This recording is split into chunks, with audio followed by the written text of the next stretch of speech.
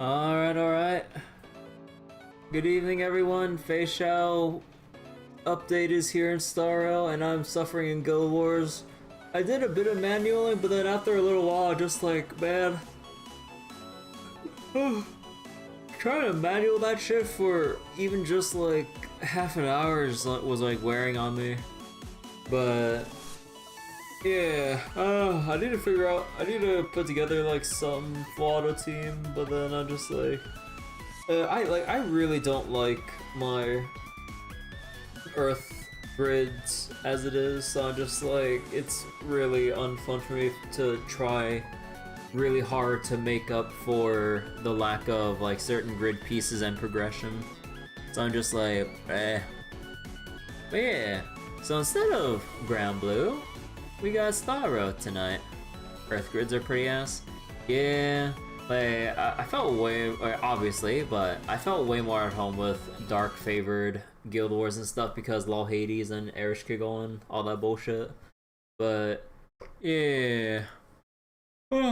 Let's just get straight to it. So let me go get Star Rail up and going.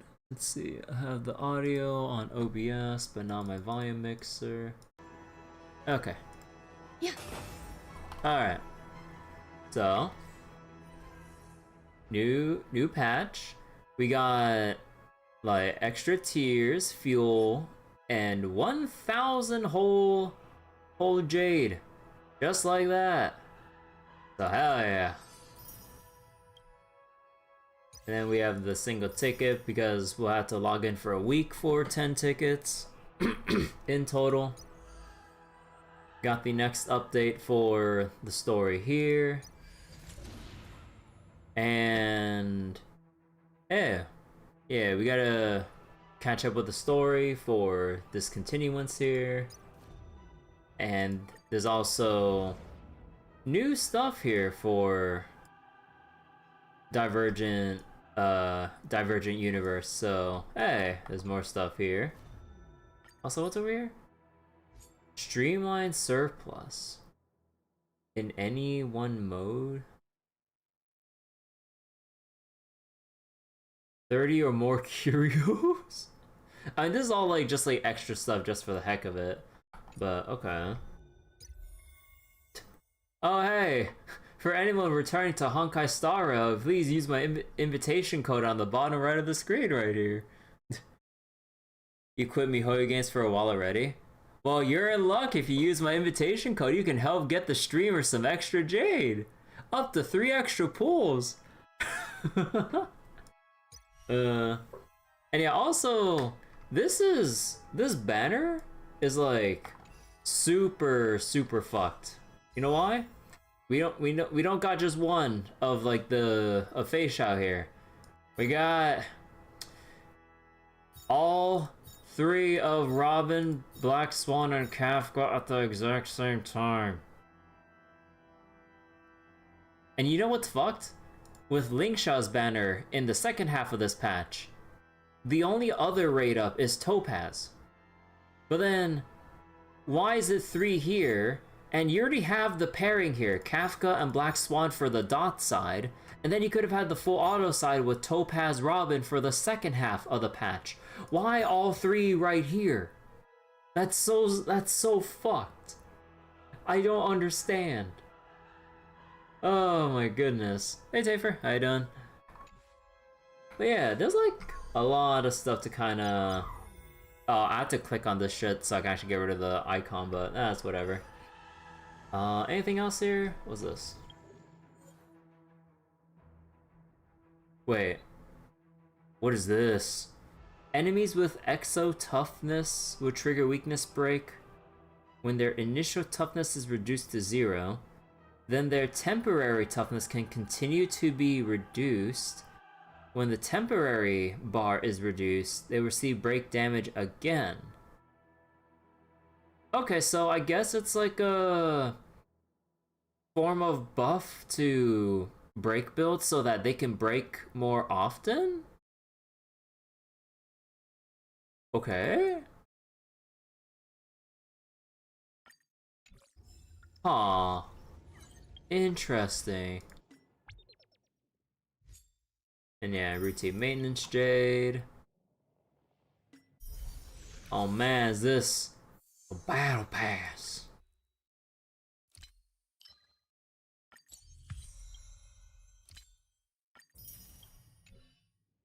This is a good banner. I mean, yeah, like, the banners themselves are good.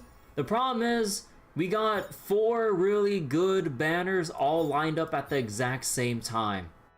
That's the most egregious thing, like, for this whole, like, first half of the patch cycle. I'm just like, bro, come on. Like, obviously, like, they want to target, like, people who would actually spend, but my free-to-play ass is suffering right here. Like, look at this shit. Look at this. And let's not even get into the light cones that would be really, really nice to have. But this shit's fucked.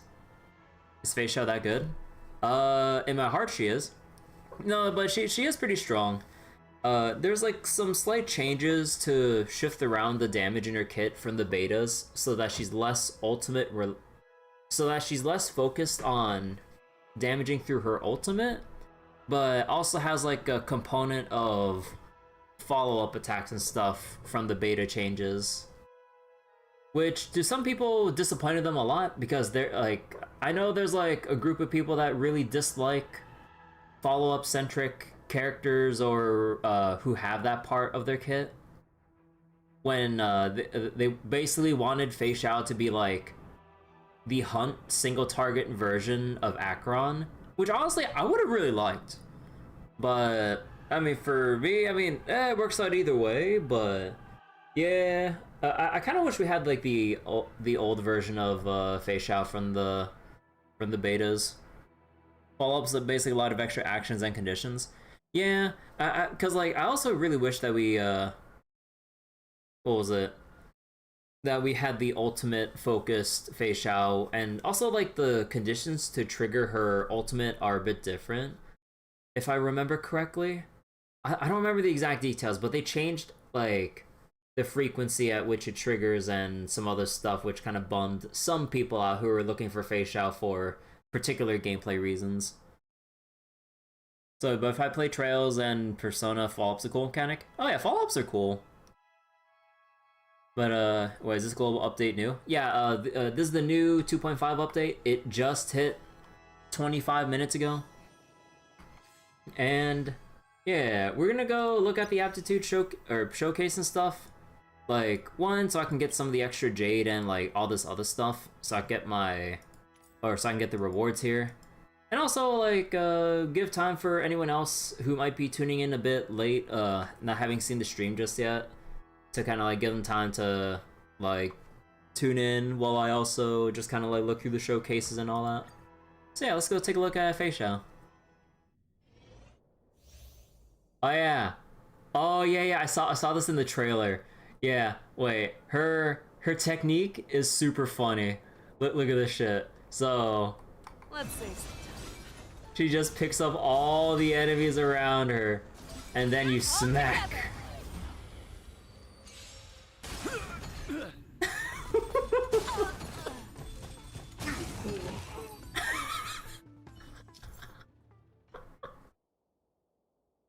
Dude, just this alone is so funny. Yeah, it makes it easy to do chain battles, and also in simulated or divergent universe, when you have the trotter catch minigame where there's like a whole field of trotters that you have to hit, you just whirlwind all of the trotters and then you just slap them all at once. They showed it off in the trailer, which means this like, yeah, we know that this is gonna be some funny ass shit. Oh, this is so cool. And she just like runs faster, and then you pick enemies up and then smack.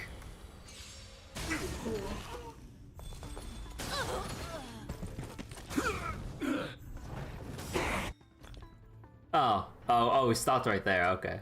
But yeah, so basically like just a brief overview, reading aloud like what they're showing us here. Like, you know, basic attack doesn't really do much.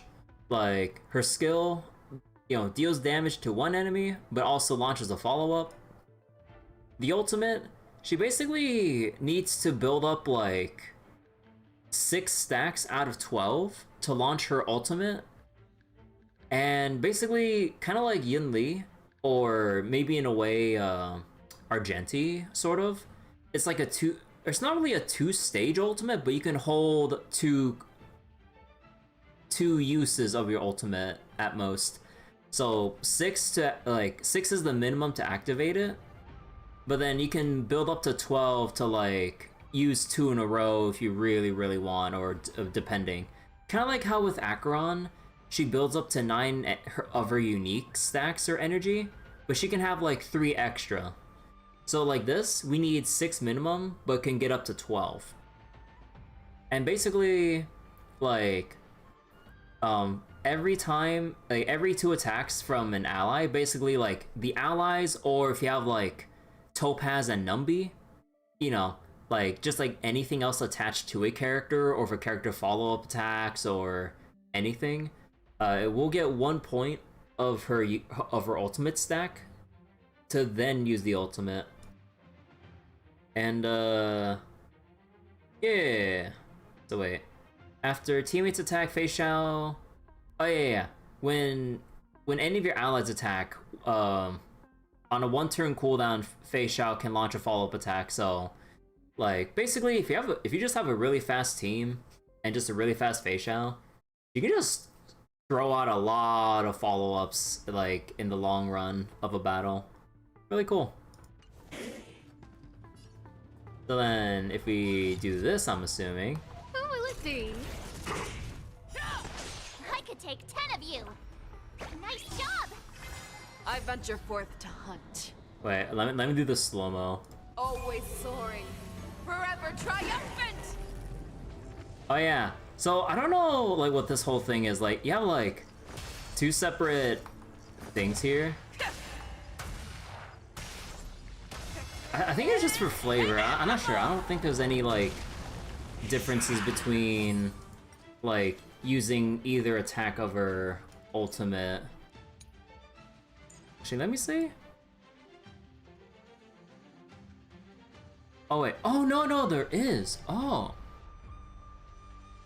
Wait. If the target is weakness broken, this thing increases in damage. If not weakness broken, then you use the other one. Oh. Huh. Oh, okay.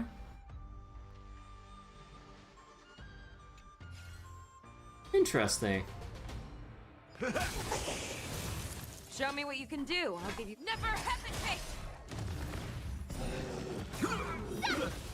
Too slow. Oh my god. There's so many follow-ups. Time to show you what I can really do. Azure Dragon, White Tiger, less carbs. Watch this! Yeah. No manners, huh? Everything is where those stars give these trailblazers your blessing. The fearless knows not fear. I won't do.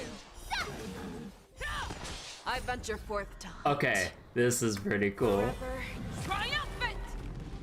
Oh wait. Oh, so if an enemy is already weakness broken or not, I guess they already indicate on the UI which one to use.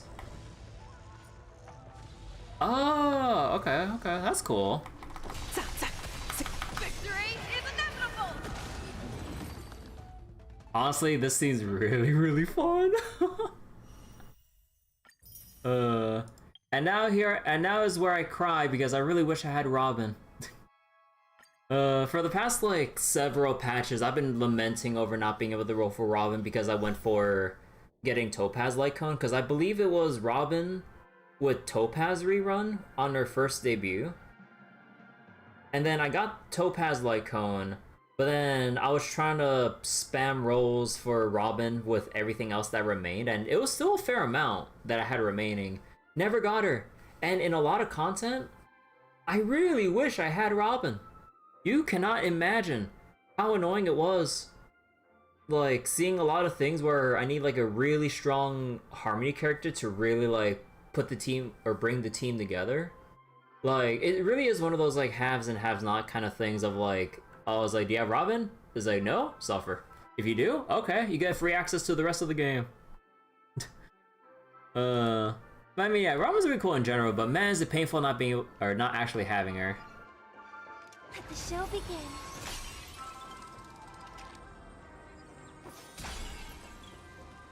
I hear some disharmony.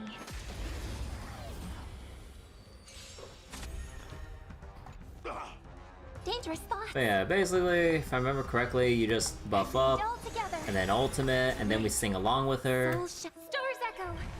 Oh yeah, technically,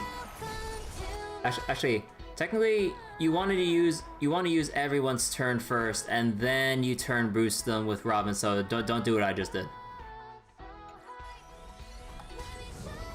Dodge this. What are you looking at? Hey! Now time to twirl. Do you know who this big diamond? It's all yours.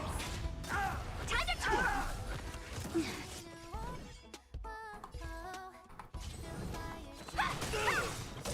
Take this! Rise, Venus! Time to See if that twirl. Robin No came more very close to playing Sparkle nice. Banner.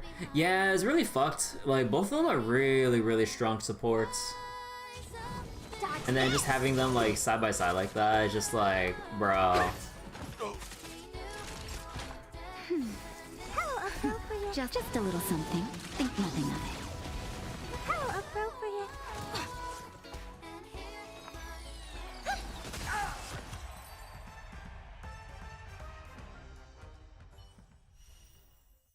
When a good Harmony character continues to ignore Hanya. I mean, I've used her for a long time. And, like, used her enough to find out and feel out for myself that, like, she's really, like, fallen off behind, like, the curve, obviously as a 4-star. Like, in terms of, like, trying to do MOC 11 and 12 compared to other, like, premium supports. I mean, like, I still try to use, like, Asta or, whoever else I can think of, but yeah, it's rough. Like, I don't know, like, there's just a lot of jank. That's the best way I can put it.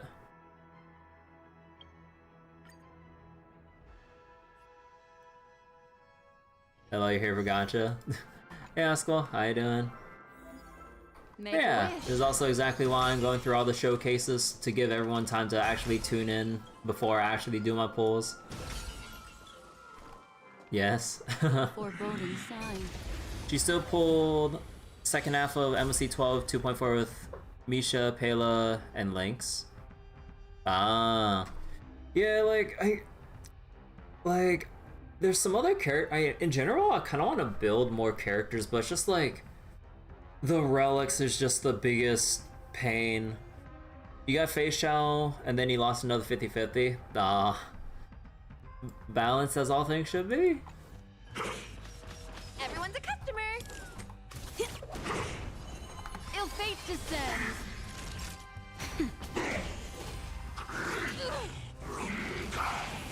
We're just having fun. 25%, 50-50 winner says otherwise. Aw.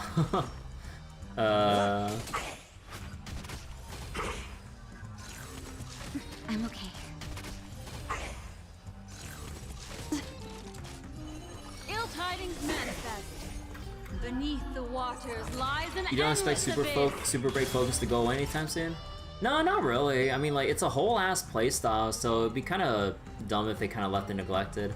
Although, I kind of wonder what thing they'll do to kind of jazz up Dot playstyle, you know, with Kafka, Seems Black I've been Swan, waiting a while. and company and all that.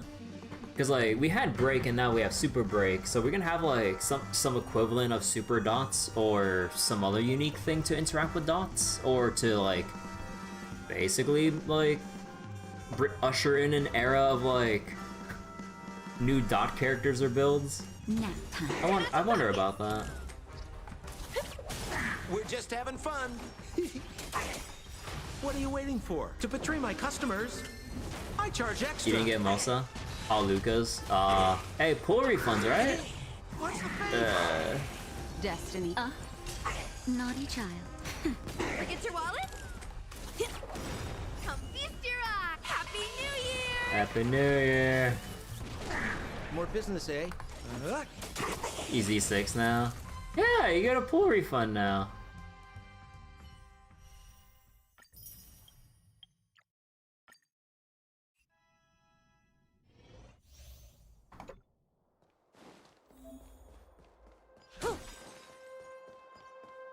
Does that hurt?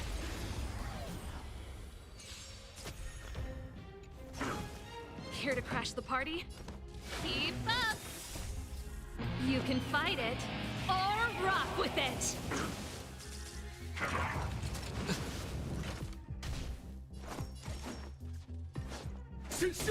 Stand still. What are you waiting for? To betray my customers? I charge extra. Say bye to breathing. Good times. Time to say bye. Boom. We're just having fun. Relax.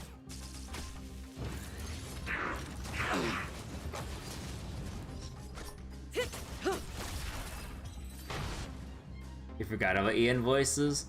Wow, but Ian voices are the only voices. What do you mean? Okay, how does Mosa work? Or how you pronounce his name? He marks an enemy as prey. Depart. After prey attacked, follow up. After prey attacked, more damage. Okay. Crow feather stealth. Whoa, what the fuck? He just looking uppercuts you from the underground shadows. Feather stealth.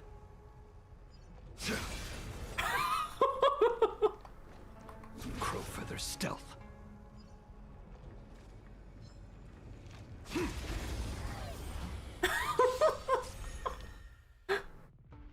Wait, marks an enemy as prey, gets 9 points of charge.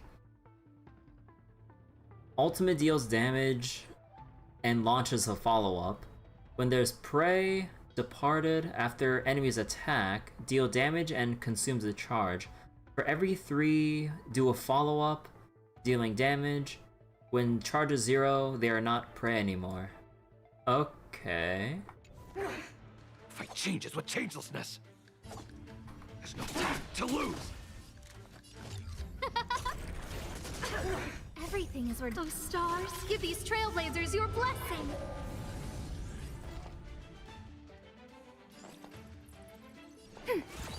Step up, let's see ya.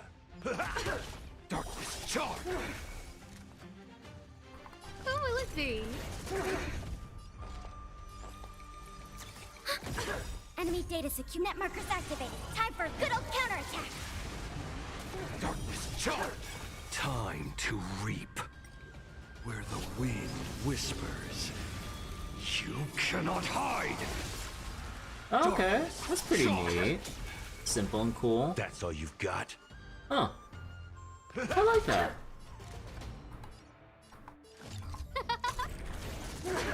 Darkness charge. Enemy targets detected. In the mood for another. Like a shadow. Who invited you? Oh, I'm dumb. I only just noticed that, like, when you use the skill on Mosa. Wait. Oh, here it is, Departed. Ally units in the Departed state cannot be designated as ability targets. Yeah, because he fucking removes himself from play. Who will it be? We have the ready for another. Darkness charge. Everything is those stars. Give these Yeah, he just straight trailblazers up your gone. blessing. Enemy data's net markers activated. Time for a good old counterattack. Darkness charge. Step up. Nice like a good brew, my friends. Indulge yourselves. Darkness charge. Okay. Oh. So wait, how does the rest of his like Eidolons work? Cause that was like E0 for him, right? So then, after entering battle, get 20 energy. Each time additional damage from talent triggers, he gains more energy. Or 2 more energy. When all allies deal damage to the enemy target marked as prey.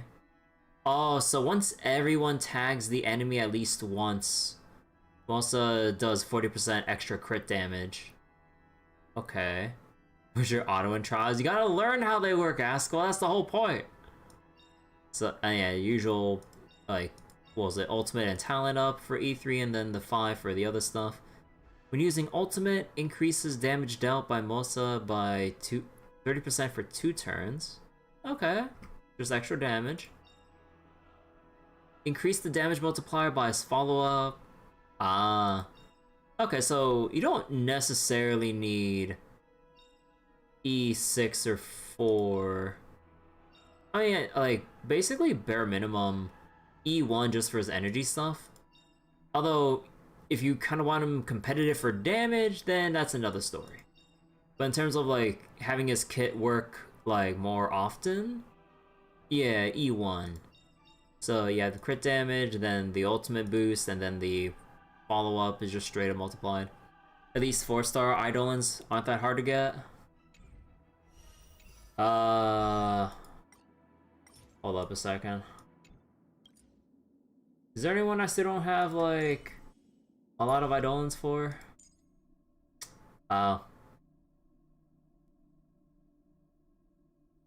Mahjong Girl.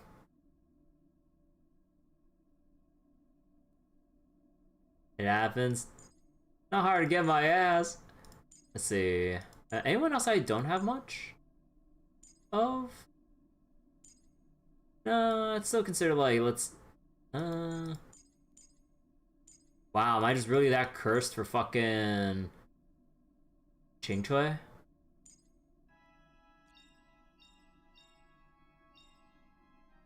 I mean, also, yeah, like, Hanya would be nice, too. You know, maybe that's, like, the small thing with, like, Hanya.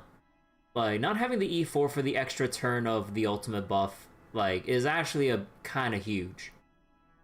That would actually help quite a bit. The extra damage boost on E6, like, it's nice, but not as important as E4, though. Sushang peaks at E4. Hey, Bryce, how you doing? Welcome to me stalling out for time and just checking out some of the new characters and some other stuff with the Star Rail update. So a E4. Oh, break effect, right. Alright, was there anything else? I think I still needed to do one more. Well, you don't get shit for doing this. No, I mean, with Asta and Lucas, I know, I think we can just skip that. You finally got a shiny charm in Pokemon Legends Arceus. You ignore the 4-star trials. Yeah, it's only when you're really scrounging around. But yeah. Okay, anything else I need to get here?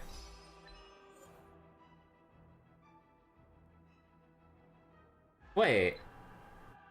In a single battle, trigger Mung Bean Soda to appear when Hunt Path March uses her skill? Wait, what? She has an RNG appearance of, like, Mung Bean Soda instead of fucking milk tea?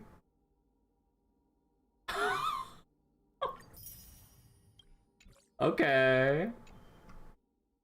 Oh, wait, hold on. Dr. Ratio's texting us. Let's see. How is testing the Divergent Universe the human comedy? Huh. Scroolum surprised me. His kingly qualities indeed mean he's more open to accepting external suggestions, unlike other geniuses.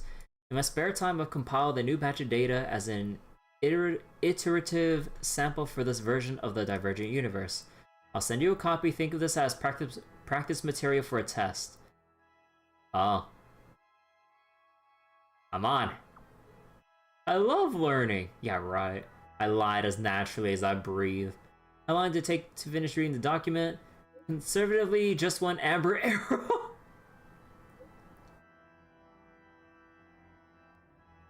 Oh.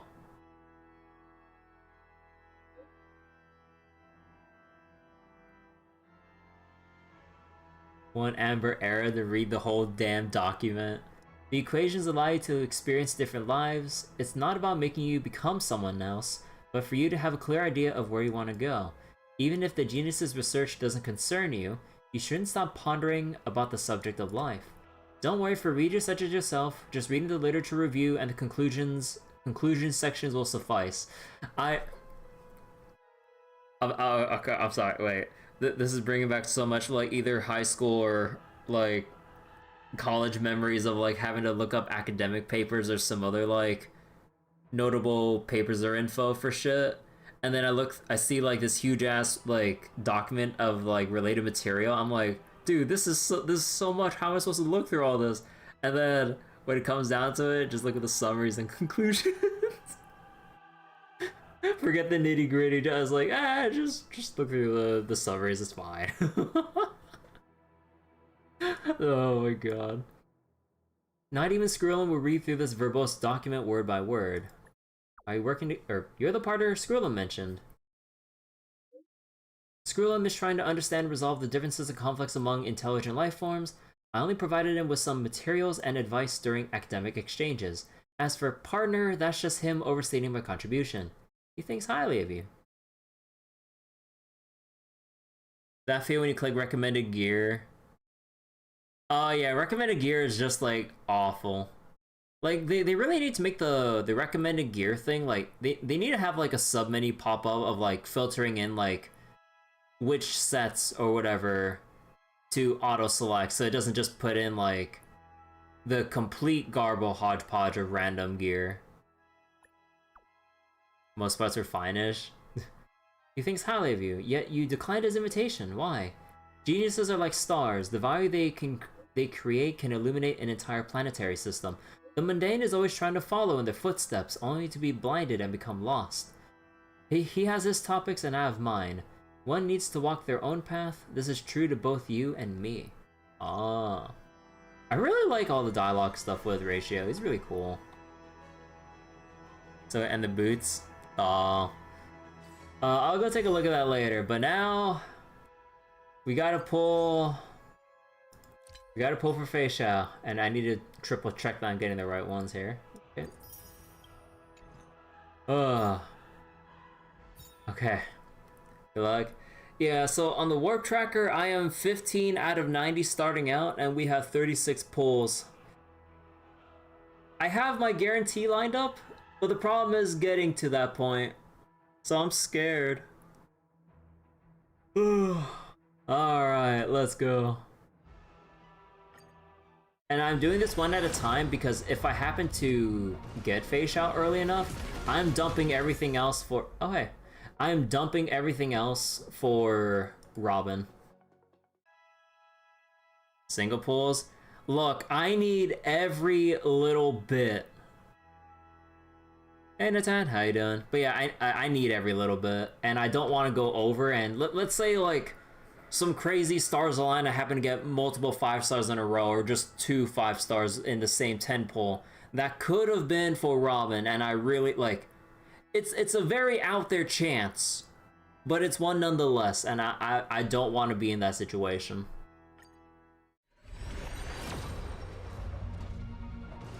Nope.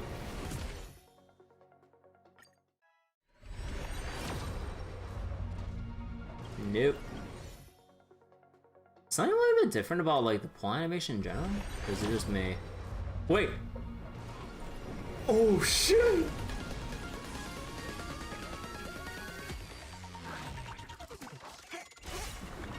This is my guarantee.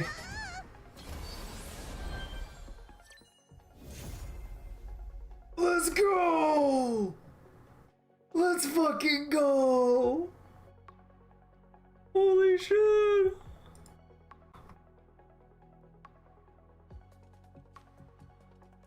Oh, and Robin time? Oh, you bet your ass.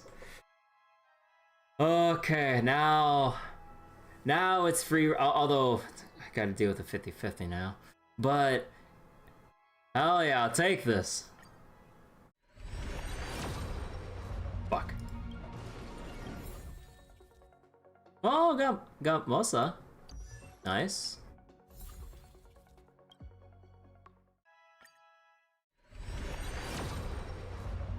And heck, for this one, got Mosa E1. Bunch of 4 stars in a single temple. Yeah, and they're all the rate up ones too. Like, on my warp tracker thing, it said I have like, I'm at like the bottom 4% of what was it? Of 4-star rate up luck. So I've been exceptionally unlucky with 4-star rate ups in general. I'm like, damn, was it really that bad? But yeah. And now we're down to our last 12. Well, I mean, technically we do have more from the Starlights. But yeah, let's see.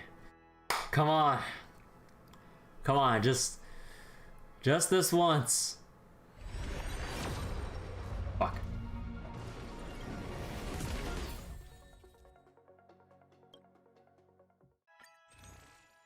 Alright, we are now dipping into the Starlights here. Wait, do I not have like any other thing to pull from? Hold on. No, not here. That's just the other thing.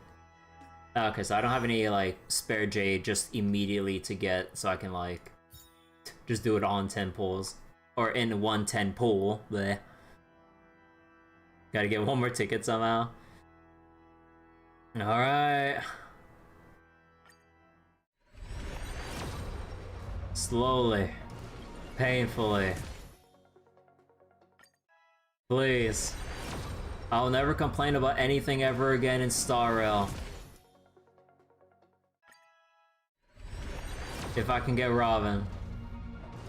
For at least half a year.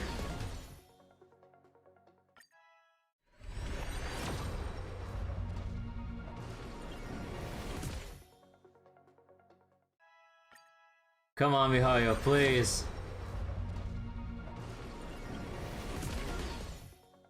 Guess I had to grind out 20 levels of Divergent Universe for Jade and stuff. All the voids. I mean, that's where all my tickets are going, into the Endless Void. Please.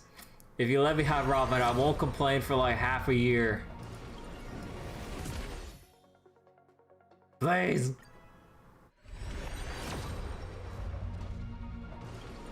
Is half a year not good enough? Well. At least I got Feixiao.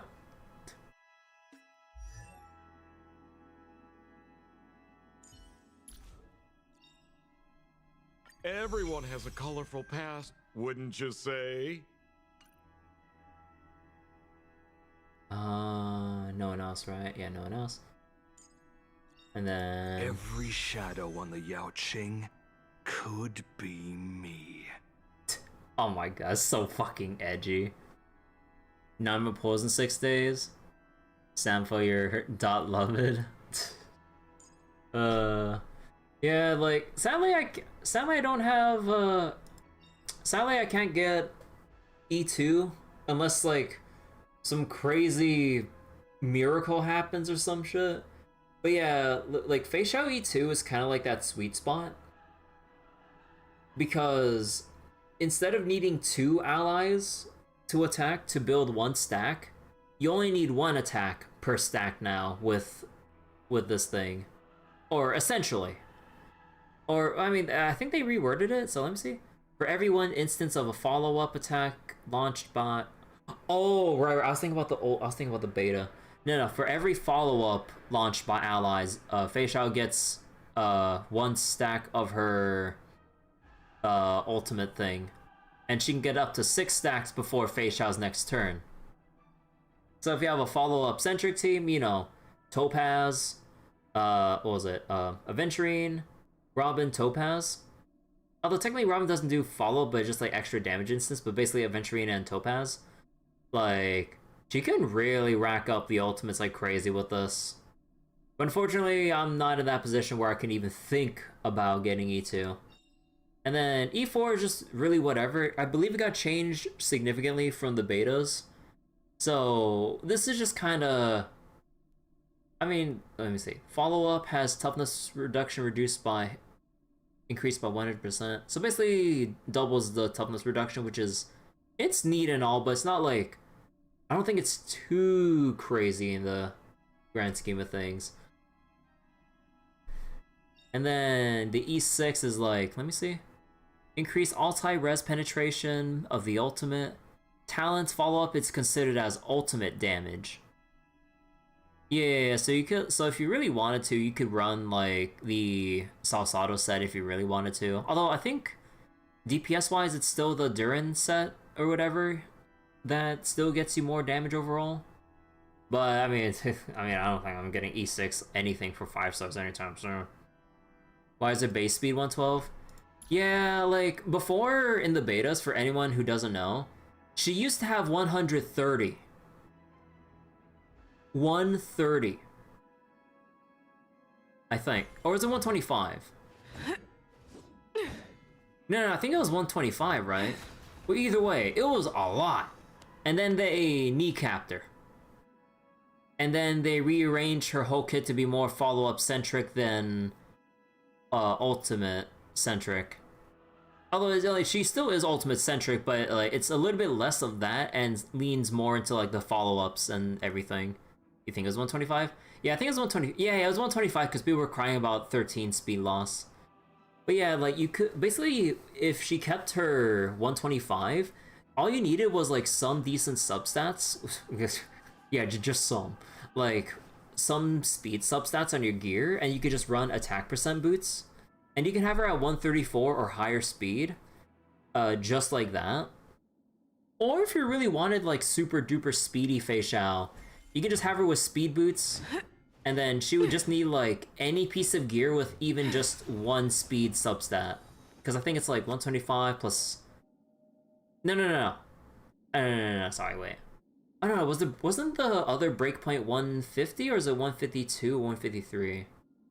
Well, either way, yeah, like basically you could even try to get up to like 160 with some speed substats. And that was insane when people were trying to do their initial calculations. But then they kneecapped her. So, lol. Okay, let me see. Swordplay, here we go. And then let's go level up. Oh, right, I need to go farm the caverns. Or the things for her.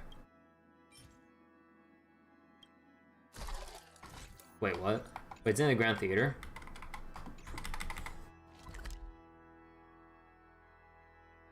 Oh, it's right there.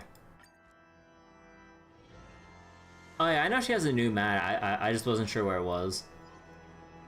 Sound lingers. Oh, that was a bit Make a inefficient. wish. Alright, guess we're farming this out so we can get her ready. So we need about 65, I think, right? No, 63? Yeah. But we can only farm in 5s. So, we're gonna be slapping this for a while. Oh, wait. Oh, it's weak to these, not... Hey. Oh, you know what? Hold on. Hello. Hey, Ethereal. How you doing? Okay, Sarah, where's your E6 inventory? Same project again? Oh, with you here, I've got nothing to worry about. For the theater of the mediocre. Yeah, what were you doing earlier, Ethereal? Hope you're having a good day or night or evening. All will be swept away by the wind. And welcome, Raiders. I'm doing Honkai Star right now. I just pulled for Feixiao, who's the new unit in this update. Thankfully, within 3 pulls, I started with a pity counter of 15 going into this banner. And I dumped everything else for Robin and nothing. The market So we gotta go through more of the story and all that other stuff. But we'll get to that at some later point. Liquidation. Once I farm out Feixiao mats. The market is unpredictable.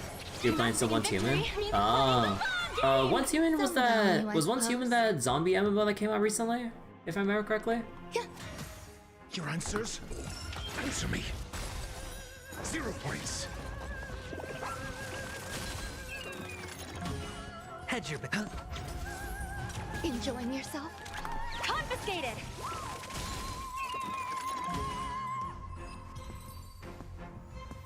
Alright. Now I just need to do this like 12 more times.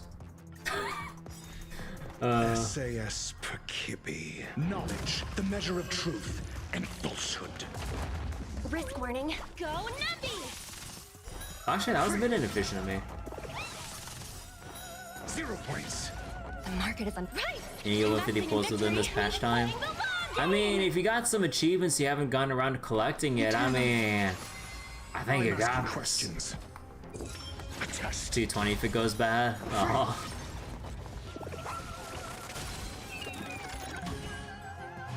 No dirty tricks, all right. Let's evaluate.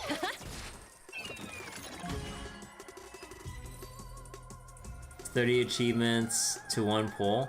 Hey, I mean, that's 1 extra pull you wouldn't have had otherwise. I'm not wrong.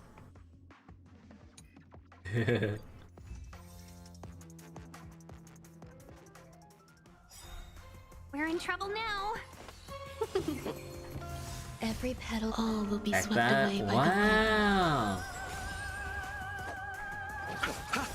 Eternal slip. The dead return! Wretched and fleeting, the wind. Existence is unity. till I see that light once more. I will protect all beauty.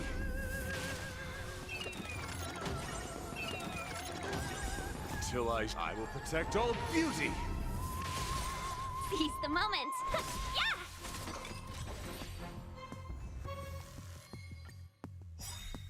Every petal, all will be swept away by the wind. You know, I don't get why 1,000 wonders in to repeat raise fights your like this, they don't reactivate your techniques for you. Because when you do the planar extraction thing from Divergent Universe, they reapply all the techniques for you when you restart battles. Like, Rame would always reactivate her skill automatically without needing to exit out and go back in. Why isn't that a thing here? I'll see you off. Because do you refresh user points? No. You repeat it without even having to dip back out, so it reapplies your technique buffs and everything for you. But Overworld, like, What is it it doesn't do that waiting even if you for? press play again right away. The beauty is eternal. I will protect all beauty. Do you supplies your points? Well, it supplies you your points, but it doesn't it doesn't activate your techniques for you. Eternal. Like, you don't go, it doesn't make you go back out to reactivate your techniques. Be friends. That's the main thing I'm going on about. Fight is one! Till I see, I will protect all beauty. Like, it shouldn't have to be a thing where it's like, it would have to force you to restock on your technique points anytime you want to do one more in the overworld compared to like the planar extraction thing. Unless it is coded like that, then that's fucked. Actually, I don't know which comp I kind of want more or not.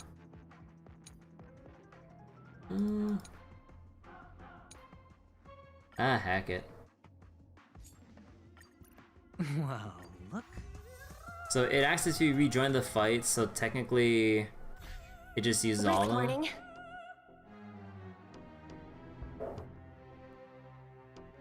I mean, I know it like resupplies you when you back out and need to like try again. Could be nice if you could automatically use food for points. The market always Bro, fluctuates. as if Whenever you're like ready. Acheron enjoyers weren't going fast enough already on their daily routes. Then you have automatic like food usage for getting your skill points back with those trick snacks. Bro, it's over. Their speed. So I really wish I had fucking Acheron. Liquidation! Existence is unity. Every petal, all will be swept away by the wind. I'm asking a test. 0 points.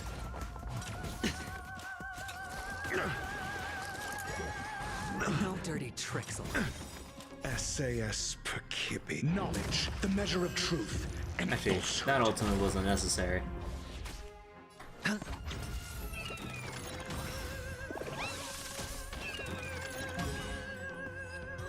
So if only did that for those repeatable fights, Calyx's echoes and stuff. Yeah, I don't know. I still need a lot to go. Risk warning. Go Numpy! The market is on right. Investing in victory means playing the long game. Eternal. Your answer me. Fail. Enjoying yourself? Easy, Numby. Liquidation! Watch your head.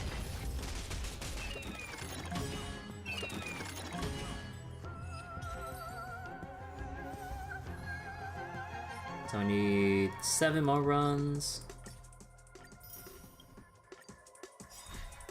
Every petal in life, all will be swept away by the wind. Risk warning. Go Numpy! The market is unpredictable. Right!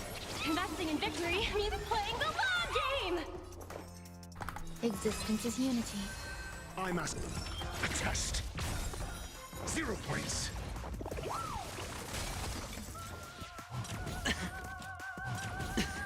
All in. God, the E6 adventuring damage is ridiculous. Alright, and again. Risk warning. SAS per Kibbe. Knowledge, the measure of truth, and falsehood. Liquidation! Fail. 0 points. Eternal. Answer me. Fail. No dirty tricks, all right. Watch your head.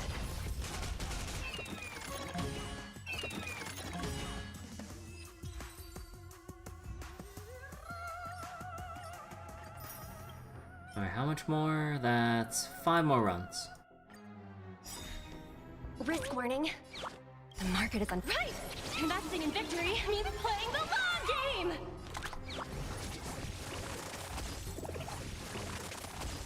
Every petal, all will be swept away by the wind.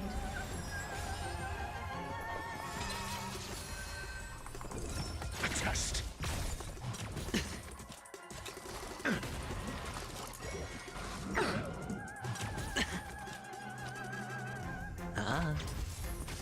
Let the valuation begin. All in.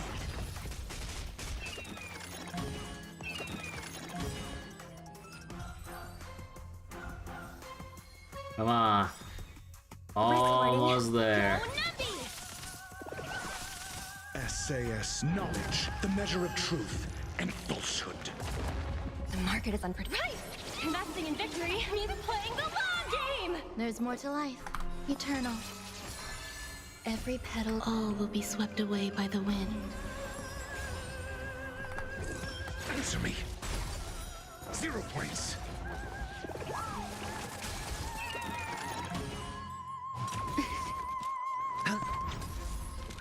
Confiscated.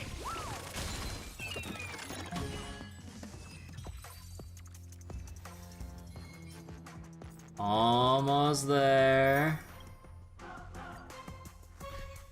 Risk warning. Liquidation! The market is unpredictable. Right! Investing in victory means playing the long game! Some value, I suppose. Existence is unity. Attest. Fail. Steady. God, the hecking, like, Numby squeals anytime Topaz takes damage.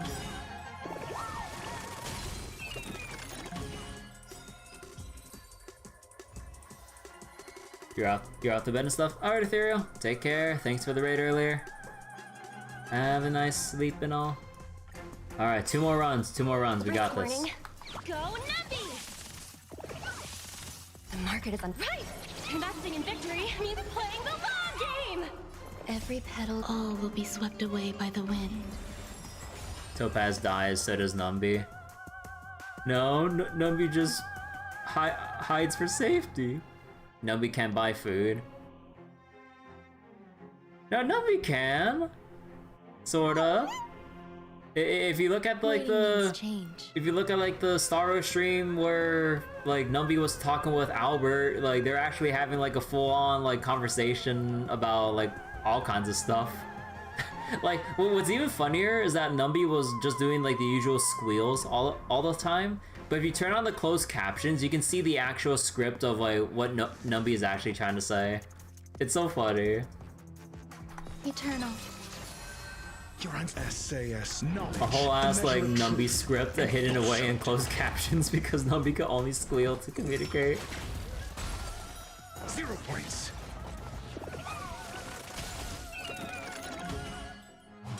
No dirty tricks, alright?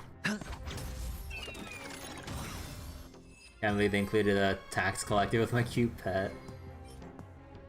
I can't Topaz a pet? What the fuck? That's messed up. Risk winning. Liquidation! There's more to life. Existence is unity. A test. Feel.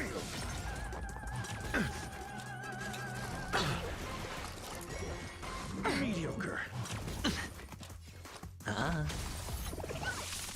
Watch your head.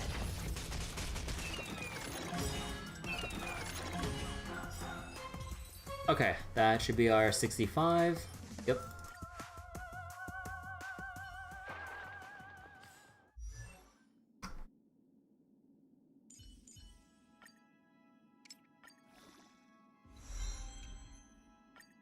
Keep running forward, for this path has no end.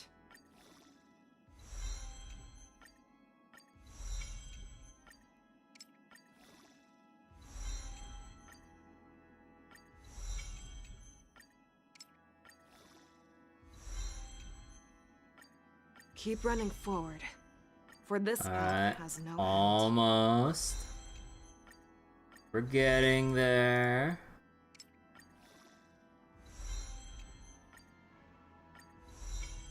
There we go. Merely reaching the finish line is nowhere near enough. Alright, and let's go collect all of our extra tickets while we're at it. Alright, I guess that... Actually, do you want to build up...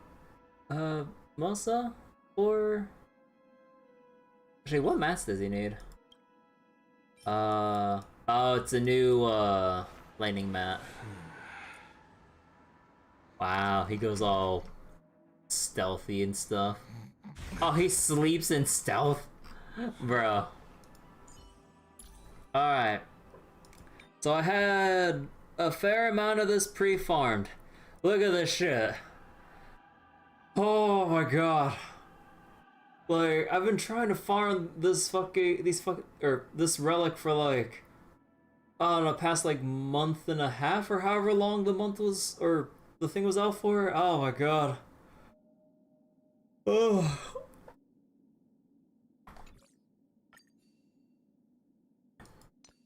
But yeah, all the other ones are just like, well, decent enough. Unfortunately, this one rolled 2 flat defense, but the more important thing that I was aiming for was a crit rate. Because a lot of my gear ends up having crit damage, but not enough crit rate to even out the crit ratio. So this is all I got for her gloves, which I'm still trying to like look for improvement on. And then in terms of the body piece, this is the only decent, well, this is the only crit rate body that I have. And crit damage, like, it barely enhanced into crit rate, so I'm not gonna bother. But yeah, ideally this would have crit damage, like, what was it, like attack percent, crit damage, speed, oh wait, attack percent, crit damage, speed, and then your preference of break, HP, or defense, or just, or hell, even like flat attack, assuming nothing else goes into it, but the extra flat attack and then all the enhances going into the other 3 would be more optimal, technically. But I got everything else though.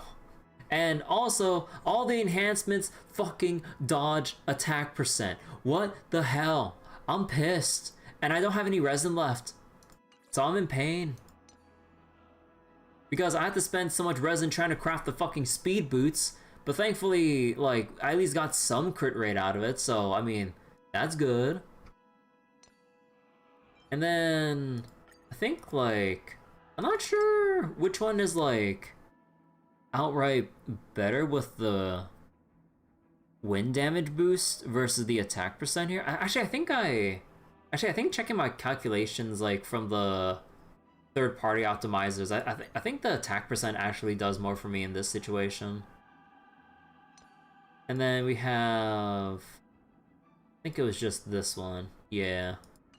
And then once we get our traces all sorted out, let's see, yeah, obviously ultimate recommendation first. Wait, you can click to switch between brief and detail descriptions. Bruh. Give me that detailed shit. Oh yeah, like the list does go on for quite long. Oh,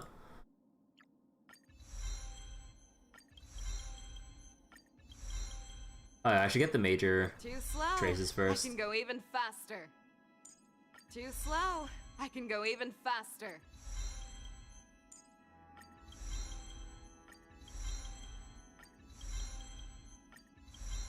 But yeah, I spent a lot of time pre-farming these mats and everything.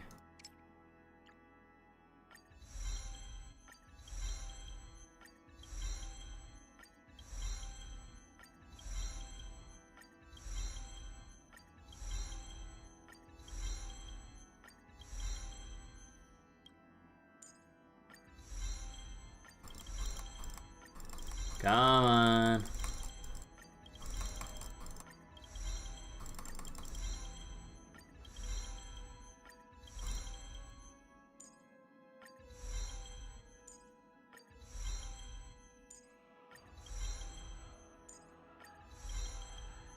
Oh yeah, also, oh wait, no, that's where my number of 130 came from for her speed. With Feixiao in the beta, she used to have speed traces to give her 5 extra speed on top of her base 125, but they replaced it with 2 defense traces. And that pissed everyone off too. So not only did she go from 125 base to 113, or 112, they removed their 5 extra from her traces too. So technically she lost 18 speed overall from the betas. And it's just like, it's one thing if you reduced her base speed, because that also affects how she would scale with like other buffs or other sets or whatever. But removing the bonus speed? Like, come on, dude. And the thing is that, like, Feixiao actually has, like, I think some of the lowest base, yeah, like some of the lowest base defense in the game, if I remember correctly. She only has 388, like, at base level. So that's, like, even more, like, messed up and stuff with, like, how they nerfed her, or with how they nerfed parts of her during the beta.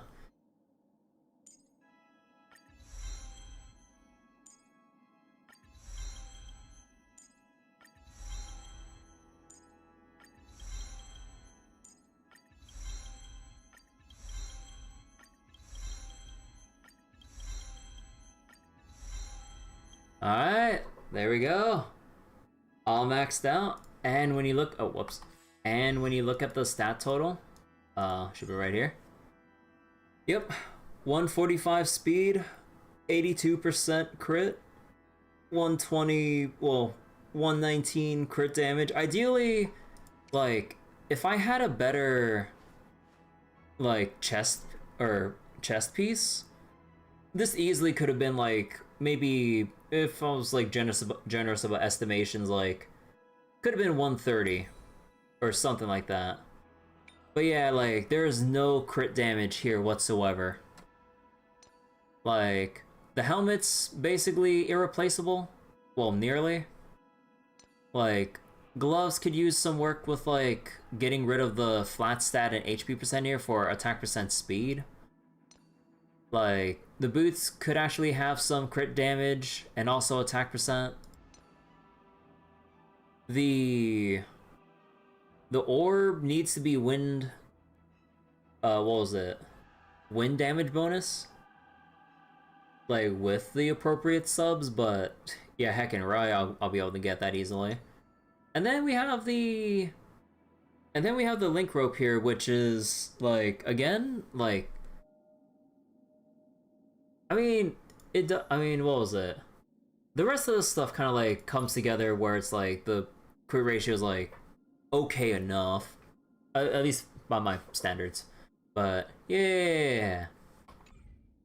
Sadly, we won't have. Actually, I need to make like a new team or something, right? I'll change this one. Give me your relics. No, these are my relics. Okay, let me see. So it was Aventurine, and then let's see, Rame, Topaz. Here it is, Topaz, Feixiao.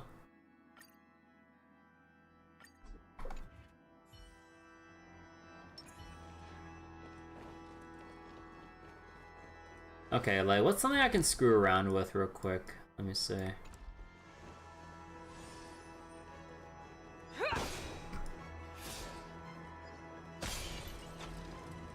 Actually, no, wouldn't the space station be like, hold on. Off with some places. Actually, no, let's just go screw around with, like, let me see. Not here. Yeah, let's go screw around here. Hold on. Let's save some time.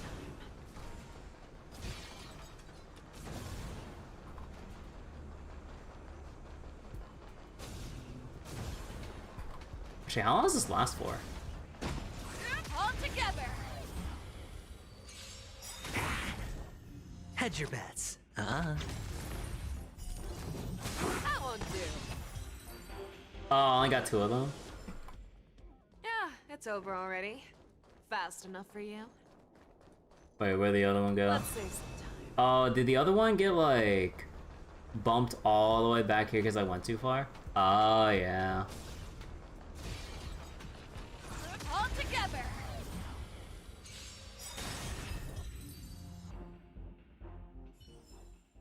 Yeah, this is so silly. Sound lingers. Let's save some time.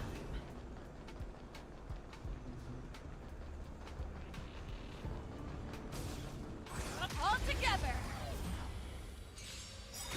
Eternal. The fearless knows not fear. Too slow. Trotter! Get him. That won't do. Never hesitate. Yeah, it's over already. Fast enough for you. Actually, wait, what are some of the other buffer recommendations for Feixiao? I don't remember. Actually, was it actually March? Or is Rame, I mean, I don't know. Okay, let's actually go continue the story now. Wait, game tools? What is this? Does it open up a... Oh, what the heck?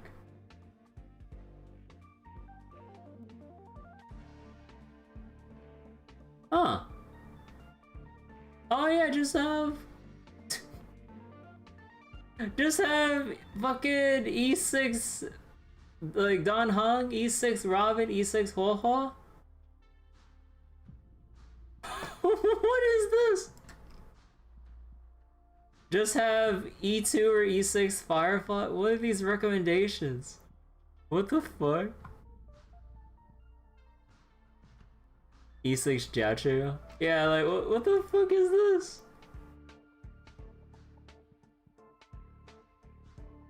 Oh god, this is a little bit laggy.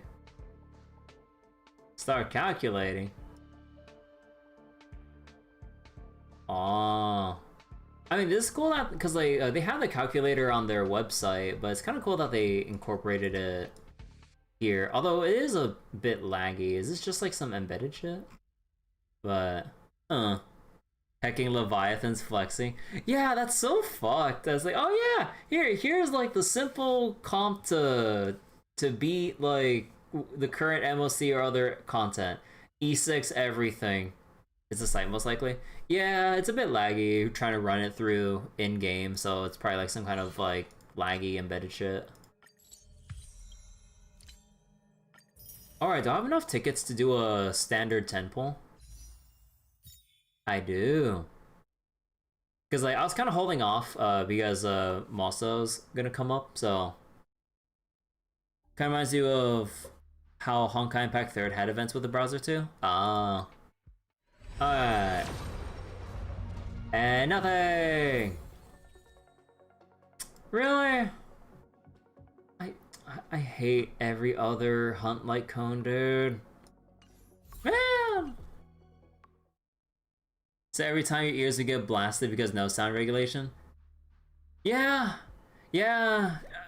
Like, even with all the other, like, Star Rail or just maybe just Hoyo stuff in general, the browser events, like, always blast your ears with music. I'm just like, oh my god, stop, my ears can't take this. Alright, we're gonna cope right here. Let me make sure I have the right one selected. Okay. We're coping. Heck. And that only brings me up to 10. Yeah. Normally I would have more here instead of having the awkward 10, but I accidentally bought one track of Destiny from the shop. I was like, wait. I was like, this is the wrong shop. I was like, wait. Well, like there goes basically 2.5 pulls, and I can't even it out unless I buy a track again. But I'm like, I'm not gonna do that. Alright. Let's go continue this. Cloud Quintet is A short respite, then time for the next fight. I heard that little Yanqing will be the Come on ringmaster. He's so cute. So cute. After the shackling prison break, oh come on!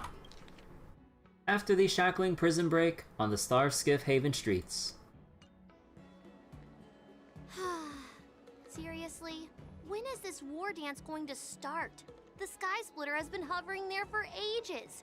When can we board and see what's inside? Is this how long-life species live?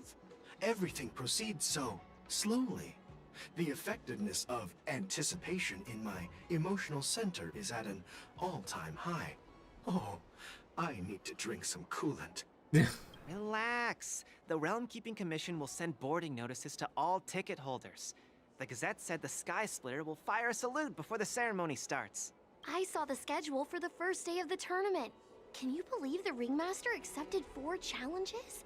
And he's just a kid. So, who are you betting on, Bardo? I'm betting on neither. I lost all my credits betting on Roboball games in Taikian.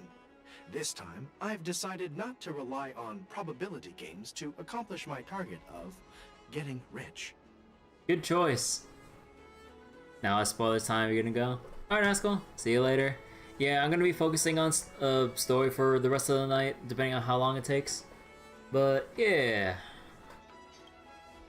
War dance. Hey, that me. There you are. Gotcha game telling you not to gamble. I heard you and Mr. Dan Heng went to meet the judges, and then a riot broke out in the shackling prison. I was so worried about you. Thank goodness you both made it out safe. Discuss what happened. There was a revolt in the shackling prison. Fortunately, we were protected by the guards until the Cloud Knights arrived to rescue us. What happened on your end? I was planning to take Miss March and Yun Li to Stargazer Navalia to see the Sky Splitter up close, but we stumbled upon a group of suspicious Foxians carrying official identities. They were acting strange, so out of curiosity, we decided to follow them. It turns out they were actually Borisin disguised as Foxians. It seems they infiltrated Stargazer Navalia in order to prepare for Hulei's escape. And we foiled their plans by pure chance. I wonder who provided them with those disguises, and how many more Borisin have taken advantage of the war dance to infiltrate the ship. Those tourists over there are talking about you. Yeah, I heard them too. But I'm afraid I'll have to disappoint them. I've already reported to General Jing Yuan that I'll give up my role as the Ringmaster. What? But haven't you been preparing for it for so long? The security of the Luofu is more important to me than anything else. I need to fulfill my duties as a Cloud Knight Lieutenant before taking on the honor of being a Ringmaster. Those tourists just want to see some good sword fights. Anyone can participate in this kind of tournament. Doesn't have to be me. The real challenge lies beyond the ring on the Sky Splitter. If we don't capture the fugitives soon, Hulei will wreak havoc. Obviously, there's someone behind the scenes orchestrating this prison break, intending to spread chaos. Chaos? If we fail to thwart their evil plan, what honor will be left for us to uphold? Well said. You may be tiny in stature, but your ambition matches that of the Yao Qing's warriors. It her. Hey, this has nothing to do with my height. Oh, what brings you here, General? When someone gonna want to spread order? Yes. Look, I suggested Sunday already tried that in Penacony. We had to beat his ass back to Saturday. Like, we're not having any more order around here. Only harmony. Yanqing that we find a place to have a decent meal. A hunter must be well fed before the hunt. You still have a good appetite, even in the face of disaster. You truly are the Merlin's Claw. Please finish the food quickly so we can get to work, General Feixiao. You know, I need to see all the trailers with Feixiao and stuff. I haven't caught up with it, but apparently some of the animated ones, like, there's like a lot of stuff where she just looks like really adorable and cute and stuff. Well, that's not up to me. Dig in. I called you here so you could enjoy the food. Me? This isn't the time for a leisurely meal, and this is way too much for me. I mean, I'll take it if you're not gonna eat it. Oh. You'd give me time to enjoy a meal, but not yourself? Ever since you encountered those Borisin spies, you've been so busy that you've hardly eaten anything. You can't defeat Hulei on an empty stomach. Take your time. Enjoy the meal and calm yourself. Hulei's whereabouts are still unknown, and they've even taken Mr. Zhao Cho hostage. The longer we wait, the more complicated the situation becomes. Oh, we can handle himself. So wait, when's the next ZZZ stream? Nah, I've kind of quit ZZZ because like I went past my critical mass of like maintaining gachas. Like I really do like ZZZ, but in terms of like keeping up with like my concurrent playthroughs and backlog, along with Star Rail, Grand Blue, and FGO as they come up, it's just like I really can't. Yeah, like I really do want to keep playing ZZZ, despite some gripes I have with like some of the daily things. But I mean, obviously those will improve over time because they mentioned that they'll kind of improve on some of the pain points of farming or some other shit.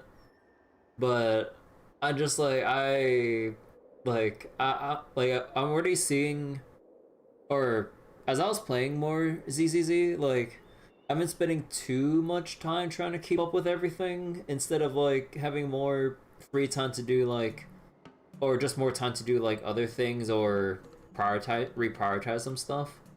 So I'm just like, nah, I have to cut ZZZ, unfortunately. Clearly it's time to drop Grand Blue. Nah, let's calm down here. Nah, just kidding. But yeah. Like, ZZZ is really good. Zhao Qiu always said I'm the most impatient person among the Cloud Knights, and I can't argue with that. So, there's no reason for you to be more anxious than me. I've fought against Borisin abominations for years, and I know their ferocity and cunning well. The Borisin were clearly well prepared for this prison break, and now they are staying in the shadows. They have no reason to rush out into the open. When facing cunning and ferocious prey, the hunter must be more patient, biding their time to seize the golden chance for a decisive blow. Once Hule loses his patience and reveals himself, that's when we'll strike. But when will that time come? Like I said, it's only one meal away.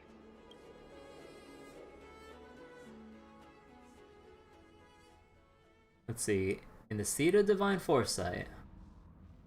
General Hua Yan, the Skyfaring Commission has finished its preparations. Do you have any other instructions? Representing the consensus between the Merlin's Claw and the Divine Foresight, I'll step in as the temporary commanding officer of the Seat of Divine Foresight and oversee the Six Commission's affairs on the Luofu. What is the situation at the shackling prison? Hule made a quick escape and even sealed the gates of the prison. As of now, the Cloud Knights have re-established contact with the staff inside.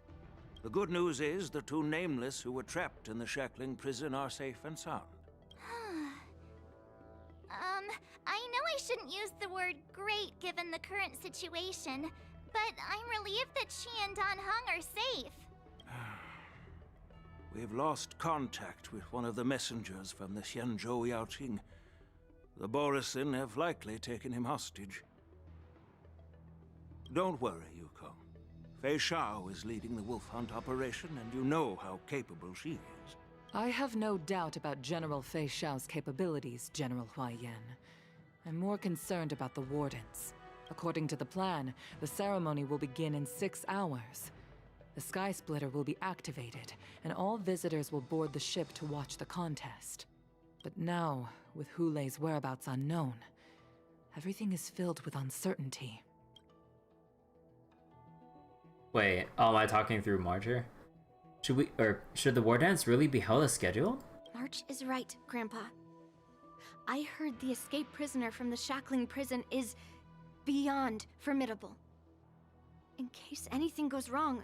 Oh, so there's like Yunli's... Okay. So, Yunli, what do you think we should do?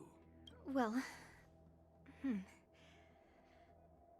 I believe we should declare martial law. Oh. And allocate manpower to search for the escaped prisoners. And as for the war dance... It's better to announce an indefinite delay for now.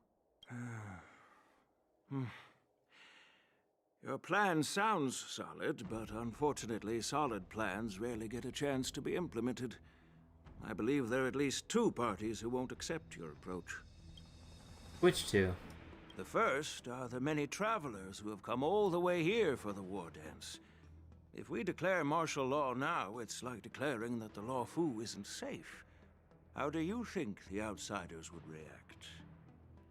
They'd be terrified, and chaos might ensue. The second party is the staff of the Xianzhou Luofu's 6 commissions. They've invested a lot of resources and manpower into organizing the war dance. Suddenly suspending it indefinitely would create numerous challenges for them. But of course, not everyone disagrees with your idea. Really? The mastermind behind this incident would fully support your opinion, presumably. Hule's escape and your discovery of Borisin's spies at Stargazer Navalia. Even a child could guess that these events were orchestrated. The fugitive is just one piece in the game. The one controlling the pieces wants to spread chaos and suspicion among the people on the Luofu. If we declare martial law and postpone the war dance, we'll fall into their trap and instill fear in people even before Hule actually does anything. So what do we do? We'll search for the prisoners while maintaining order on the Luofu, acting as if nothing has happened. As if nothing has happened? Yan Qing said he'd assist the generals, and now he's nowhere to be found. With the host ringmaster gone, how are we supposed to act like nothing has happened? That's why I called the two of you here. Wait, are you suggesting that I take Yanqing's place as ringmaster? Oh wait. Oh no, so it is March's POV for asking the text here. Whoops. See, are you suggesting that Yunli takes Yanqing's place as ringmaster? Are you planning to take up the role of ringmaster yourself, General Huaiyan? You know what? I'll ask this one. Of course I'll do my part, but not on the Sky Splitter. Dang it. General Huaiyan, are you asking me to take Yan Qing's place as the ringmaster? You caught on quickly, Miss March. That's exactly what I mean. You only just learned how to, like, wield a sword, like, just a couple weeks ago in game time. But Miss March is a guest invited by General Jing Yuan, Grandpa. How can an outsider represent the Luofu in the ring? It will make the Xianzhou Luofu a laughingstock. No, you know, we'll just pass it off as, you know, trained by apprentice of Yanqing and stuff, you know? It can make a different but nicer impression. Dear child, the nameless of the Astral Express are renowned throughout the cosmos. It's an honor to have them participate in the ceremony. Plus, Miss March is a disciple of the little Cloud Knight Lieutenant. Little. How can she be regarded as an outsider? Yeah, see? It just depends on how you market her. It's fine, it's fine. We can't afford to have any problems during the war dance. I'm entrusting you not only with the honor of the ring, but also with the security of the Sky Splitter. Yukong, please explain to them the rest of the arrangements. Lingsha POV. 3 dual hours before the war dance convenes in the shackling prison. What do you mean 3 dual hours? I am sorry for our improper management, and I truly appreciate your assistance, General. There is no need to apologize. We Cloud Knights fight on the battlefield while you judges punish the criminals. We are two sides of the same Xianzhou Luofu, and it is my honor to serve the Ten Lords' commission. Utter disciple nonsense. Look, as long as she was taught by someone on the Luofu, basically Yanqing, you know, it's fine. She can still represent. We got the nameless, like, essentially brand, like, you know, our nameless rep kind of backing us up too. You know, it'd be a unique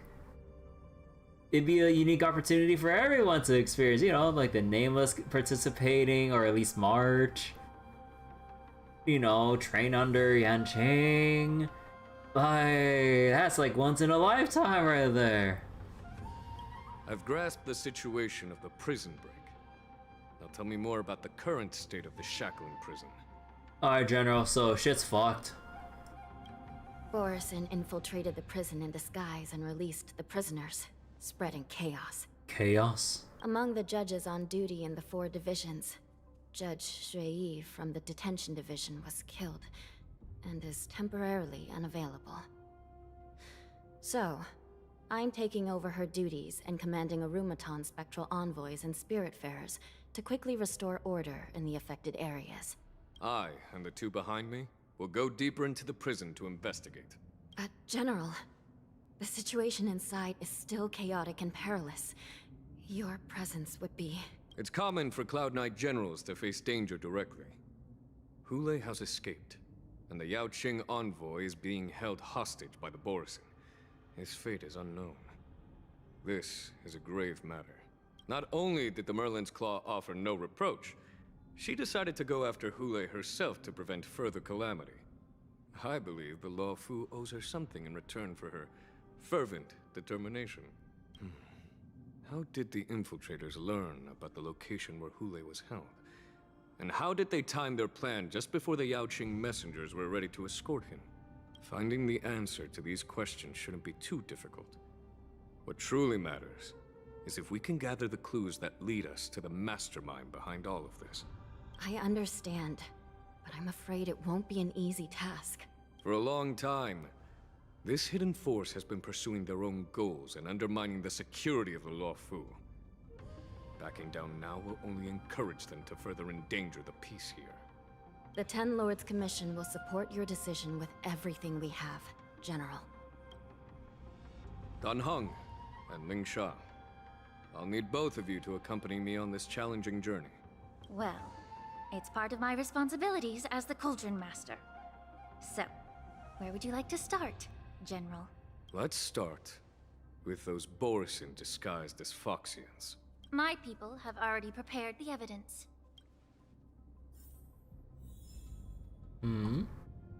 Okay, hold on. I kind of want to increase the main volume overall.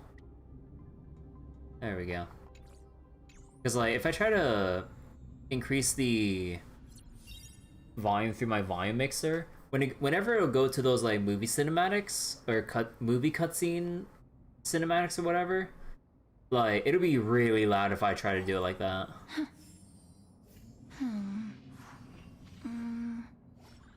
But nearly.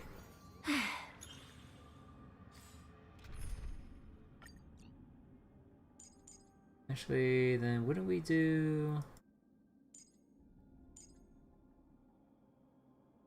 I don't know, I think it was, I don't know, I think we do just maintain the comp like this, I think. Actually, can I talk to Hanya? Yeah? Yep. According to Lieutenant Yenqing's report, he stumbled upon a few suspicious Foxians at Stargazer Navalia. After following them, he discovered that they were actually Borisin in disguise. This is one of the bodies.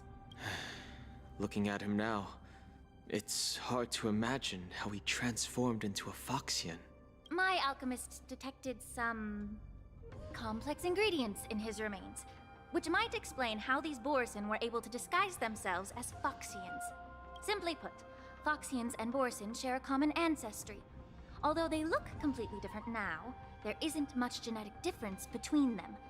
This medicine allows Borisin to temporarily change their shape into that of Foxians. Huh. So, in other words, if they stop taking the medicine, their true form will soon be revealed? Wait. Borisin have fast metabolism, so the effects of medicine don't last long. An infiltration technique the General's familiar with? Indeed. This means that these Borisin have a steady supply of the medicine within the Luofu.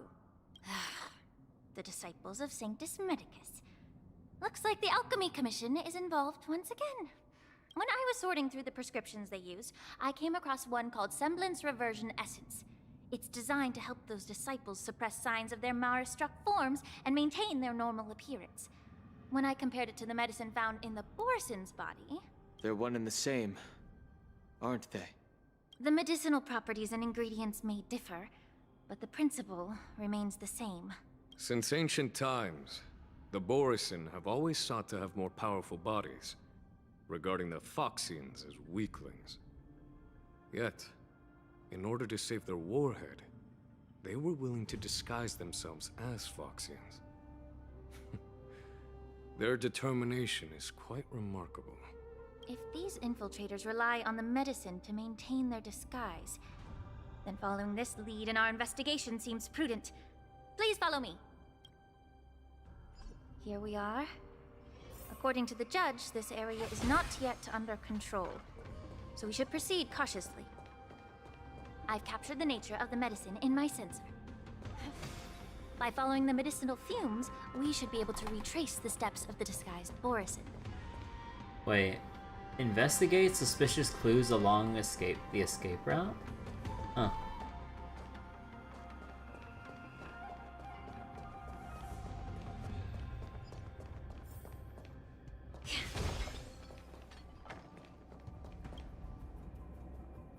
A prison guard is collapsed on the ground, her body twisted unnaturally. Examine the remains of the warden.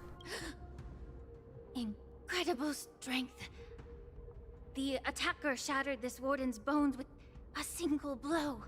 Such brute strength is not something an ordinary Borisin possesses. This is likely the work of Hule. If I may be so bold to ask, is this Borisin truly that formidable? I have lived a bit longer and engaged in a few more battles than you, Miss Lingshaw. To the Alliance, Borisin have always been the most formidable adversaries. And Hule is a monster feared even among his own kind. With his strength, Hule united numerous Borisin packs, forming a grand army of abominations of abundance. They constantly pushed the Alliance's armies into perilous positions. Over 7 centuries ago, I followed my mentor on a campaign against the abominations. And I personally witnessed the devastation on the battlefield after Hule appeared. Even with medicinal pellets that suppressed the fear caused by his lupitoxin, countless Cloud Knights succumbed to panic in the face of his murderous aura. They couldn't even raise a hand in resistance. If the former Sword Champion hadn't immobilized Hule with her Frostblade, the outcome of that fateful battle could have been very different. By the end of the battle, only a few of us remained. The Crimson Moon cast the sheen of blood on all. Everything I saw was painted dark red. If that's the case, why wasn't the beast executed instead of being imprisoned? Immortal. On the Xianzhou Juming, the judges cast those unforgivable and nearly immortal abominations of abundance into the eternal flames of the stars, reducing them to ashes. Oh, they just throw them into a nearby sun or star or whatever. Their so-called immortality is just a facade. I mean, nothing can truly defy death, can it? I just don't understand why the Luofu kept this tumor for so long, leading to the terrible situation we're facing now. Why didn't you just throw them into the sun? But I guess I understand. The people of the Luofu are known for their kindness. Even when faced with the malignant tumor within the Alchemy Commission, they couldn't bring themselves to cut it out. Instead, they exiled the healer, who tried to solve the problem, to the Xianzhou Juming. Huh. Oh, right. I understand if you hold grudges against me, Miss Lingshaw. I take the blame for the resurgence of the disciples of Sanctus Medicus. As for why Hule was only in prison, I can shed some light on that too. I'm just a healer. I'm not familiar with the past. I'd appreciate it if you could enlighten me, General. All right. Let me tell you more about it as we go.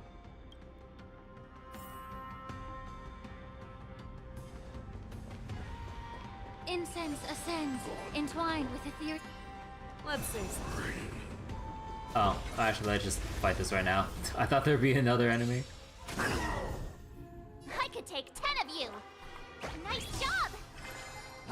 You're not very stubborn one, like... Too slow. You're falling apart on your own.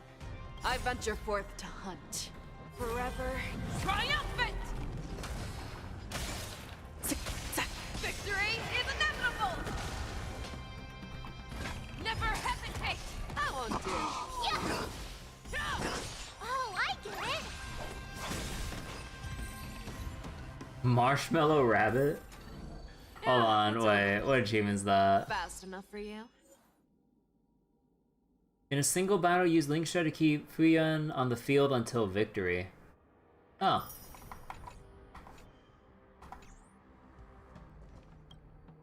Did this Cloud Knight also take the medicine? Lingshaw peels open the Cloud Knight's armor and stretches out her hands to search for a moment. No. This is a Borisin in disguise. A guard killed him before he could return to his original form. All these Borisin are dressed in official attire. Besides the Cloud Knight, there were also 2 Borisin disguised as members of the Skyfaring Commission and the Artisanship Commission. Whoever is providing them with official identities must hold the position of power. Let's search elsewhere.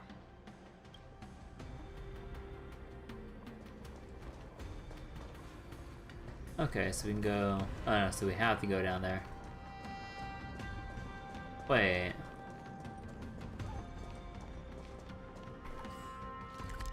There's more...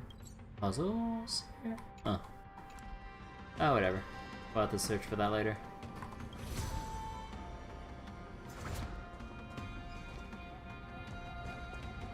Let's save some time. All together! I could take 10 of you! Here you go, Master! Not very sport time to show you what I can really do!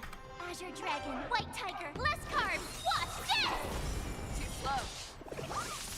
You're falling apart on your own. The fearless knows not fear. I won't do.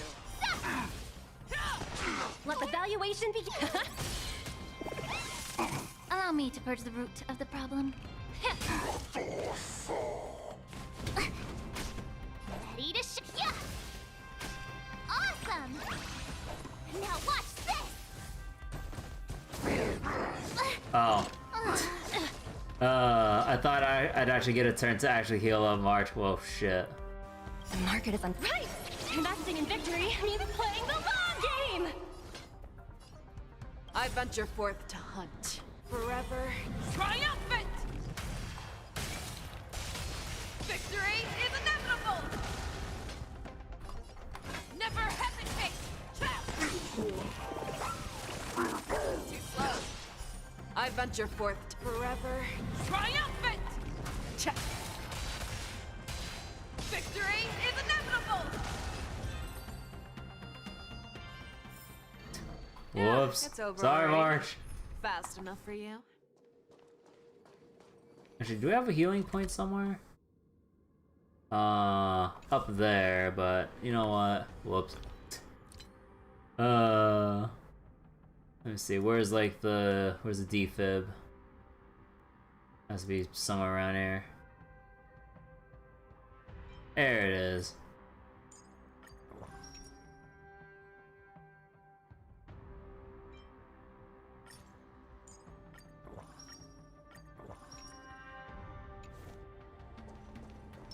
Peach blossoms and divine sword descend.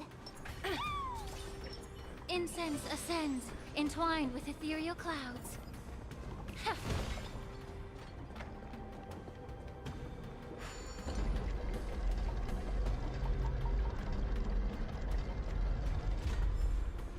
Does this actually have anything?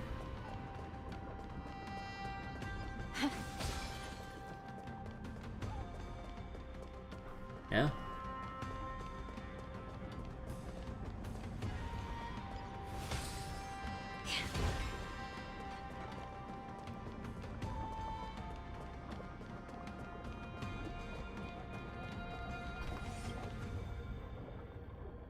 The prisoners on the ground. The joy of regaining freedom and sudden shock. These two expressions are frozen on his pale face at the moment of death. Someone bit open his arteries and drained almost all of his blood while he was still alive.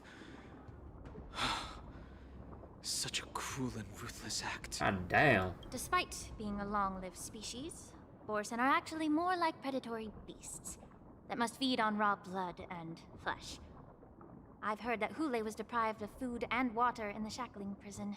It's hard to imagine how he managed to suppress his hunger for over 7 centuries. Will the hostage from the Yaoqing be able to avoid being his meal?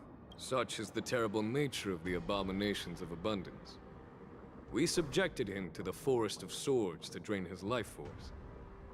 But in the end, his punishment turned into a test of our patience. Just like you said, Miss Linshaw. Casting a creature that can't be killed into a star would be a way to permanently get rid of it. But unfortunately... The Foxians didn't agree to that. Exactly. The atrocities committed by Hule went beyond mere massacres. Throughout numerous wars, we made every effort to eradicate the Borison.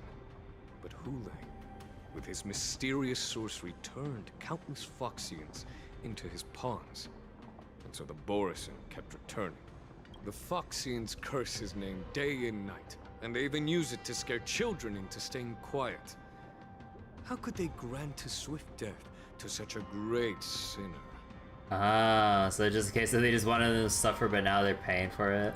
I wonder if you know why Hule wasn't taken into custody by the Foxian majority Xianzhou Yaoqing, but instead imprisoned in the Xianzhou Luofu, Miss Linsha. As you mentioned, your mentor was an exceptional warrior and was the one who defeated Hule, an extraordinary achievement. Therefore, the Marshal placed this feral beast under the jurisdiction of the Xianzhou Luofu as an honor, I assume? It seems you have a major misunderstanding about this arrangement, Miss Linsha. Allow me to explain it to you. Oh, history lesson time. Or almost.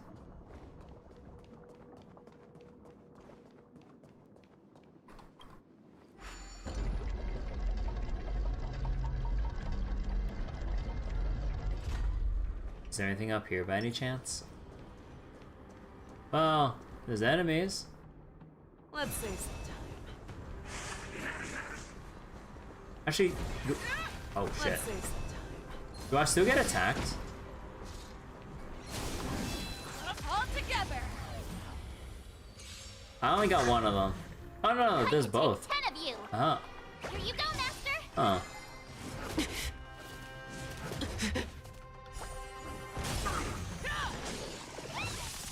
You're falling apart on your own. The fearless knows not fear. Too slow. Trap.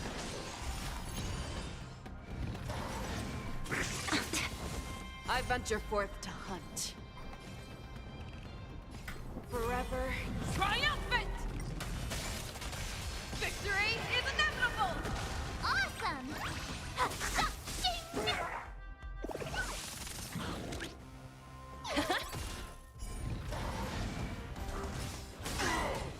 Better cut our losses. Never hesitate. I won't do. Yeah. Too slow. Time to show you what Azure Dragon, White Tiger, less carbs. Watch this. Oh, I get it. God, the amount of follow-ups in this team is It's over ridiculous. already. Fast enough for you?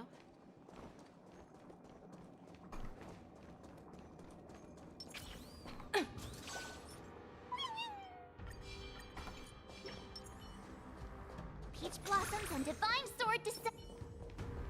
Incense ascends. Wait. How exactly does March's technique work? If March is on the team, gain 1 point at the start of the next battle whenever an ally uses a technique up to 3. Let me see.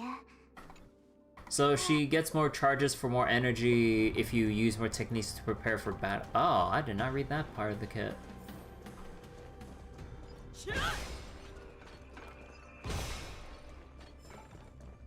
Huh. Interesting.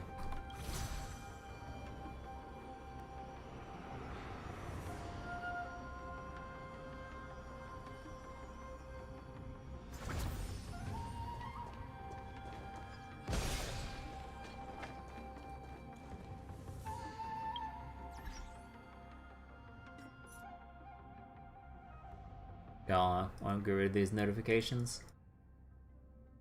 Trailblaze can earn up to 30J by watching Honkai Star Rail live streams on Twitch. Whoa. But what about the streamers? No, just kidding. No, like that went so well the last time. Like the top hours watched for the stream, like the live streamer incentives were just fucking bots. It's so fucking stupid. You think they better like you think they have a like an actual team to vet for that stuff, but no. Man, that was so fucking clowny, dude. Actually, let me be right back real quick. Let me just splash some water in my face because it's getting kind of hot right now in my room. So That would take money. Yeah, unfortunately. Or they would have like one or two people like to go, hey, as we set this up, like, could you check if like, nah, not one or two. There's like so many people. No, it's like, no, you need a whole ass team to like monitor that shit. But yeah, let me be back real quick. Gonna go splash some cold water on my face. Maybe grab a snack while I'm at it, actually, now that I think about it. Yeah, one quick moment, guys. Let me pull up the, oh, whoops. Pull up the BRB thingy.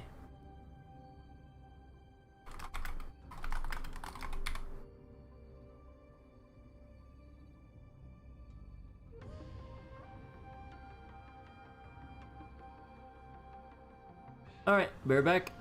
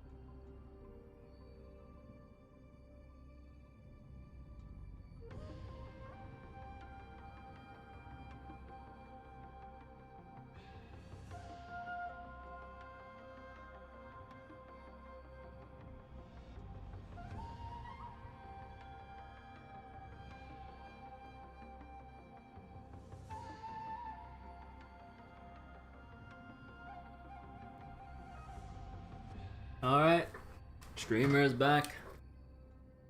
You know, like, as I was getting my snacks and all, and I got some like tortilla chips or whatever, like, I just remembered, I just want to get this like off my chest when I was like chilling off stream, just playing some Deadlock with my friends and stuff. Like, holy crap. Like, in our, I believe like, I don't know, 10 matches or however much I played like the other day, there are so many rampant abandoners in our match, either on my team or on the enemy team. And one apparently got so bad that apparently after someone rage quit, another person on the, or after some person on the enemy team rage quit, another player on that same enemy team was apparently throwing out slurs. And I'm just like, Jesus Christ. Cause like, and then the remaining half of the enemy team all left the game together because they weren't having any of it from that guy throwing out like all those insults and derogatory comments and shit. And I'm just like, bro, what the fuck happened? It's like my friends like apparently destroyed their lane like on their end of the map. And then it just caused the domino effect of like some person just getting really set off on the enemy team. Like, oh my god. Like, I swear like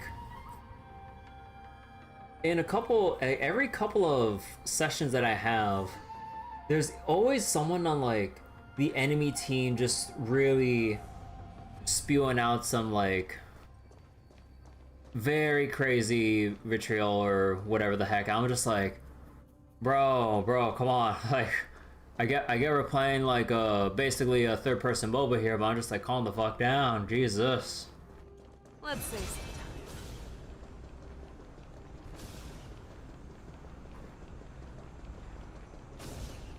All together. Average team mobile gamer experience. Always find one. For Deadlock, it's 6v6 with a 4-lane setup. Due to change, well, like, the map will probably change or evolve in some way over time. Because, Deadlock is still early in, taking feedback, and...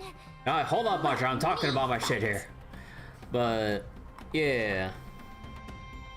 Like, it's crazy, like, the first 2 matches of my sessions yesterday with my friends, like, and we were playing as a 5-stack.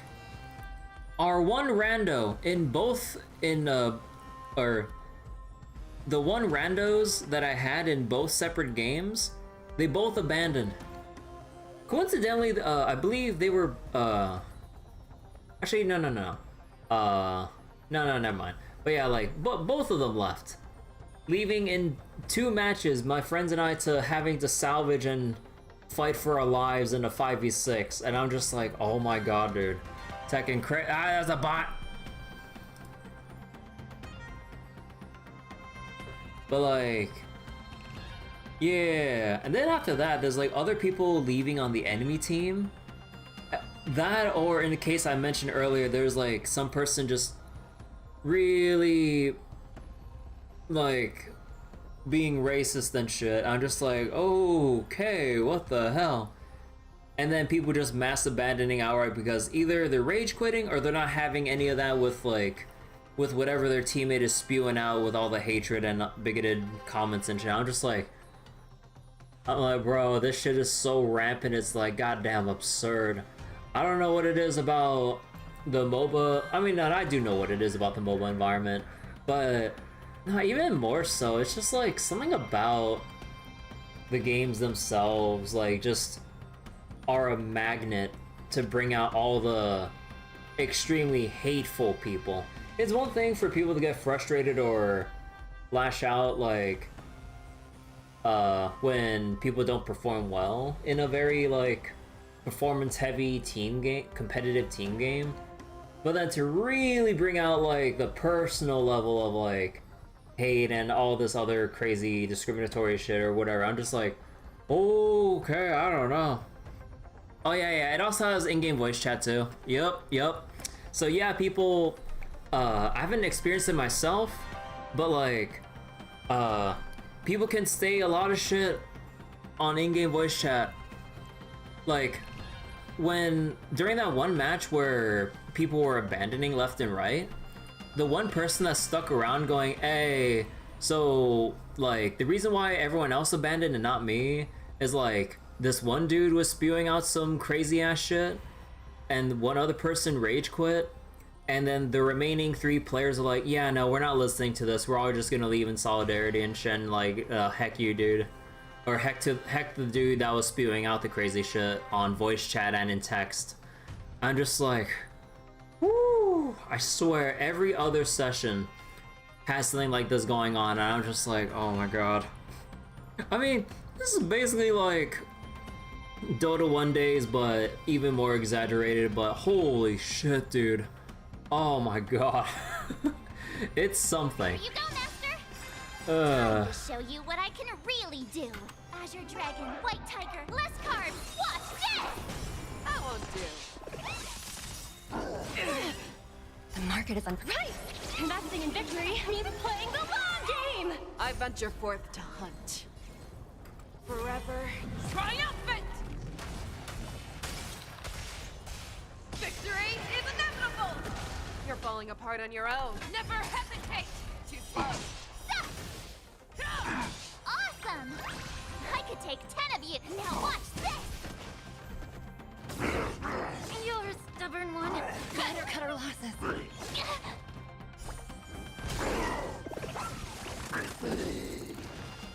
You're falling apart on your own. The fearless knows not fear!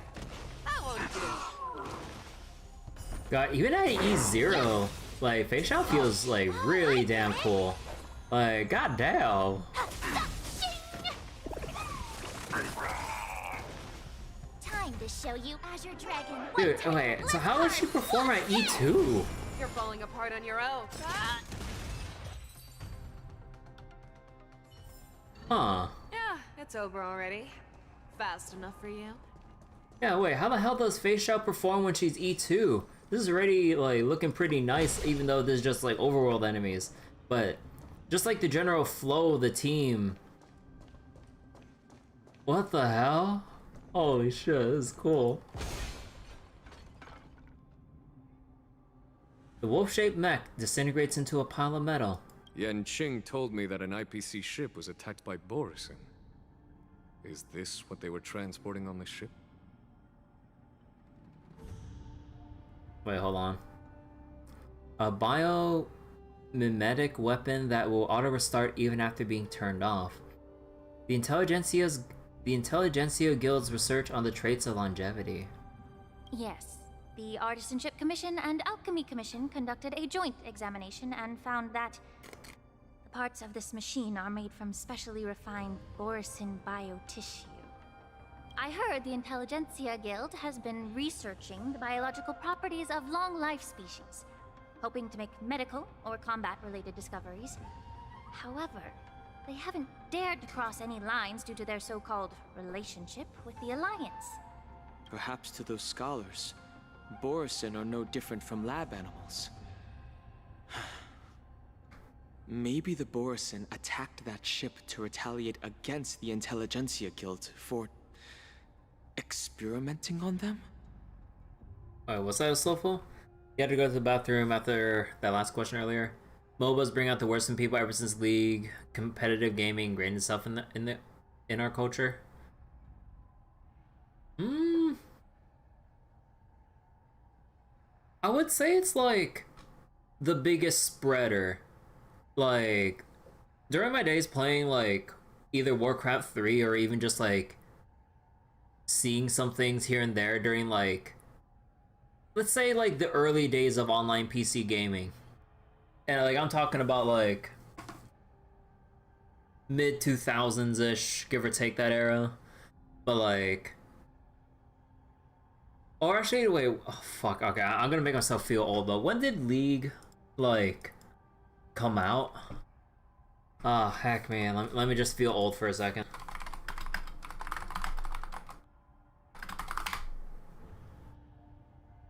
2009. But yeah, like around 2006-ish era, like give or take like a 1 or 2 year time range, like, and that was like when I was still like pretty young. Well, God, it feels like I'm saying that I'm pretty old now. I guess in comparison though. But either way, like, yeah, no, there are still some people like trying to talk shit in all chat and everything, but yeah, like basically it's always been there. Like, it's not necessarily because of MOBAs, but MOBAs are like a really big magnet for attracting people with very hateful inclinations. Let's just say that. Oh yeah, it's because of the time commitment too. So it eventually began grinding on people, trolling and throwing, have no real punishment, just create a new account. Yeah, pretty much.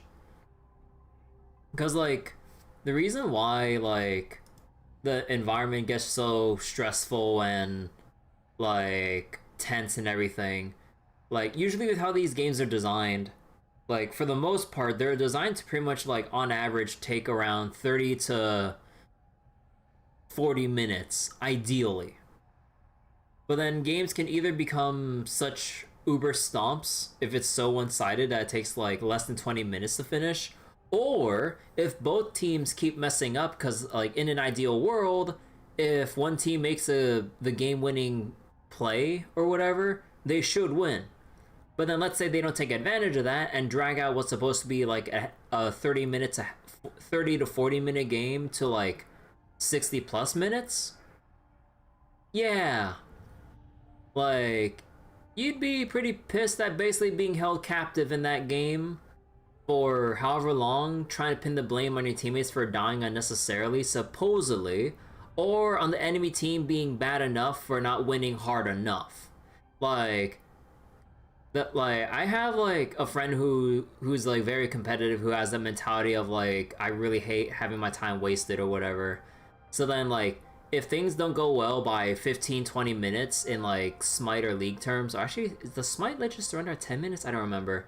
Like basically it's just like, why are you wasting our time, just fucking surrender. And then he'll always talk shit to his own teammates, rando teammates, for not surrendering in a game that's obviously like already done. Although to be fair, in like some aspects of Smite or even League of Legends, like bouncing, if a gold deficit does actually get large enough, like there's like legitimately no coming back just by how the games are balanced and designed.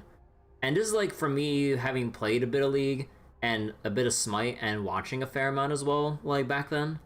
So like let's say compared to like Dota or Deadlock, where you would have like crazy big gold deficits, but if you can actually hold out and farm up, you can actually just like potentially make that comeback.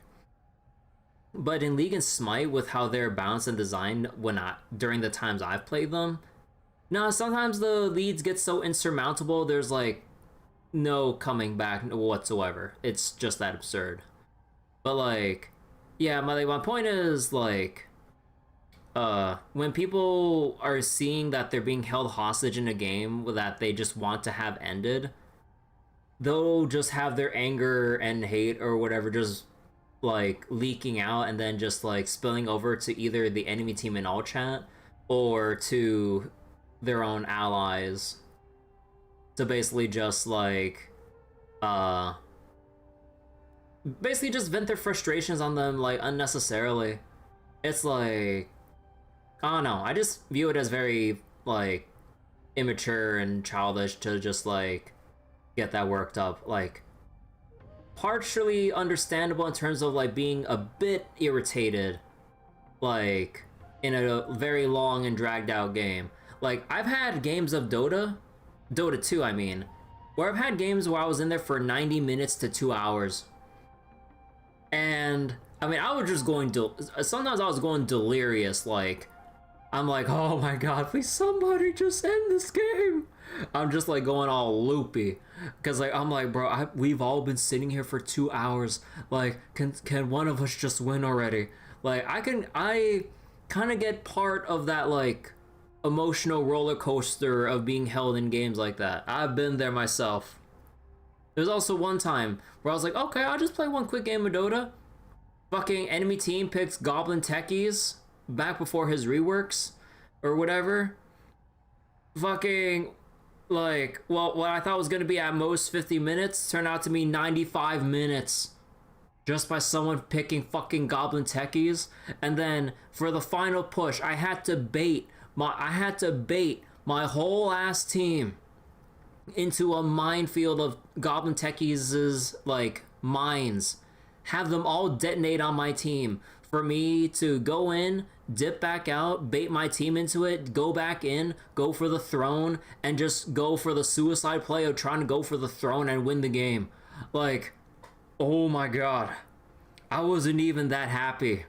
Well, partially I was happy, but also I was just like dumbfounded at just like, oh my god. I was like, why did I just say to play one game? I was like, oh, one game easy, in and out, 15 minutes. No, not 15 minutes, but just like, whoo, one hell of a thing. One hell of a thing. So, and you can flank shit for free on the internet unless you run into someone who can dox you or some shit. Oh yeah, I've heard some crazy ass stories before too. Or god forbid, like, you try to fling some shit, but then you happen to bump into, like, one of the developers who has access to ban your ass right away, right then and there, because they've seen firsthand. Talk to players who are good and carrying themselves in their respective rank range. Yeah. But yeah, just, like, checking, like, circling back to, like, the start of the convo with, like, the, MOBAs bring out the worst in people. Like, it's definitely the biggest, most notable, like, fastest spreader, but it's always been there ever since online gaming was a thing. But, like, yeah, with just, like, the popularized genre that MOBAs are to, like, the wider gaming audience, like, yeah, that quickly exponentially spiraled out of control with, like, however many people out there are quick to just lash out at people that legitimately either don't know any better or people that just, like, situationally, like, get completely outplayed and there's, like, not much they can do, and then it's just, like, a negative feedback loop of feeding. Because, you know, I've been in that position where I just feed relentlessly feed nonstop because I'm just, like, no matter what decisions I try to make, like, in the heat of the moment of the match, nothing ever panned out. And then blame would either go on to me or someone else or something. I'm just like, oh my god, please spare me. It's like, can't you just give the enemy team credit where credit is due instead of blaming your teammate? It's not that I completely fucked up, but like, or 100%. But the enemy team was just that fucking good. Like, people don't like try to reframe their perspectives into that, and then just, and like, honestly, they just, like, get off on, like, yelling at other people or something. Maybe as, like, some kind of, like, power authority kind of deal. Because, like, oh, they're doing well, but someone else isn't, trying to belittle the people that are suffering instead of, like, helping them or acknowledging the opponents or something. Because acknowledging the opponents to them is, like, the same thing as fucking losing or some shit. Just, like, I don't know what people are getting at, dude. So, like, you can see and understand frustrations, but unless you're playing for high ranks, grow up. Yeah, honestly, like, for the most part, like, people, your average player, or slightly above average player at that point, we're just playing either normal games, or you're playing in, like, what would be considered, like, silver to, even, like, or no, silver to gold lobbies, or whatever. I mean, Platinum, you can still argue that, you know, people still play like shit, just given, like, at least in league terms, just given, like, there's so many people, the ranks get so bloated that the overall skill level is lower, but the visual rank of your, like, of your ranked tier does not accurately represent that. Because, like, I remember before, like, gold in league used to mean something back in, like, what, season 1 days or some shit? But now gold is like garbage tier. Like, it might as well just be like a polished wood tier or something. just because there are that many more people bringing the actual average skill level down, but the ranks don't justify that. So yeah, like, yeah, and like, unless you're actually trying to go for like top ranks and how you like potentially try to go pro or some shit, or like, you know, try to get noticed through like high rank gameplay and then like putting yourself out there either through streams or content and like talking with other people who are looking to put together a team. At that point, if you're trying to like make a career out of it, I can understand if you would get frustrated, because at that point, like, you're actually trying to like put money in careers and your career on the line, and you know, on the line for that kind of shit. But if you're just playing for leisure, just playing fucking like normal games or silver, bronze, or gold lobbies, then who the fuck cares? Why you get like? But that's not to say like when you can be a complete piece of shit when there's actual stakes involved. No. Like, that's also unforgivable too. Like, hell, like, if you're going for that, that puts even more responsibility on those individuals to actually be good fucking role models. If you're gonna put your eyes into to the masses of like the gaming crowd for that particular game. But then, as we usually see, lots of pro players, young, naive, rambunctious, like, slings a lot of shit before thinking out like before thinking about the consequences of what they'll say. And then they'll just say the most like stupidest or hateful shit, thinking they won't like suffer any consequences. Or if they're already successful enough, they can get away with it. And because they get away with it, it'll encourage the communities to become even more rabid and toxic to other people that end up like conflicting with their favorite streamers. Another bot, dude, another bot, holy shit. Aaron's a free agent in Diamond. I mean, Diamond tier like might be like the starting point, you know, like foot in the door. I mean, hell, I don't know. I never really like even gave a thought about going fucking pro. Like, I don't have the motivation for that shit. But like, yeah, it's just like, I don't know. Like, I just really hate seeing pro players in positions where they get pretty popular just by virtue of like trying to go into the pro scene, that they think it enables them to be complete like assholes to people. It's just like, come on, dude. Like, why are you letting like the momentary like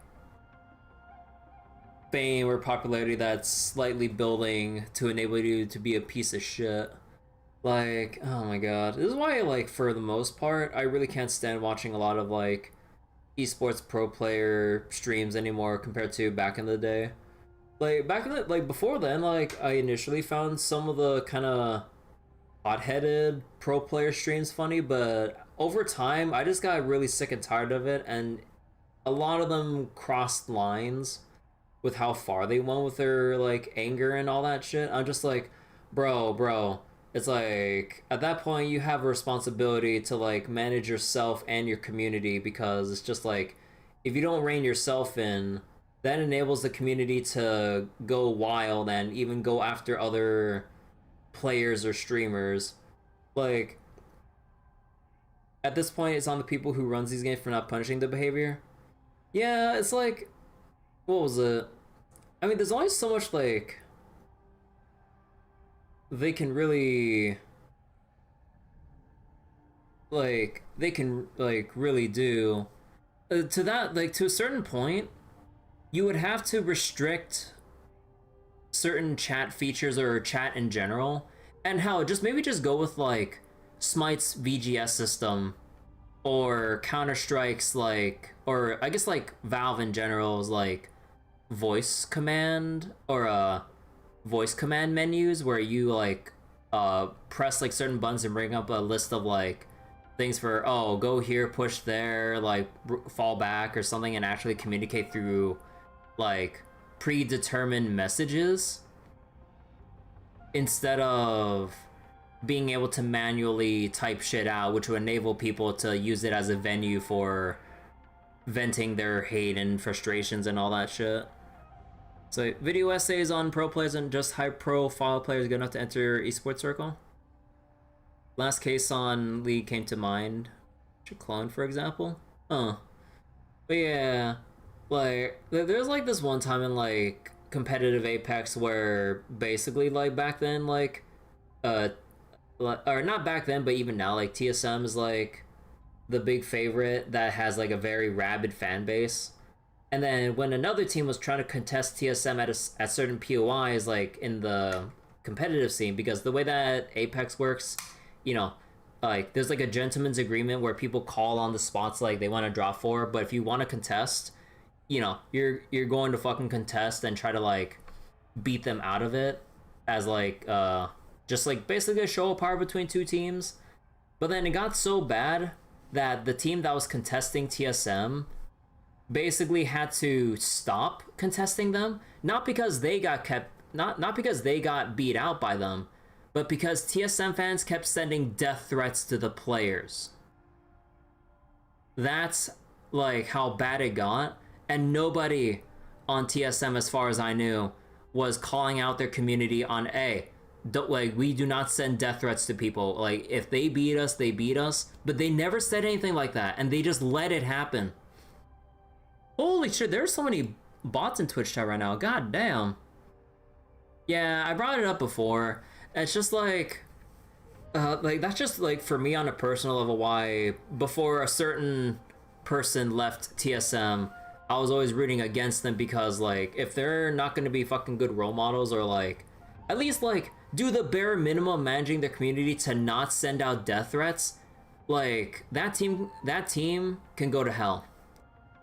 Like seriously, like they should be at least aware of what their community does, and not just like fucking donut-walling them and pretending they don't exist and saying it's not my problem. No, it's like you have tens of thousands of people watching you, like, and you're letting a large subset of those send death threats to pro players, which actually scare them off from contesting you. Like, fuck off with that. Like, oh my god, this is why I've been like really depressed with trying to watch like competitive Apex, because like I like watching competitive Apex, but there are so many players and teams that just act like fucking children, or let things spiral so out of control with stuff like death threats. It's like they don't try to de-weaponize like their own fan bases that get so riled up that they would go after other players for contesting their favorites. I'm just like, Jesus, like, rein it all in, please. We're like, at the end of the day, like, yeah, you're doing it for a living, but it's just like, have some care for people's mental well-being on top of trying to like play this for a career and stuff. It's just like, do you want to be known as a fucking guy who leads a fan base sending death threats to other players? Not that many people would try to remember at this point. Like at this point, it's like swept under the fucking rug. At this point, because no one, like, that's like old news in like online news in general. But it can be a tool. Yeah, it's just like, it's so fucking annoying, and that's what's got me depressed over like watching anything competitive Apex. It's just like, I like the game at high skill levels, but not the people playing it for the most part. Like obviously, you know, there are some really cool and chill people there, but a lot of the people that do see success, or the people that at least have a lot of popularity behind them, are all shitheads who always say shit before thinking and then double down on either really, really bad takes or like so certain other things that shouldn't be publicly like mentioned in certain ways. I'm just like, oh my god. It's like, can we just see more decent human beings instead of like man children? It's fucking ridiculous. That's basically it. Sorry for that long like esports tangent and the whole mobile thing, but oh my god, dude. No. If it were only about revenge, they could just wreck the ship and destroy all the cargo, instead of allowing it to end up in the shackling prison. It was a deliberate display to showcase the dangerous nature of the cargo in broad daylight. This way, the cargo would end up in the shackling prison, serving as a tool for the prison break. Well, I'm looking again. IPC ship attacked by Borazin. intelligentsia, research into longevity, artisanship and alchemy. Looked at the machine, it had biotissue of borazin in it. Right.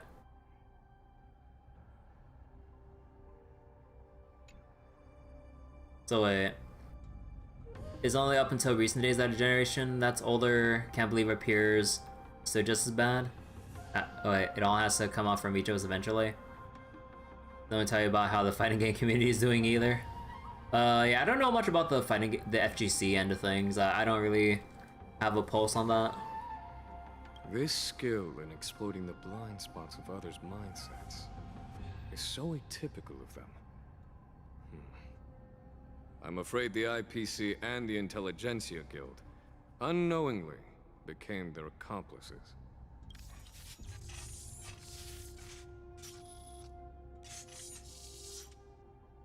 Of course, a voiceless thing comes up when I'm in the middle of biting out my snack.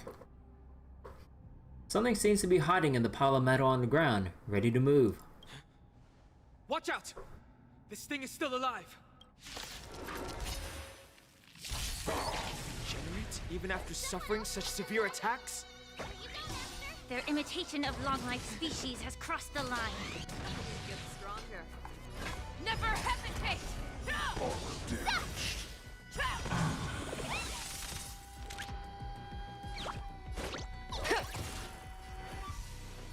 Be of your body and mind. The truth burns clear as a flame. Everything in this world is merely fleeting.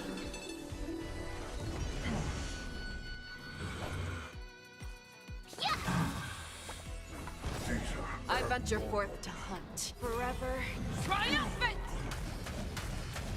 Victory is inevitable! Forward, Get it together. If it can still move, it means it wasn't damaged enough.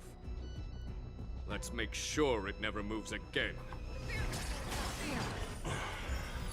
Too slow. Let's switch to other side of things. What competitive games have good communities? I have no idea, honestly. Because at the end of the day, with competitive games, like, at least on the spectator side, they just want to see, like, the big plays, the high skill level plays. They could give a rat's ass about people trying to be, like, good role models. Because, like, if you look at, like, any large chat in general, it's just people just spamming out random shit or, you know, occasional funny meme here and there, just some other things. But, like, basically with competitiveness just breeds that kind of environment and mentality of, like, or what was it? I don't know, like, basically I just don't like that competitive environment that just brings out the worst in people. That's basically it. The giant machine goes silent again. Like a wounded beast drained of blood, it can no longer move. You haven't answered my question about why Hule was imprisoned Digimon's in the TGC? instead of Yao Qing. Pokemon tends to be fairly friendly. Reserved in your response. I mean, I better hope that Pokemon, that such like, an arrangement wasn't an honor.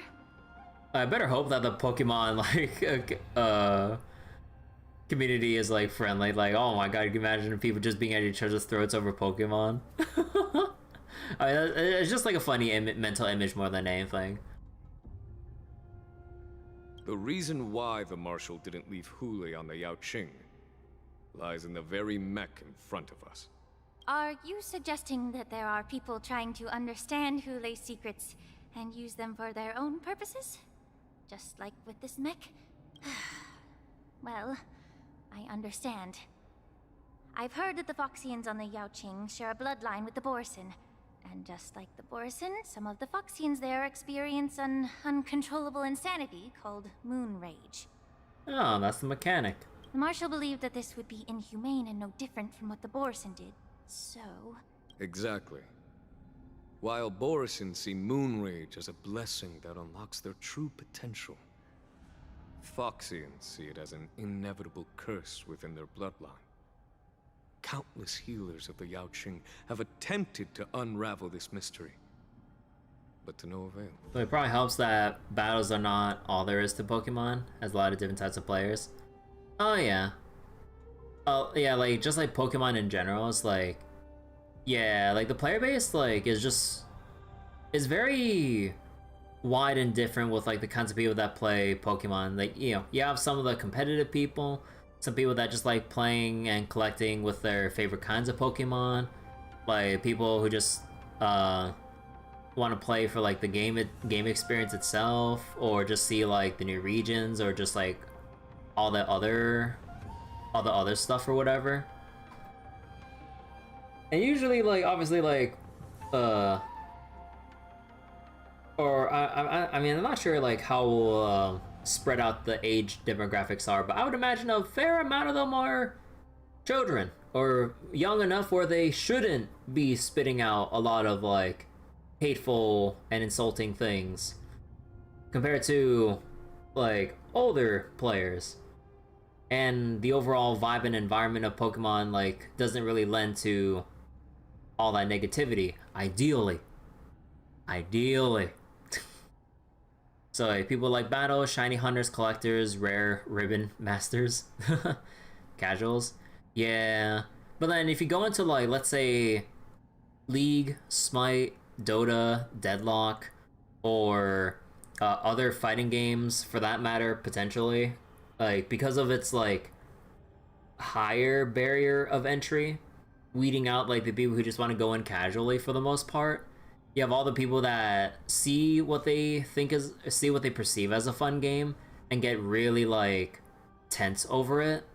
And then when things kind of like go wrong that take away from their intended experience of having a fun match to devolve into like a very unpleasant losing one. Yeah, that like there really wasn't much positive emotion there to start with, leaving only the negative stuff to build up and spill out. So Pokemon does have 3 age ranges for competitive: junior, senior, and masters. Oh, really? Cool. Huh. Why can Borison control the power of Moonrage? Can we Foxians break free from this curse? These questions were asked frequently. Each questioner had good intentions. But the road to catastrophe is paved with good intentions. So they try to find out,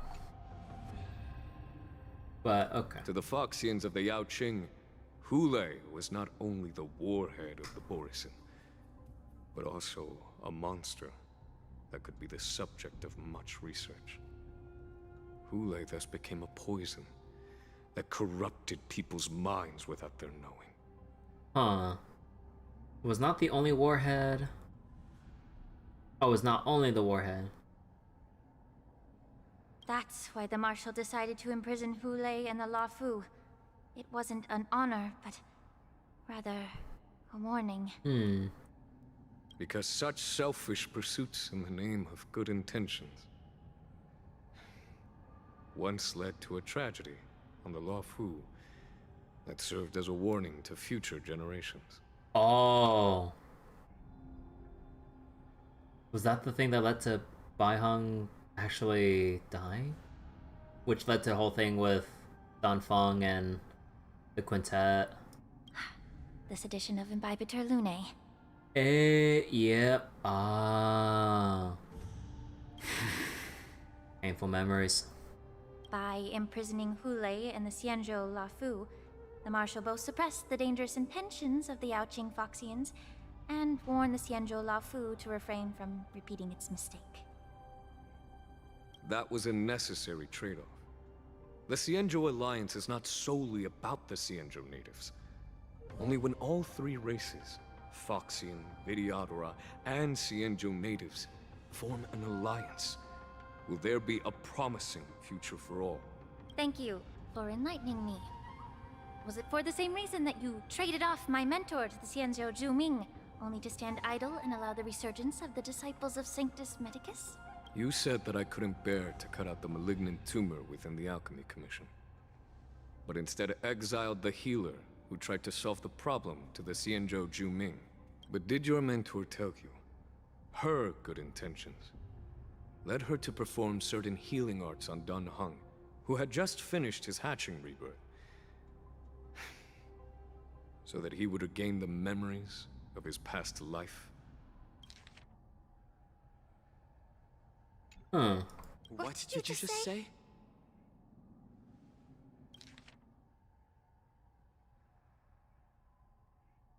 Wait. Couldn't bear cut out the malignant tumor.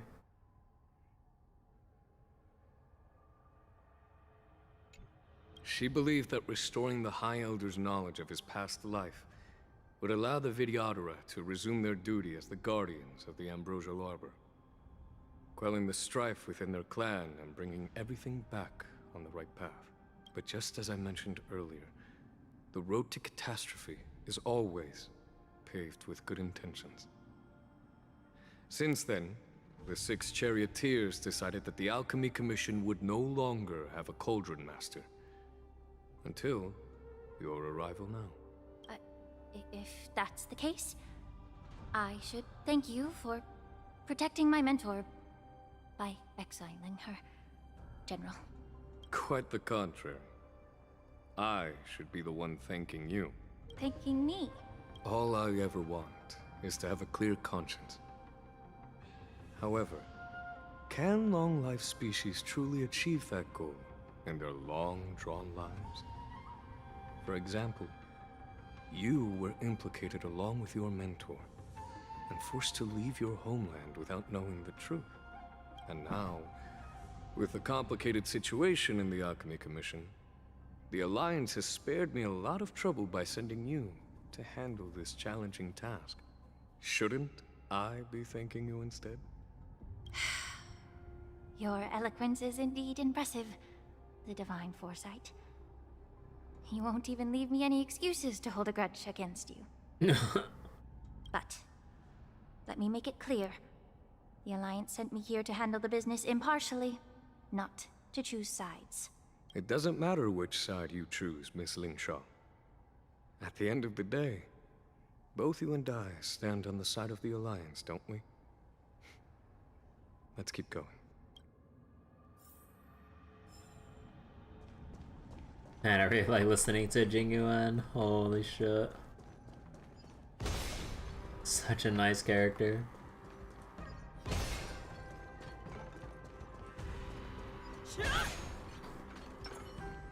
Peach blossoms and divine incense ascend.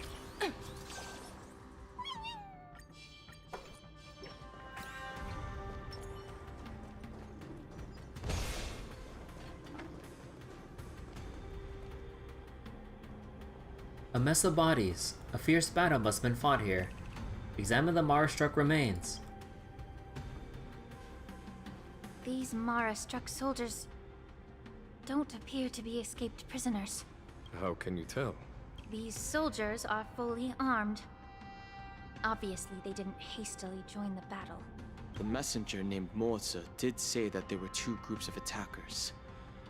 The other attackers, aside from the Borison, could hide their tracks. I believe he was referring to these people. Hide their tracks? Exactly. I've engaged with these attackers before, and they used Cloud Hymn magic to hide their presence. Without careful observation, no one can detect them. You once warned me to be cautious of the Vidyadhara Elder's influence within the Alchemy Commission. Could it be? What's on your mind, Miss Lingshaw? Well, it seems that someone provided the attackers with a map of the shackling prison. And considering the Vidyadhara's involvement in the prison's construction, it raises suspicion about their role in this. Additionally, the fact that the Borison need medicine to disguise themselves would suggest that there are still moles within the Alchemy Commission assisting them covertly. Moreover, forging official identities for the undercover Borison would require someone with significant authority. And the presence of assassins capable of using Cloud Hymn magic deepens my suspicion about the Preceptors. But why would the Vidyadhara collude with the Borison and aid in Hulei's escape? They aim to spread chaos. They believe that only in chaos can they regain their former power and influence. Since this edition of Imbibe de Lune, the once proud dragon race has been powerless, watching their influence wane. Being a native of the Luofu, Miss Ling Sha, I believe you understand the implications. However, I don't think the Preceptors are the true masterminds. If I'm not mistaken, the one behind all this treachery is the Lord Ravager who exploited the weaknesses within the Luofu and instigated the disciples of Sanctus Medicus, ultimately leading to the Ambrosial Arbor's resurrection. Fentilia. Are we gonna have a Fentilio round 2 eventually? Please remember, General, that everything I've mentioned is mere speculation. We need concrete evidence for a public trial. If you want to interrogate someone within the Videodara's ranks, you'll need irrefutable proof. I got my badge right here. So, what's your plan, Miss Ling Sha? Man, speaking of badges, like I really want to reread the Phoenix Wright games. Like, part of me just wants to go on like a fun casual reread of like Ace Attorney in general. Oh my god. Like I know that like there's a lot of stuff that I still remember from certain cases, but it's always just a fun ride, just like going through the silly shit. And then leading up to like Miles Edgeworth Investigations 2, like oh my god, dude, I want to play that. I want to read that so badly. And also never got to play the what was it? 2 other things I need to do first. Yeah, fucking Strange Journey and Daybreak. Daybreak, we're still in the middle of the intermission chapter. And let me tell you, this intermission chapter is looking long. And Samurai Remnant. Oh.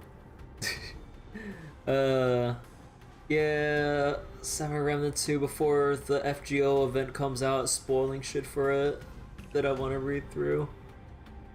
Fuck me. I'll send an invitation to the Preceptors. An invitation? The Preceptors have been inviting me for a personal meeting since my arrival on the Luofu. Now, I'll send them the remains of these Mara-struck soldiers and the route map I found in the prisoner's possession. Then, I'll ask them to meet me at Scale Gorge Waterscape. More than spoil, it's an epilogue to Samurai Remnant. Oh, even better! So wait, invited me for personal meeting since my arrival on the Luofu. Oh, so they want Lingsha in on all this, but then... I'd like to hear their explanations. Good idea. If I were to take action, it might alert the true mastermind. I trust you to handle this matter, Miss Ling Sha. The internal affairs of the Videodara should remain under their jurisdiction. And don't worry if things don't go smoothly. Once the wolf hunt operation is over, the hidden truths will come to light. Speaking of the wolf hunt operation, I'm truly worried about the Yaoqing messenger who was taken hostage. Hulei was starving in the shackling prison for centuries. I don't know if the messenger can survive in that wolf's clutches. May Rainbow's blessing keep him safe. Oh, he'll be fine. He brought up the forbidden word, or forbidden name. Jingliu. 2 dual hours before the war dance convenes. As I said, I'm a healer. But my art of healing requires the culinary arts to be truly effective. The magic of my cauldron is its ability to make all kinds of medicines into dishes that patients can eat. When simmered and cooked together, any kind of medicinal herb or ingredient becomes a delightful delicacy. The magic of my cauldron or hot pot. Motherfucker just wants to make medicinal hot pot. Delicacy. But isn't that just one flavor overpowering the others? Well, you have a point. Let me ask you this. If there's a fussy child who refuses to eat green peppers, what's the best way to make him eat them? Stuff the kid's mouth with the green peppers and cook him alive in a pot. No, we're a little bit off in that approach. Let's try again. You have quite the sense of humor. I've heard that you Borisin have lost many of your taste buds during the self-modification process, so you can't experience complex flavors. Only the saltiness of blood and flesh truly awakens your appetite. It's a shame I don't have any green peppers right now. Otherwise, I'd happily stuff them into your mouth and cook you alive in a pot. I'm just kidding. The answer is quite simple. Chop up the peppers and mix them with minced meat to make meatballs. This way, the flavor of the meat overpowers the taste of the peppers. And even a fussy child can enjoy them. Can I just boil your tongue in this hot pot? I know you're trying to buy time until someone comes to your rescue. You said that Jin Liu recently returned to the Luofu, right? Well, she did come back. But, unfortunately, I also found out that she committed serious crimes and was escorted to another Xianzhou ship. Do you really think you can delay our departure by provoking Lord Hulei's desire for revenge with your clever little tongue? Why, yes. You see Borisin as savages who know nothing about the Xianzhou. But in fact, we know all about your tracking tricks. Like the jade abacus you're carrying, and the side cranes in the sky. The more hope you hold in your heart, the greater your pain will be when death comes. I wonder if you can maintain your composure when I tear your throat open. His composure is only a temporary effect of the medicine. And it will wear off soon, right? Oh, is this Hulayan? Lord Hulei. Oh, you pathetic Foxians. For thousands of years, we were the ones who allowed you to live, and who granted you civilization. But in the end, you chose to betray us for the freedom promised by the Xianzhou people. But it's all right. As long as you catch the scent of your masters, you obediently return to us. No matter how far you run away. Refute him by pointing out that they're runaways. Sow discord between Moktok and Hulei.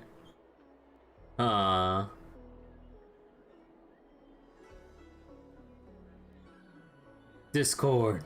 Hulei. Have you ever wondered why it took them 7 centuries to come to your rescue? The Borisin's era has long passed. Did they ever tell you these harsh facts before giving you hope for returning home? Lord Hulei, now they're being crushed by the Merlin's claw of the Yaoqing, by a Foxian. They're hiding in remote corners of the cosmos, trembling with fear like a wounded beast on its last legs, reaching out desperately for any fake hope of salvation, which in this case is you. The Merlin's claw of the Yaoqing. A Foxian? Very interesting. Tell me, Moktok, is he speaking the truth? He isn't lying. That lowly beast was a war slave who ran away from our pack. Cannon fodder, a thief! She stole our power and used her knowledge about us to fight us, using every dirty trick in the book! And she bested you, Moktok. Fairness is but a pathetic excuse for the dead and defeated. Since our great pack has fallen apart, who told you that I was alive? And who sent you here? In our darkest hours, it was a prophet of the Master of Immortality, named Mongus. Mongus? Who showed us the way. Her guidance brought us hope. Okay, so Fantilia by another name, huh? Alright. This prophet, Mongus, what does she want? The prophet made this proclamation. The Borisin have been divided for too long, and only your return can unite all the packs, restoring us to our former glory. That's when we learned that you were still alive. It must have been a manifestation of the Master of Immortality!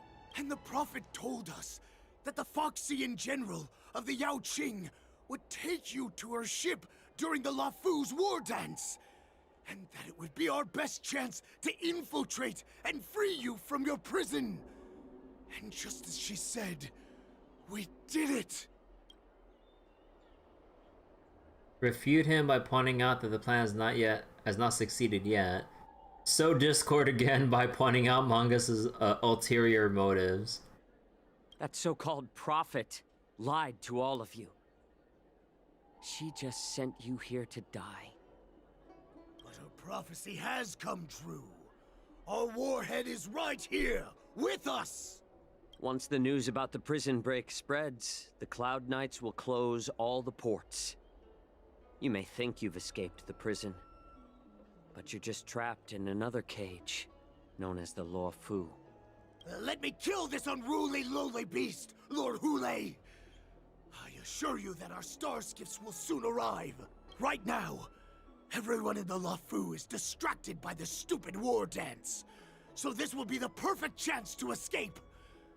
Once you've returned to your territory, your revenge against the Xianzhou ships will be within reach. Perfect chance to return to my weak and shattered pack at the mercy of a ridiculous false prophet and become a mere puppet in her clutches. Her plan is full of flaws. The only paths she has prepared for you are escape and death. Listen up. A wolf never allows itself to become prey. From now on, you'll follow my orders. Since you are so confident that the Cloud Knights will close the ports, Jiaoqiu, I'm now giving you a chance to go and see it for yourself. Go to the ports, come back, and tell me what you saw. Wait, what did you just say? But my lord! Would an alpha wolf ever listen to a cub, Moktok? No, I've never heard anything like that. I wasn't trying to defy your will. I will always unquestioningly follow your orders. Why don't you send your own people? I'm offering you a once-in-a-lifetime opportunity. Don't you want to run away, Jiaoqiu? You will come back. Because Foxians like you always obediently return to their masters, no matter how far they run away. Huh. Having fallen to the wolf's clutches and now at the mercy of their blades, the Yaoqing healer Jiaoqiu is trying his best to find opportunity to stall for time and split up the Borisin. Perhaps in this battle between Fox and Wolf, Jiaoqiu will be able to find the secret to curing his superior or a way to escape his current predicament. I don't fully understand Lord Hulei's intentions, but don't think you can simply run away. Understood. 1 second, let me do a thing real quick. Oh, hold on.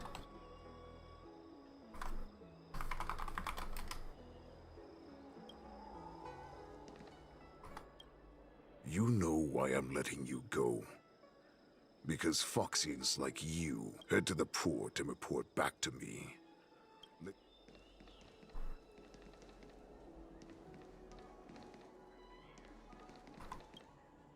Why are you wasting time here? You are Borisin. That's right. You look exactly like a Foxian. So that's how you managed to infiltrate the Xianzhou ship. If I hadn't been so familiar with the scent of Borisin, I wouldn't have been able to tell. Never heard of such miraculous medicine, Medicine? I heard there was a mutiny within the Alchemy Commission during the Ambrosial Arbor crisis. These infiltrators must have connections within the Xianzhou Luofu. Lord Hule ordered you to go to the port and take a look, you lovely beast. Why are you still lingering here?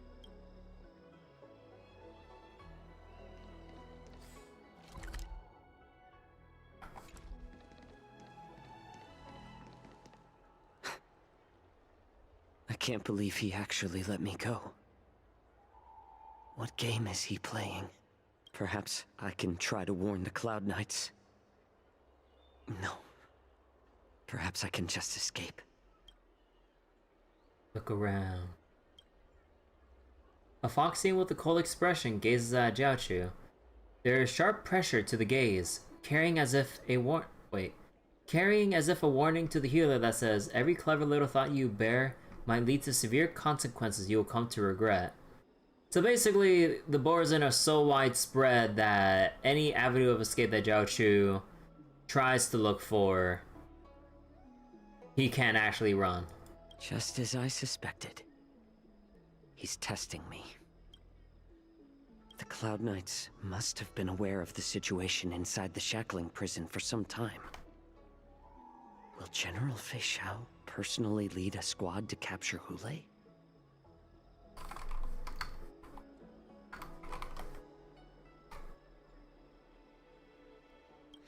For now, I'll do as he asked.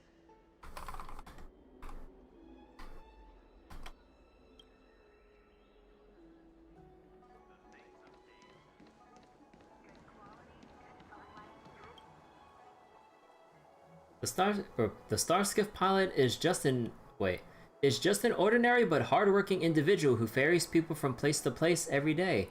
Understand that if you thoughtless ask him for aid,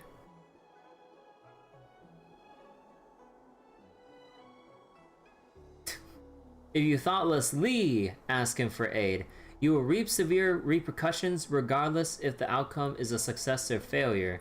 Remember, be mindful of your words and actions. Wait, what?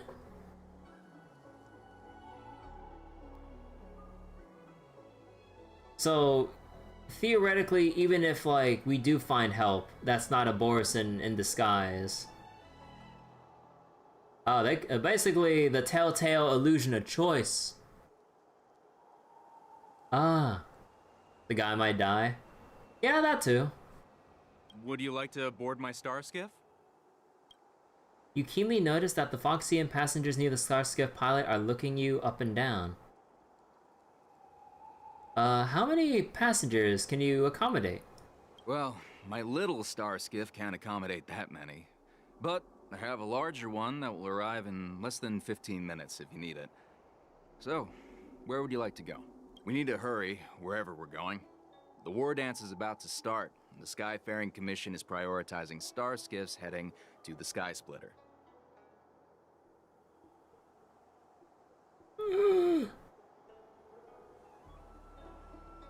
Can we keep this quiet?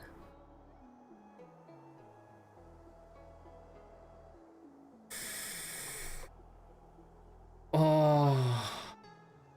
I mean, I'm not sure how this will, like, make the story play out to lead into the next part of the story, but I'm just like, do I just want to test the...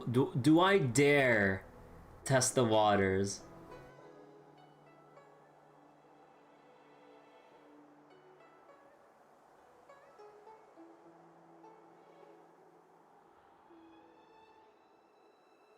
Oh.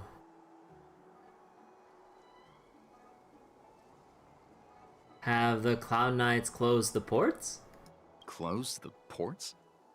Why would they do that? Okay, so that... Okay. That exits... the convo, but it's still here for us to go back to. So we can try to weigh our options, but... Ooh...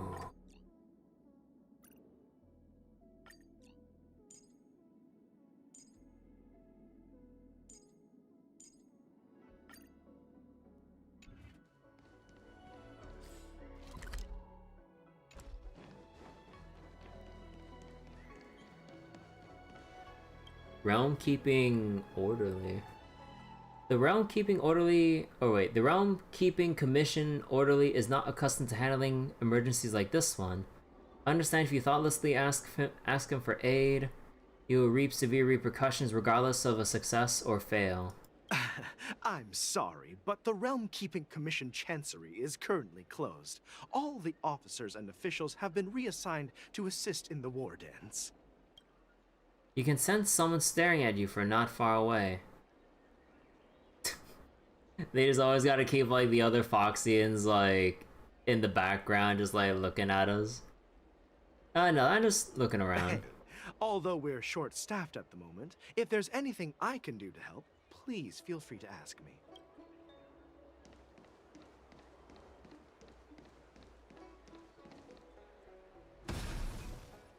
If only it was as easy as that. Can we go inside? Oh, we can't go inside in...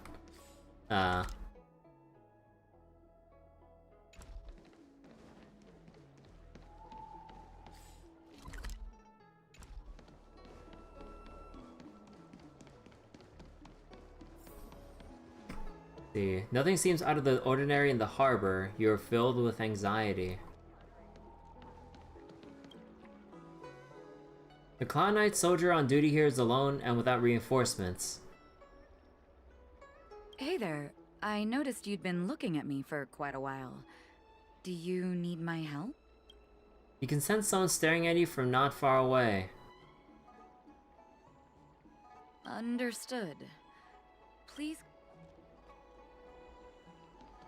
Man. Oh my god, so...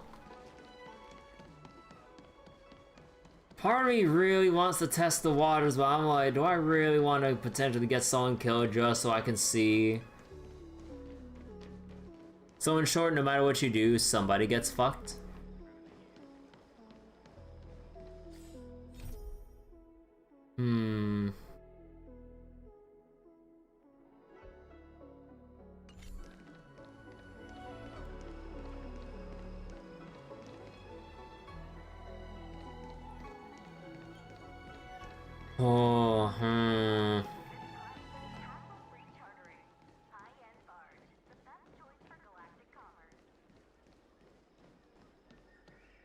Do I dare?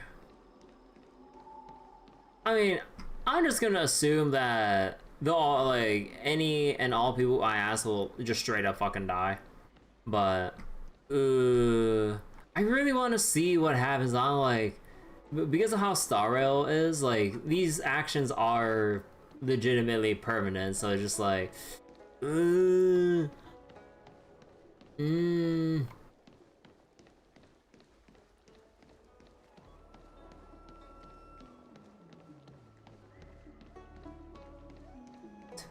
And the suspicious ferryman over there, huh? Guess I might just end up going to you after all. Stop asking. I'm off duty now. Go bother someone else. You sniff a familiar scent on the Foxian pilot. May I ask why? Can't you just stop asking? You're not one of us. But I smell a familiar scent on you. The Warhead sent me here to check on the situation.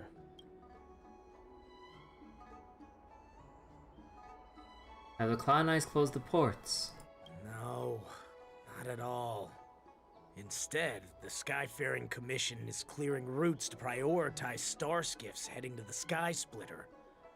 This will make our ships more noticeable when we try to escape. The ports haven't been closed?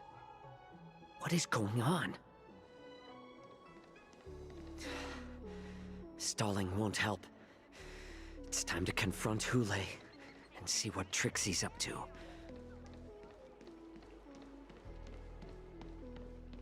Yeah, I don't think I have it in me to screw anyone over just by trying to haphazardly ask.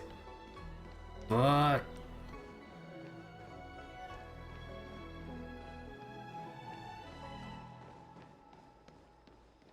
There are disguised Borzin everywhere.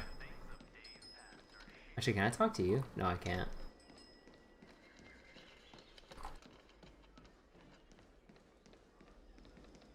You're back, Jiao Cho. You were closely watching me, weren't you? And if I sought help from anyone, your people would kill them. Was that your plan, Hule? Oh, exactly as you said. So, have the Cloud Knights closed the ports? No. They don't want to publicize my escape. I understand. It's no surprise, for fear is more deadly than claws and fangs. Especially during a festive time like the war dance. What lurks here is not a group of fugitives, but rather a pack of wolves amidst a flock. My cubs are hungry, ready to feast on flesh and blood, reveling in your fear. Your calm facade will soon crumble. I can tear through it and expose your pathetic bones anytime. There's no escape from me, Jiao Cho. Of course, you can try your luck and believe that your wits will save you.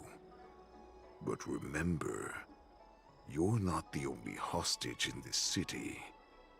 If you try anything funny, innocent people will die because of you. Now, let's talk about the Foxian general you serve. Moktok says she's here for me, which means she'll be hunting me herself. Before the hunt begins, I need to know my opponent. You can refuse and play tough, or you can cooperate and save us both some time, healer. Show weakness, making him believe you surrendered. Refuse, letting him know you won't talk.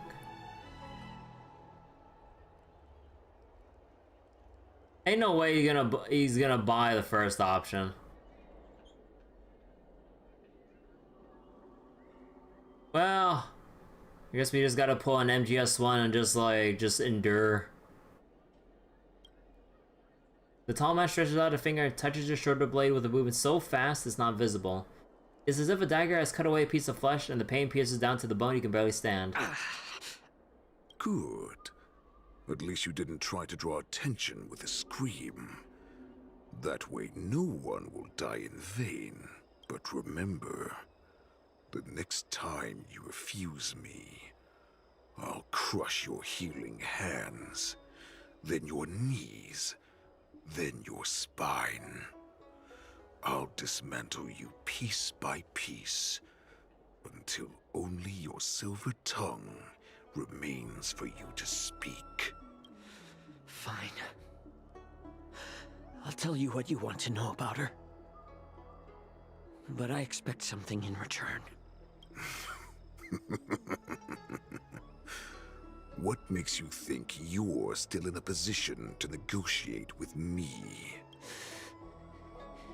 You can torture me until I talk. Or let's save us both some time. Warhead. Here's the question that's been bothering me. How have you managed to survive and endure centuries of torture? Borzin aren't supposed to live that long, or possess such regenerative abilities. So, is that why the Xianzhou Yaoqing wanted to take me away? Oh, to some, I'm a hostage. But to others, I hold the secrets they desire. Oh, I still remember. In the early years of my captivity, the Foxians came and went. They extracted my blood and marrow, trying to unravel the mystery of moon rage. They wanted to conquer their fear of the Borisin and free themselves from their bloodline. Unfortunately, they failed to uncover the secret. So, they resorted to the most brutal punishments they could imagine. Some seek power to destroy their enemies, while others seek power to become their enemies. Which one are you, Jiao Zhou? Ah, I see. You're the most pitiful of them all, healer of the Yaoqing. You seek power to share it with others and do good. Well, then let me tell you the answer you seek. In our ancient legends, Duran, the ancestor of the Borisin, was dissatisfied with his limited lifespan and power. He yearned to dominate the skies and become the master of all the stars. Duran's also the name of the set in, like, the Divergent Universe stuff. Ah. I didn't actually read the flavor text for that set, but oh. To achieve his goal, he sacrificed the lives of countless Borisin and Foxians, pouring them into the spring bestowed by the Master of Immortality. Through a form of genetic sorcery, the water gave birth to a miracle. The lunar embryo. Lunar embryo? Duran ascended the birthing bed and obtained what he desired. A heart in the shape of a deep red full moon. He cut open his chest and replaced his original heart with this crimson moon. I'm not buying. How typical. Laugh all you want, but only I know the truth behind every word. This moon heart beats within the body of every generation of the Borisin warhead. In the ritual that decides the new warhead, the successor cuts open the previous warhead's chest and consumes the divine heart, thus possessing it as their own. Devouring is the true essence of life, allowing us to endure and thrive. It gathers the life essence of all the prey we consume, making us stronger and stronger. I thought all hope was lost after 7 centuries of torment. But now, this heart is beating once again. All right. Now it's your turn to tell me everything about the Merlin's Claw. Jiao Zhou, I found you. Oh. Oh, now we're going to Trailblazer POV. In Stargazer Navalia. I know I'm in no position to question your orders, but if I understand correctly, you already have intelligence about the Borisin? That's right. My people are busy collecting clues now. What's the situation, Wadza? General, before we completely lost contact with Jiao Zhou, I picked up a signal from his Jade Abacus. It won't take long before we locate their whereabouts. If that's the case, shouldn't we immediately go there and join forces to eliminate the Borisin? why are we returning to Stargazer Navalia?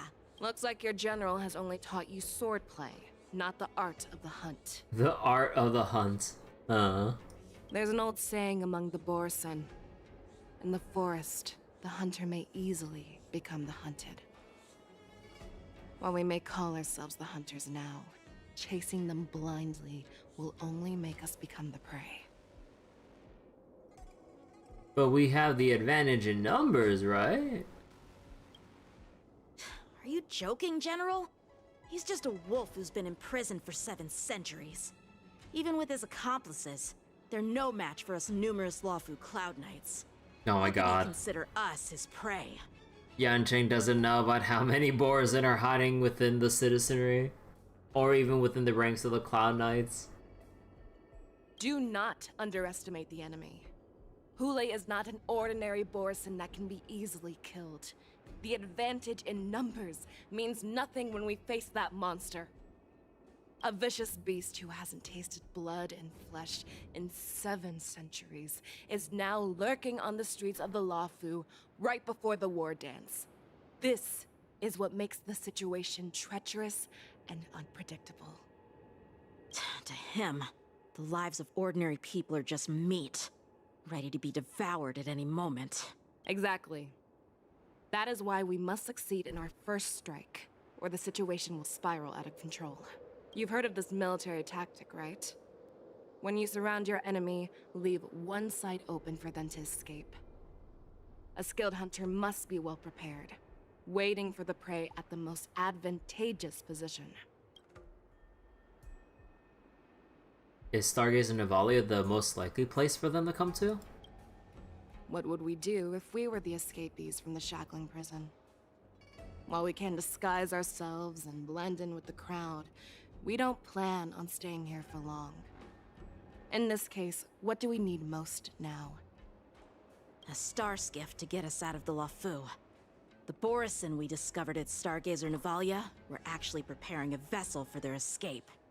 We predict their next move, and we take them down. Let's start from where you found those Borsen and corner our prey.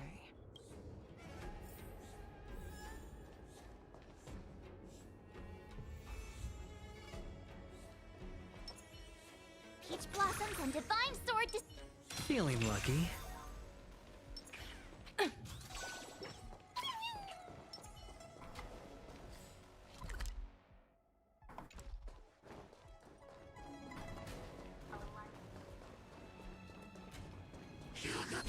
Let's see. This is where we ran into the Borsen last time. It looks the same as usual. Because I blocked all the relevant news to make it seem as if nothing had happened. Will the Borsen notice something? Losing contact with their accomplices preparing the star skiff will surely put them on guard. However, the more well-prepared a plan is, the longer it takes to adjust when it's disrupted. If any Borsen wants to stick to the original plan despite the risks, they'll surely come back to Stargazer Navalia to check the situation. Are you suggesting that there are Borsen here at Stargazer Navalia right now? This is an automated area. So don't you think that there are a bit too many people here today? First, look at those 2 Skyfaring Commission staff members. They've been observing us in secret. In secret, my ass? Like, they're right next to us. What do you mean they're observing us in secret? I would have thought, like, if you can pay attention to my mouse cursor, that they'd be, like, over here looking at us, not right here. Then there's a Cloud Knight soldier over there. Perhaps he's here for patrol, but each patrol team must consist of 2 members. And obviously, he is not following the rules. Lastly, there's that craftsman wearing Artisanship Commission clothing. He's unusually focused on checking that device. If you have a target in mind, let's go investigate. Question the suspicious persons. Oh my god. Hello, craftsman person. Question what persons? All the... No, shut up, Astolfo. The dubious individuals. Hey, you there! Please Please refrain from wandering around Stargazer Navalia if you're not... Oh, it's you, Lieutenant Yenqing. Is Stargazer Navalia on lockdown right now? No, not at all. Actually, I'm here to address a peculiar issue. A peculiar issue? Yeah, we've had some unscheduled star skiffs being constructed at this dock in Stargazer Navalia. Could there have been an error in the production planning for the assembly line? I don't know. This is just weird. I thought all the pending star skiffs from before the war dance had been scheduled already. I'm sorry, but I need to focus on my work right now. If you have any questions, we can discuss them later. I'm sorry, but I need to... Hello, soldier on duty. Lieutenant Yenqing and General Feixiao? You're aware of the Borison prison break, right? Yeah, I've received the news, and I'll be on the alert. Looks like you've been keeping an eye on the Sky Splitter. Have you noticed anything unusual? No, everything is normal on the ship. Nothing out of the ordinary. Ask about the Sky Splitter. You've been observing the Sky Splitter for a while. Have you noticed anything? Honestly, just watching the ship from here isn't too thrilling. I wish I could go on board and witness Lieutenant Yenqing's contests. Speaking of which, Lieutenant Yenqing, aren't you supposed to be on the Sky Splitter? Is it alright for you to be here instead? I don't think you should be asking that. Like, you should probably already inherently know that, like, it's more important for him to keep the peace and, like, protect people instead of going to the Sky Splitter. Thank you for your concern, but I have more pressing matters to attend to. Dare I question his location of being here? Sure. This is not a location for a Cloud Knight on guard duty, is it? Well, this spot offers a great view. Are you here to keep an eye on the Sky Splitter? Yes. Okay. Okay. Hello, mild-mannered staff. Who are you? Don't you know that Stargazer Navalia is on lockdown now? Hey, chill out. They're just a few lost tourists. You don't... Okay. Stargazer Navalia is on lockdown now? But Stargazer Navalia is the shipbuilding port of the Xianzhou Lafu. If the Skyfaring Commission called for a lockdown, there should be official documents proving it, right? Official documents? Of course there are. The Cloud Knights are aware that some people have infiltrated this port. That makes perfect sense. So you're now investigating the Borison? Yeah, we've received orders from the higher-ups. Which higher-ups? Blocked off this area to prevent any interference with our inspection. Thank you for your understanding. Uh-huh. So, it seems that some Borison have returned to Stargazer Navalia in disguise. The answer seems quite obvious.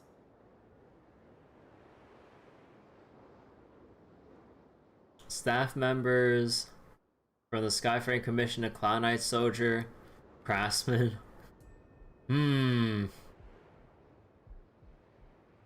Actually, assuming like this isn't the case of all of them. Let's see.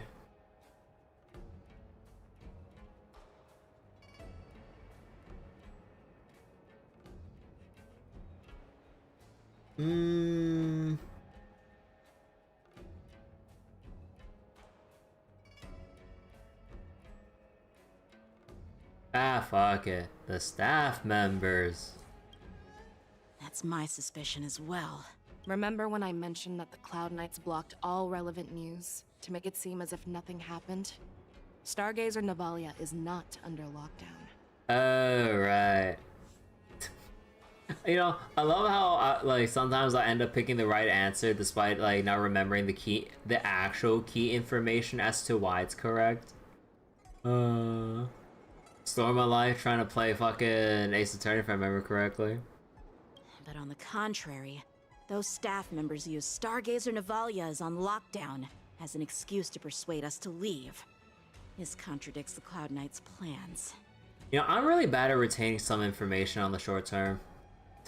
She literally did just say that. Their flimsy disguise has been exposed. Even if they try to hide, there's no way they can escape us.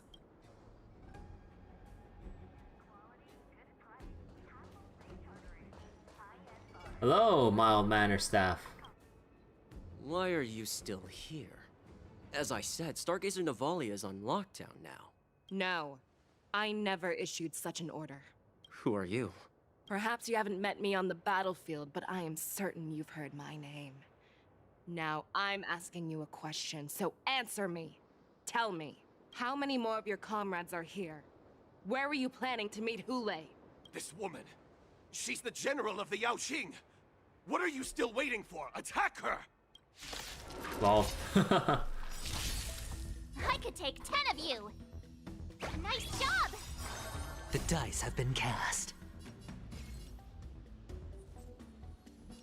Bust. Or maybe I'll take it all! Time to show you what I can really do! Azure Dragon, White Tiger, less carbs! Watch this! No dirty tricks. You're falling apart on your own. The fearless knows not fear. That won't do. Yeah! Watch your head. Oh, I get it! Now watch this!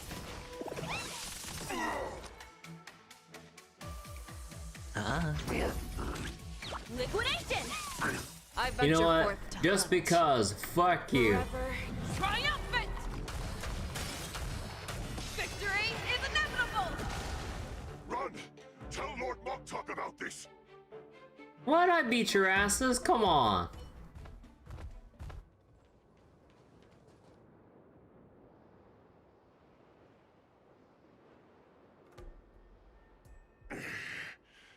Why don't you kill me? Hey, but the text says, why didn't you kill me? Wow, this is totally unreadable. Because I need answers. You were our war slave, so you should know us descendants of Duran. You want me to talk? Fine. Try whatever you want, but I assure you, you won't get anything from me. Only fangs and blood. If I were to do that, I wouldn't be any different from you. I am the arrow that pierces the wolf's heart. I grant you a swift death. That's exactly what I desire. Wolves that leave the pack are prepared for the fate of never returning home. But sadly, you didn't catch my partner. He will alert them. What's that about leaving one side open? Before you close your Oh, eyes, never mind. you should know that I allowed him to escape. Because he will lead the Cloud Knights to Hule's hideout. Yeah.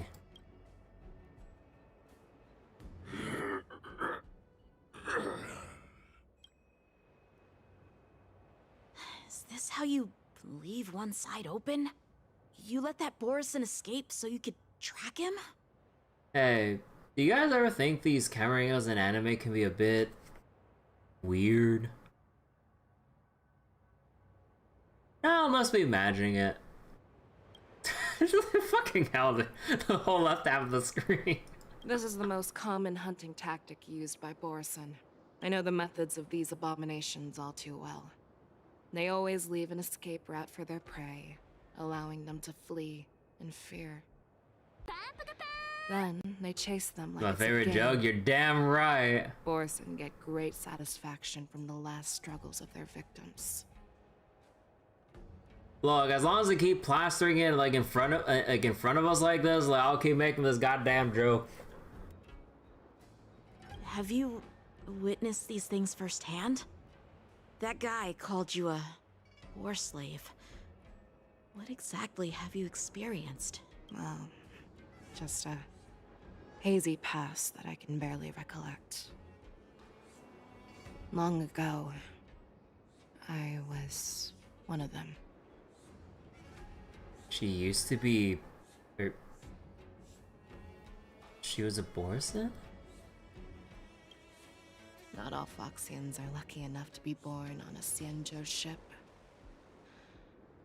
I grew up in one of the worlds where Borson roam, known as the Fallen Territories by the people of the Yaoqing. To the Wolf Masters, Foxians are nothing but property. Cannon fodder used to slow down the Xianzhou attacks on the battlefield. But you survived. And not only that, you became the general of the Yaoqing. If I get the chance, I'd love to hear stories of your past, General. Speaking of stories, you've reminded me that now is not the time for them. Wadza, we've sent the warning from Stargazer Navalia. What's the situation on your end? I've found them. Zhao Chou is trying to stall Hule, and he signaled me to not reveal myself. Trust his judgment and keep watching. We'll be right there. I believe the warning we sent will stop Hule from attacking Stargazer Navalia. What will he do next? The hunt is not over yet. Stay safe, Zhao Chou.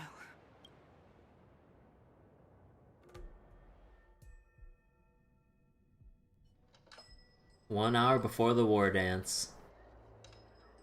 Please, save me. I want to live. Doctor?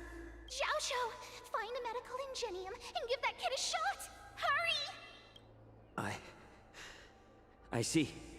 How's the front line? The Borison Beast chips have already landed on the Fenghu. It won't be long before this place is overrun as well. What about General Yueyu? Any news from her? I'm her healer.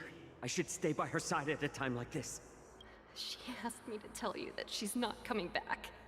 She must protect the Cloudpeer telescope. General asks you to save that kid. The girl fought desperately just to bring us all back here alive. I've never seen such a brutal fighting style. Her body, it's like she was split open. Just like... Her blood pressure is dropping. Do you hear me, Zhao Chou? Loud and clear. Get me some tumble dust. We've got to start the operation right now. I will bring her back. Is that why you're so determined to learn my secrets? Do you hear me, Zhao Chou? Aww. I do. Loud and clear. So she saved you all in that great battle on the Xianzhou Fenghu 3 decades ago. But to your surprise, you discovered her Borison bloodline while she was at death's door. Moktok told me that she was a war slave who escaped from the Eclipse Pack. Oh, what a twist of fate. Turns out, she's from the same clan as I am. Now I understand.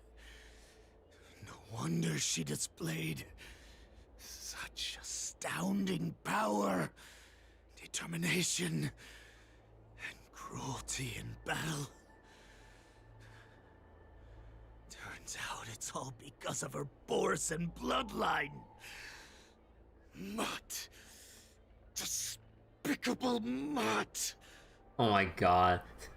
I'm sorry, but like, Moktok's like voice direction feels so weird with how he's like trying to like, you know, restrain himself with how he like speaks out or whatever. I don't. It feels so weird to me. I don't know.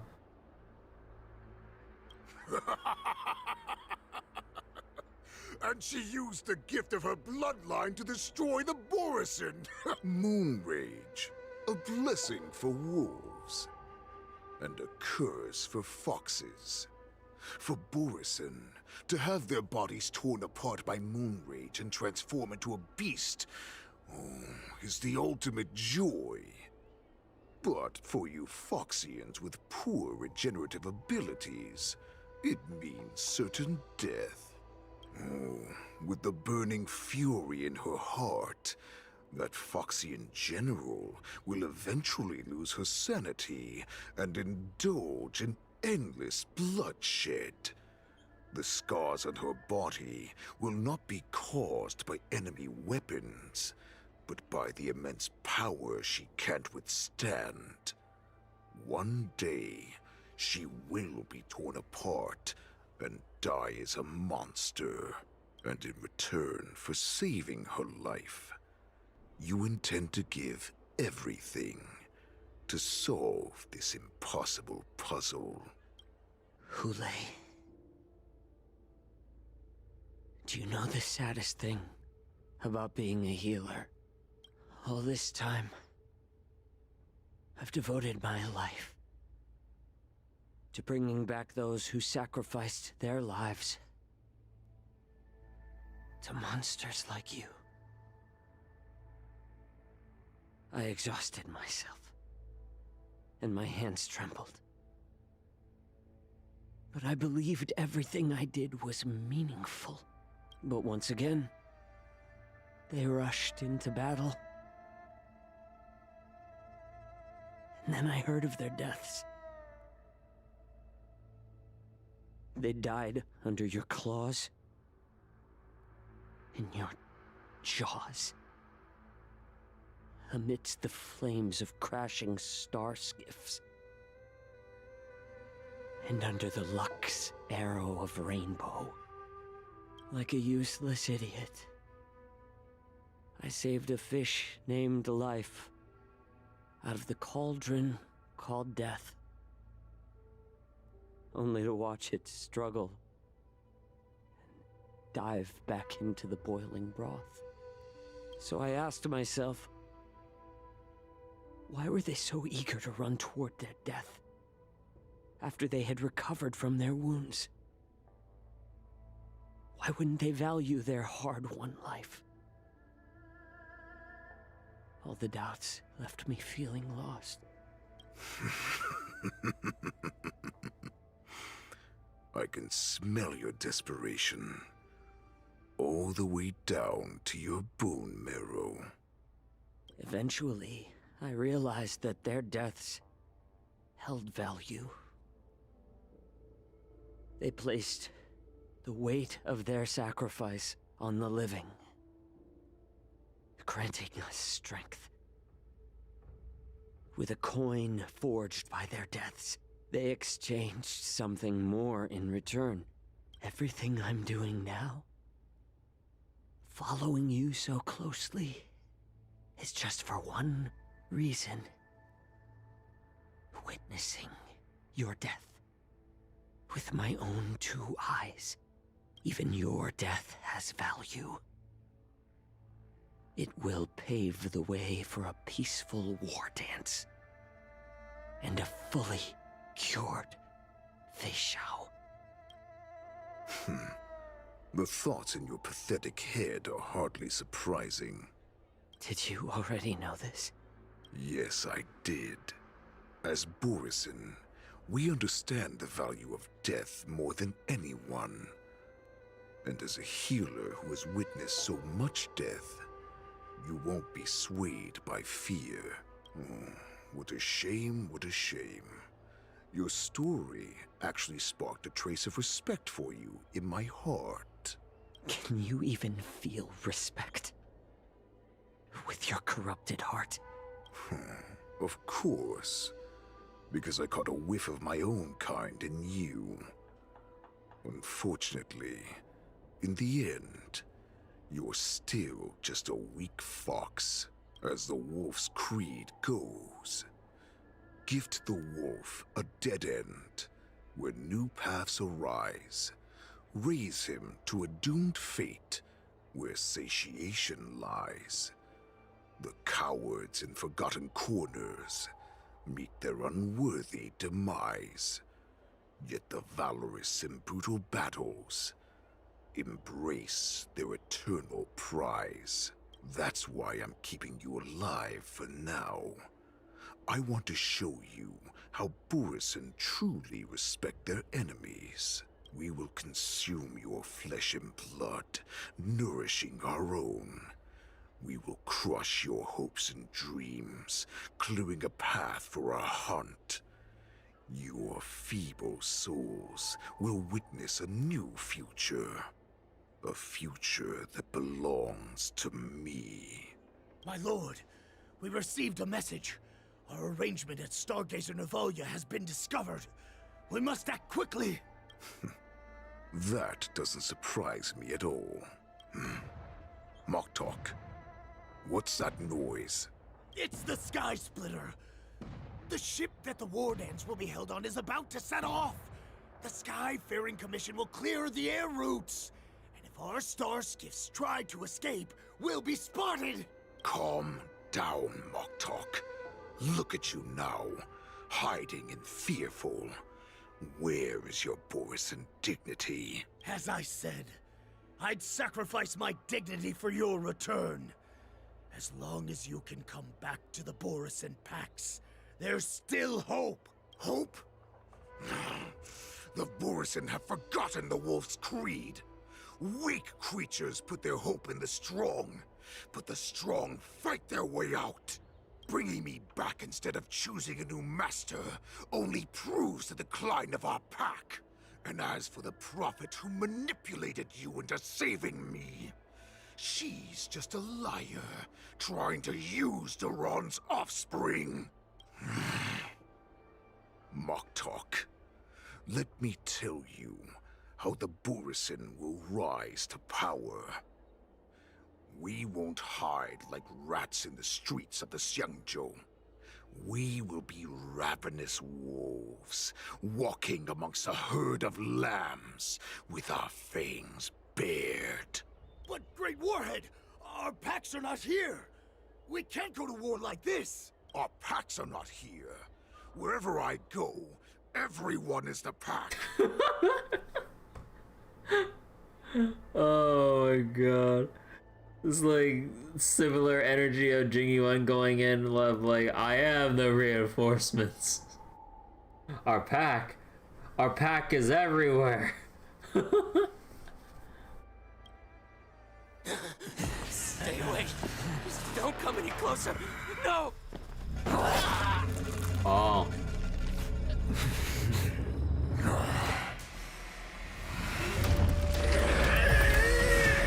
Oh. So they just transform into a... Oh. Moktok, we're the apex predators at the top of the hierarchy. As wolves, we create fear. We don't become servants to it. If you're blind to the path, I will be the crimson moon that lights the way for you. Share my crimson blood with our brethren. Use it to infect those Foxians and strike fear into their hearts. Now, you devious monkey, come out and face me. Xiao Qiao. Moza. Run. No, he can't run, and neither can you. You've come at the right time, monkey of the Yaoqing. Tell your general, tell her that I will unleash a massacre here, drowning the Xiangzhou Lafu in blood. From this moment on, wolves bearing my blood will hunt on every street, feasting on the followers of that devilish archer. Follow me, my cubs. We shall stride among the prey. Give the wolf a dead end when new paths arise. Raise him to a doomed fate where satiation lies. The cowards in forgotten corners meet their unworthy demise. Yet the valorous in brutal battles embrace their eternal prize.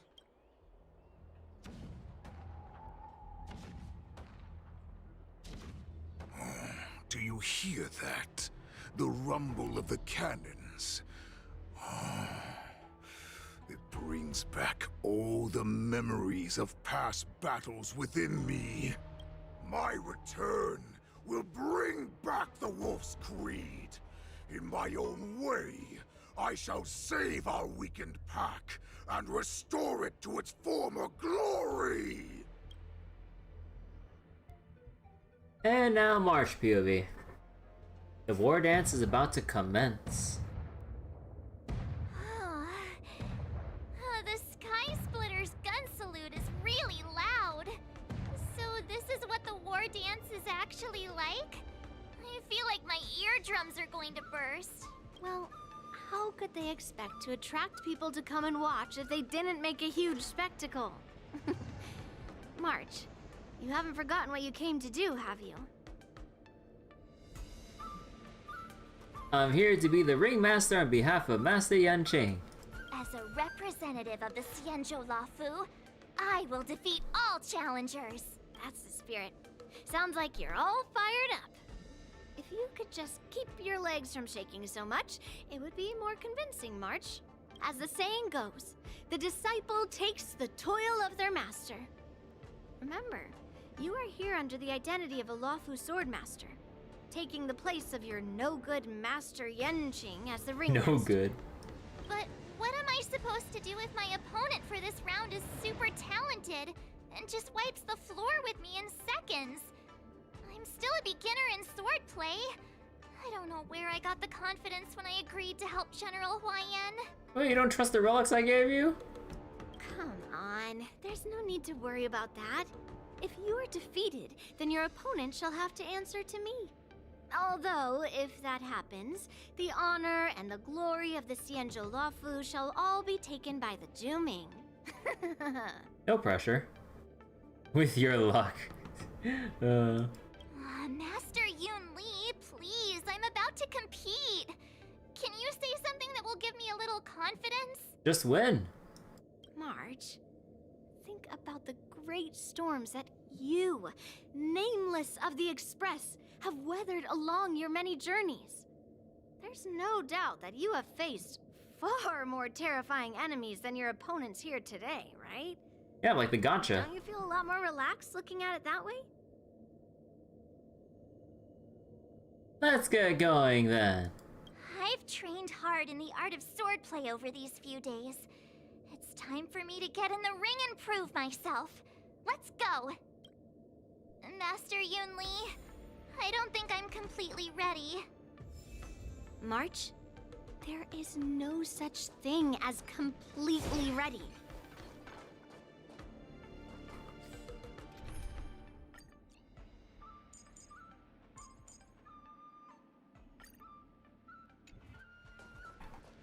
Peach blossoms and divine... Feeling lucky.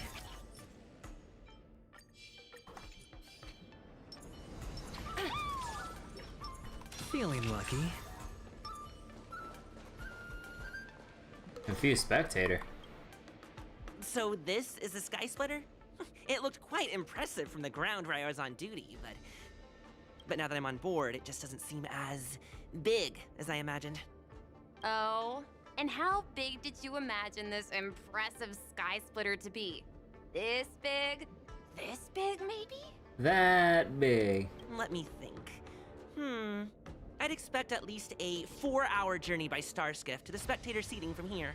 Otherwise, it's simply not impressive enough. You're daydreaming about stuff that ain't gonna happen. What's wrong with that? People are supposed to dream big! If you ask me, the Sky Splitter is far too small. Either You're way, small. I thought that the Sky Splitter would be absolutely huge, so it's not quite how I imagined it. Oh my god, dude, this fucking guy. Are we going or not? Like, oh, this venue is like, motherfucker, you're just in the loading bay. Like, what do you think? Or the passenger, like, drop-off zone.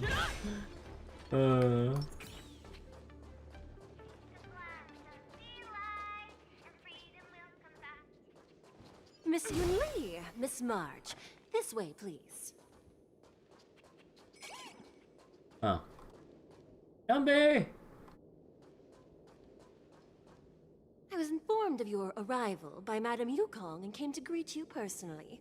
The news that you will be the ringmaster in place of Lieutenant Yanqing has been made public, Miss March.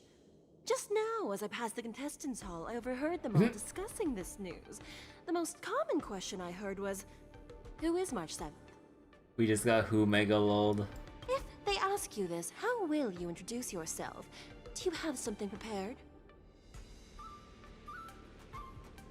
Losers have no right to ask my name. March 7th, the invincible March 7th. March 7th, Yanqing's disciple. March 7th, the young beauty of the Astral Express.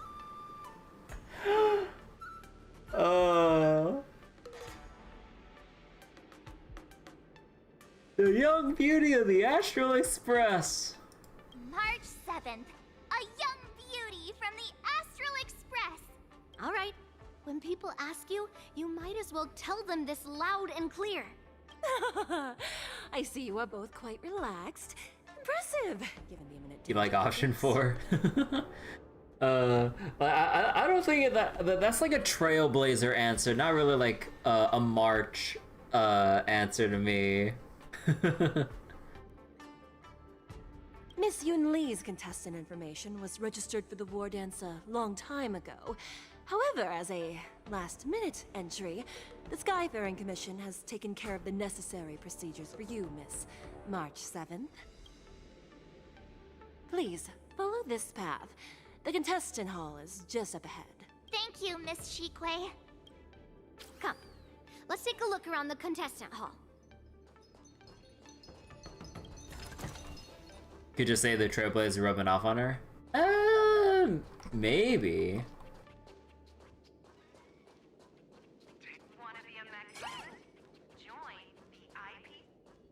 So, this is the contestant hall. A bunch of jobbers here in this place. Wow, there are so many people! March, before the war dance begins, allow me to give you one more lesson. Oh? My grandfather always told me that a weapon mimics its master. That means that a person's weapon will reflect their habits and personality. You've seen me wield old metal before, haven't you? Tell me, what did you observe from that? Unga bunga?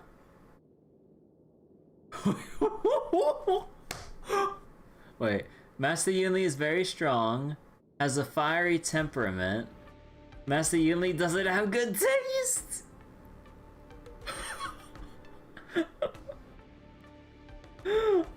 Holy shit! Surprisingly likes playing counter style.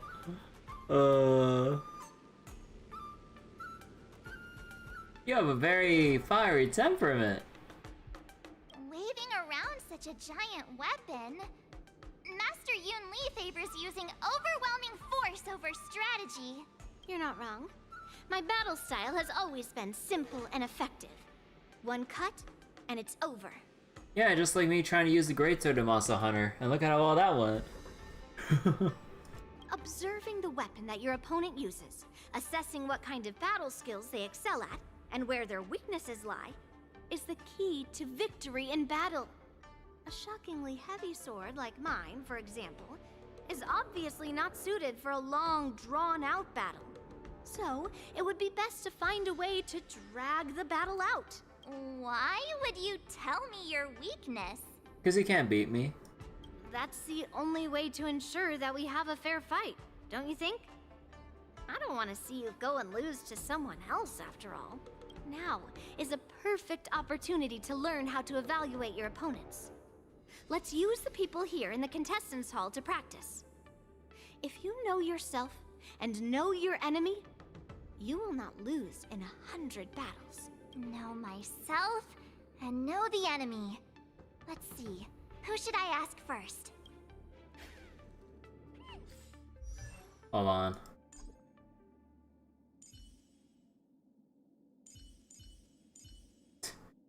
God, like, it's kind of ridiculous that, like, my March is, like, more built than my Feixiao.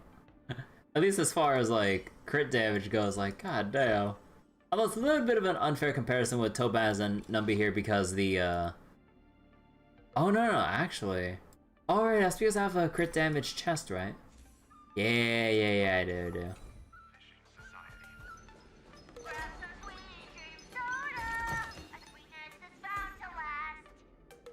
Oh my god, is that like their version of like the fucking So Glad thing, but for fucking mung bean soda or some shit? Ugh. I am not used to wearing clothes like this at all. Oh! You're March 7th! The stand-in for Lieutenant Yunqing, correct? That's right. And you are? As you can see, I am the journalist entrusted with interviewing contestants on site. So wait, great sword weapon class has high skill floor, but fittingly high skill ceiling. Yeah. I see the Skyfaring Commission has really gone all out as the host.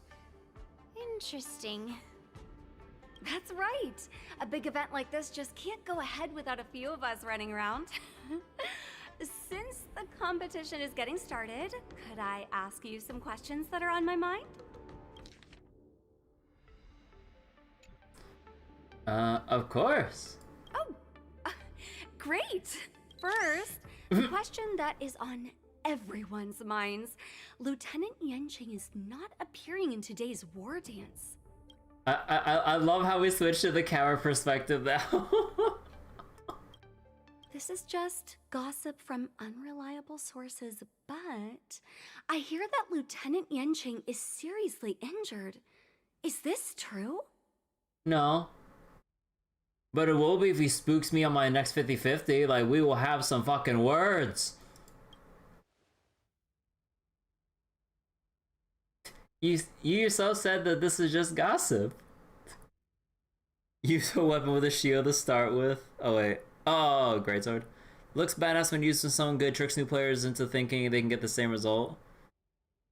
I ain't no dirty sword and border. Who do you think I am?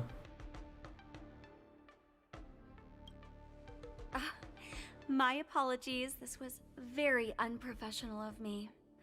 I see that Lieutenant Yunqing has his own affairs to tend to. Then, let us look forward to seeing a valiant performance from you, Miss March. Although, when I played, like, Monster Hunter 4 Ultimate on the 3DS, I actually was using, the bow, actually. But then, when I played World before, I bounced off, because, like, I just couldn't really get too into the grind loop overall.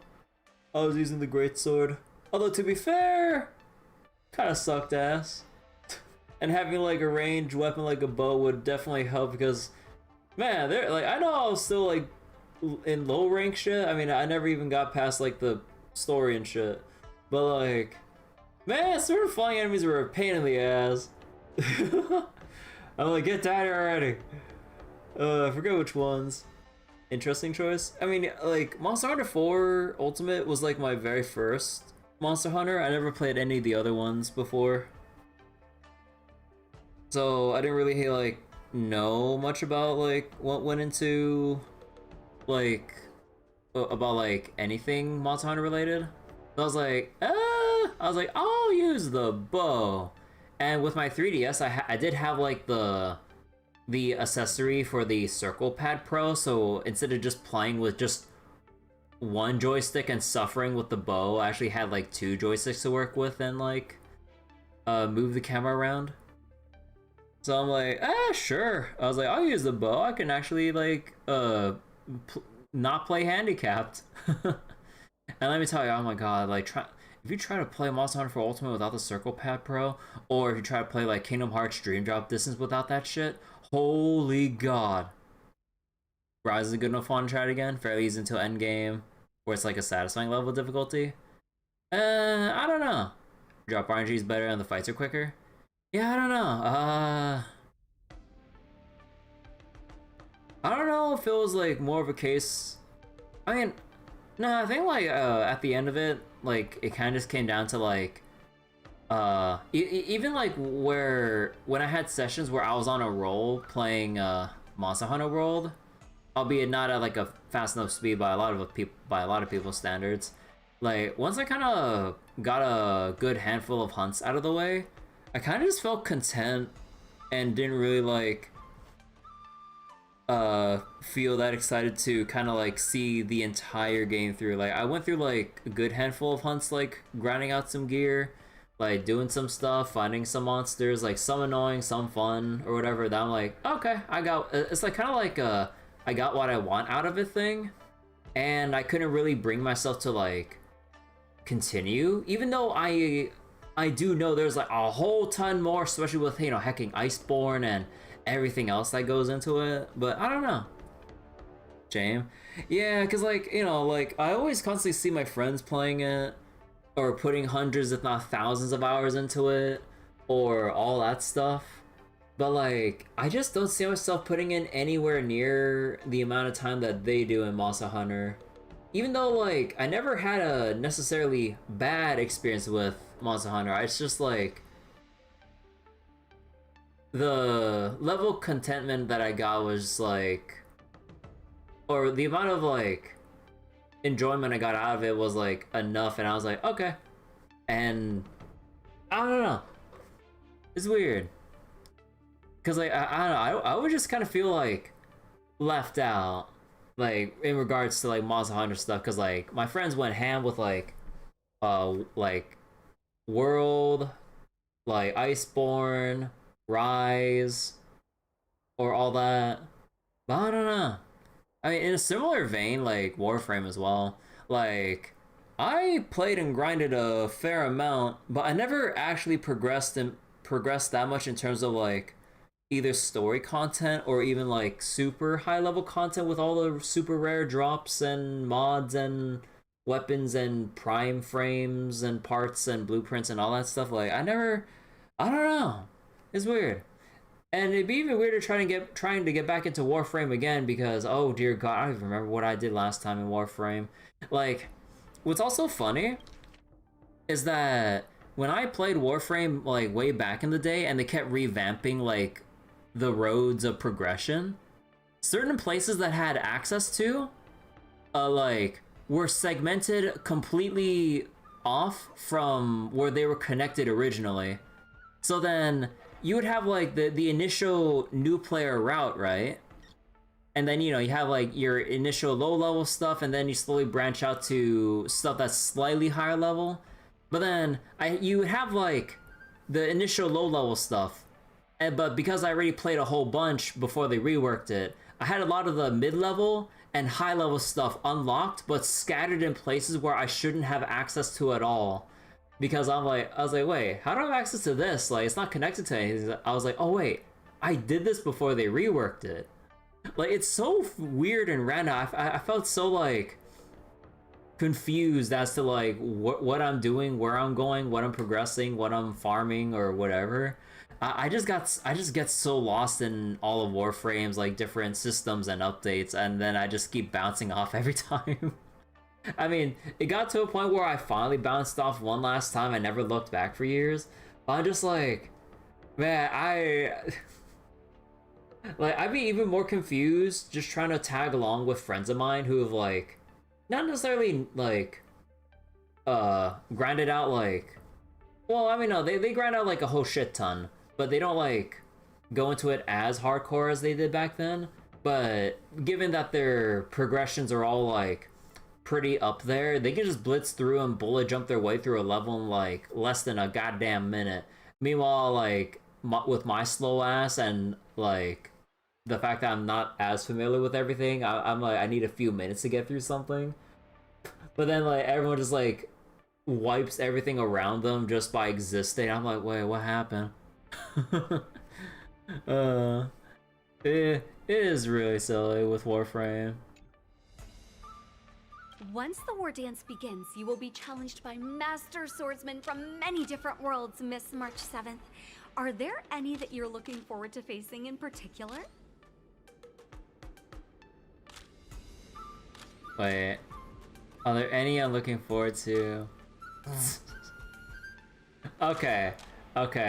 Now, here is where I should probably start building up March's rep as a contestant here. Okay. Nope, I'm not looking forward to anyone. Although, wait, is this a no as in no I'm scared, or no that there's no one that's even on my radar as in I'm dissing all of them? Well, okay, no. March 7th, you are quite Huh? I mean, extremely self-assured. No, come again. I don't think I heard that quite clearly, Miss Reporter. You want to fight too? Thank you very much for accepting my interview. Much appreciated. You want to start shit with me? Thank you very much.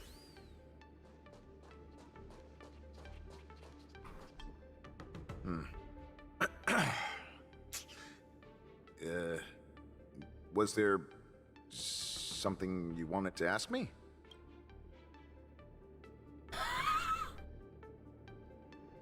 Mass Effect moment in progress. I had enough of your disingenuous assertions. Bop! Even when I went full Paragon, like in all my playthroughs where I New Game Plus, like Mass Effects 1 and 2, even if I went Paragon, I'm like, nah, you're getting the fucking punch. You're having these hands in every single playthrough, lady. Fuck that reporter. Do you have any weaknesses? If I had to think of a weakness, well, whenever I open my mouth, I make things awkward. Does that count as a weakness? So it, they deserve she even learn a lesson in the second game. Yeah, I just like, bro. Oh, I understand what's going on, Miss March 7th and Miss Yun Lee. I'm actually not a contestant. I'm just here as a security guard. There's a this quotable dialogue from Soldier on Duty. Let's see. Have you noticed anything out of the ordinary? Nothing out of the ordinary. I guess you could say it's all fair winds and calm wolves. Uh-huh.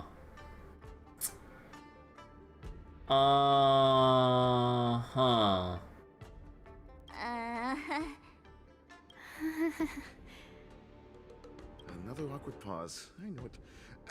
Did you get it? Wolves sounds like waves. It's a funny pun. Boo. It's not even a good pun. He's actually explaining his joke. Making things awkward really is my weakness. There are still many guests arriving here. Please be cautious. Understood. Yeah, I am not a contestant, Miss March.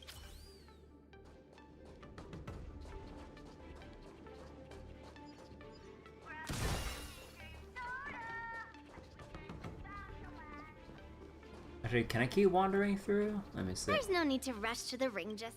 Oh, we just get booted back out. Yaoqing contestant. I came here because I wanted to meet the great Lieutenant Yanqing I've heard so much about, and finally cross blades with him myself. Who would have imagined that he would take a disciple and have her be the ringmaster in his place? This is no more than running away from a fight, and is a great dishonor to the Yaoqing. This last-minute replacement, March 7th. Who exactly is she? Carefully observe their weapon. The contestant from the Yaoqing, aside from the long sword on the back, also carried an electromagnetic hand crossbow. If I'd known I could use multiple weapons at once, I'd have brought my bow. No, your bow is fucking useless. Hello, miss. Are you here to take part in the Ringmaster's Challenge too? That's right. I'm the March 7th that everyone's been talking about. What? You're March 7th? Don't worry. I'm a newbie swordmaster who's only been practicing the art of swordplay for half a month. You're really just... People would like to think that you're doing some kind of crazy-ass mind games. Just telling everyone, like, oh, I just started learning about half a month ago. No biggie, don't worry. It's just like... March 7th. Standing before you is a seasoned Cloud Knight who has practiced swordsmanship for over 200 years. Oh yeah? How's your relic farming been going those past 200 years? I thought so. Tricking the opponent into underestimating me is a valid tactic too, right? Let him think you're terrible. Main character advantage beats him down. The first round of the war dance is about to begin. Are you feeling okay, March? Me? I'm fine. As soon as I saw all these people gathered here, I suddenly felt weirdly relaxed.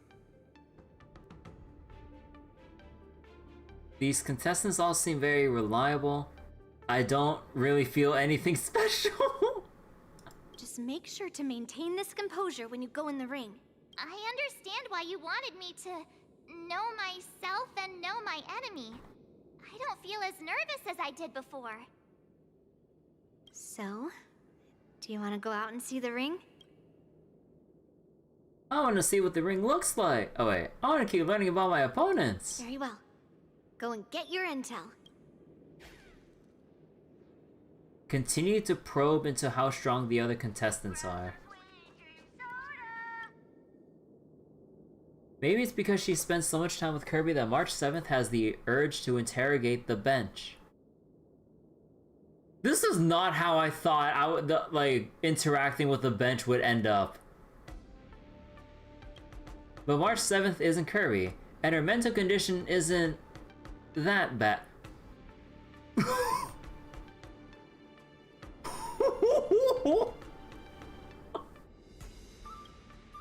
But if there's anything you want to ask, hurry up or March 7th's rationality will come back. Did any skill competitors show up, Mr. Bench?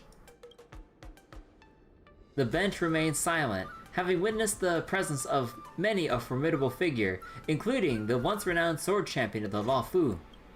The bench gazes at March 7th's back, leaving behind a drop of sweat. That's enough knowing the enemy for now. Come on, I want to see what the ring looks like.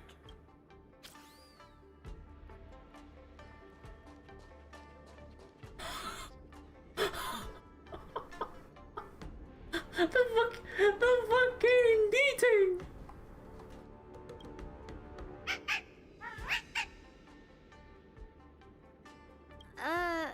You're even asking dating?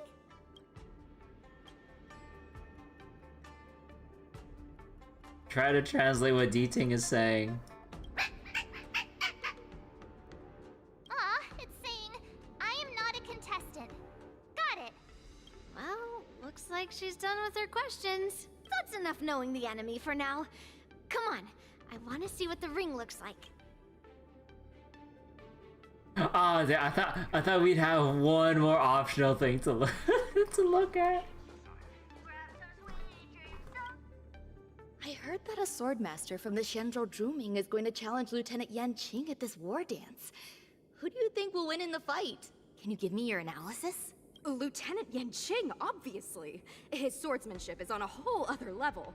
I was fortunate enough to see him in person using his flying swords to capture a criminal in Starskip Haven. I reckon just a few swift strikes and... Goodness! Isn't that the Xianzhou Juming's contestant, Miss Yoon Lee? Oh my god. Just a few swift strikes, and the Juming Swordmaster will have him on his knees.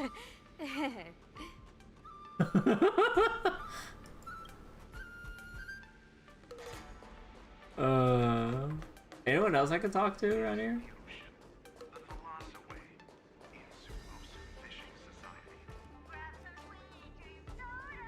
See anything here? No? Okay. Wait. Oh my god, wait. Wait, can I like take a closer look at the...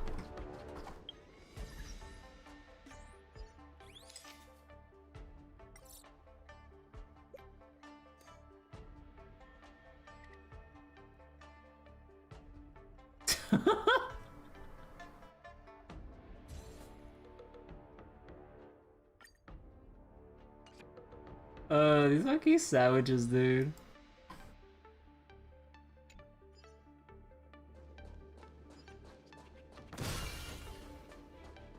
Let's see, fruits. Is that so glad?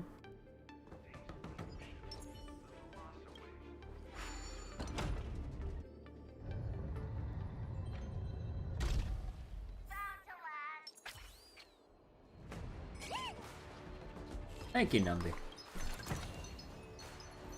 If we walk through here, we'll be able to see the War Dance's official venue.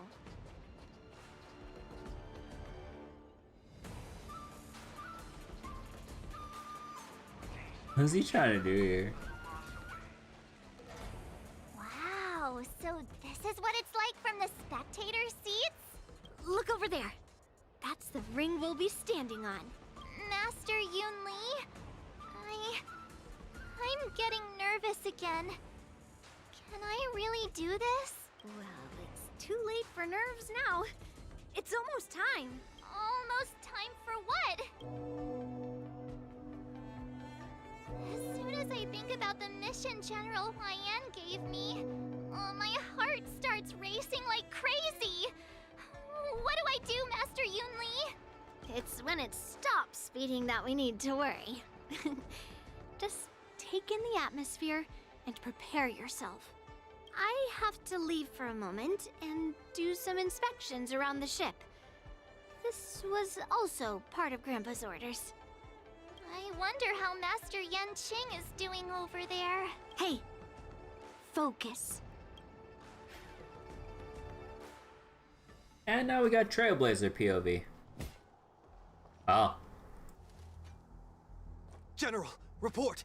The teams are in position, and the Skyfaring Commission has taken control of the Starskiff lanes. Activate all side cranes and have them scan everyone coming in and out of the port. Remain vigilant at all times. Any suspicious movements must be suppressed as quickly as possible before the situation gets out of hand. Yes, General. You two, follow me.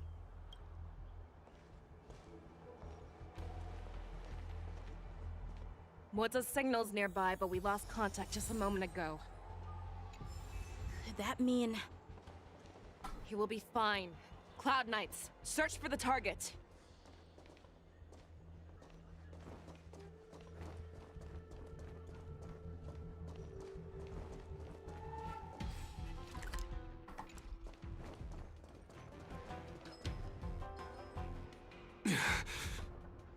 All of you, get out of my way. General.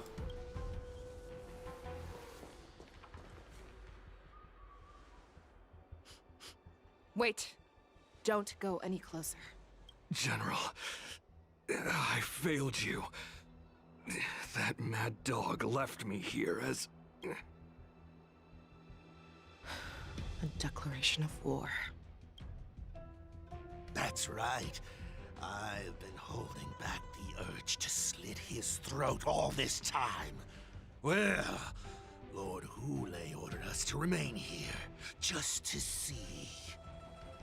If you, the great Merlin's Claw, mortal enemy of the Borisin, are able to join him in a little hunting game. Hunting is not a game. It is a battle of life and death. Are you ready for your death, abomination? Alright, let's go. Die, you lowly beast! Die! Save your breath. Market is unpredictable. Investing in victory means playing the long game! Time to show you what I can really do. Azure Dragon, White Tiger, less carbs, watch this! Think you what? Fangs and claws got dull. Has prepared a road of no return for all of you. I venture forth.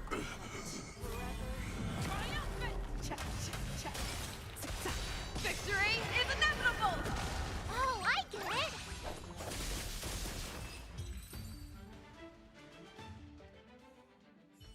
Wowza, are you okay? I wasn't able to save Jiao Chou. Hule was more cunning and powerful than I imagined. Tell me, how is he planning to declare this war against me? With a one-on-one duel? Or with a hostage exchange, maybe? Hule is planning on attacking the bustling streets of the Xianzhou Luofu. What did you just say? Impossible. Even if there are still undercover Borisin that we haven't sniffed out, Hule can't have more than a few dozen people. How is he planning on simultaneously attacking the streets of the Xianzhou Luofu? He has an ace up his sleeve. Hule's body holds a plague mark passed down through generations of Borisin. I've seen him convert a Foxy into a Borisin wolf trooper with my own eyes. This is Hule's declaration of war. His blood, it can cause Foxians to rapidly transform and lose their minds. He has passed his blood to his minions, and is planning to spread it across the Luofu and stir up panic. Evacuate all the Foxians. Contact the Skyfaring Commission and the Cloud Knights right away. Have them enforce a traffic ban and order all Foxians to remain indoors until further notice. The moment you see your enemy's declaration of war, it means that they have already begun to take action. But if Hule succeeds in getting this panic to spread... Do you remember what I told you before? Hunting is about thinking the same way as your prey, not just mindlessly chasing after them. What Hule wants is to see everyone on the Luofu descend into panic. He wants to see us lose our minds and waste our limited manpower scouring every inch of the Luofu for signs of an attack until we exhaust ourselves. It's like that party game that the people of the Yaoqing love to play. They hide an object under one of several bowls, then move the bowls around and have you guess which one the object is underneath. The way I see it, this is all nothing more than misdirection. No matter what Hule does, there is one truth that cannot be changed. He is trapped aboard the Xianzhou Luofu. The only way for him to escape is to find a ship. So his only option is a Sky Splitter? Right now, the only ship he'd be able to see is the Sky Splitter. In his eyes, that ship is full of countless hostages. That would be the best place for him to go. So, that will also be our final battlefield. But if we're wrong about this, if he goes somewhere else, or if he does as he said he would, and his minions infect the Foxians everywhere with wolf blood, what do we do then?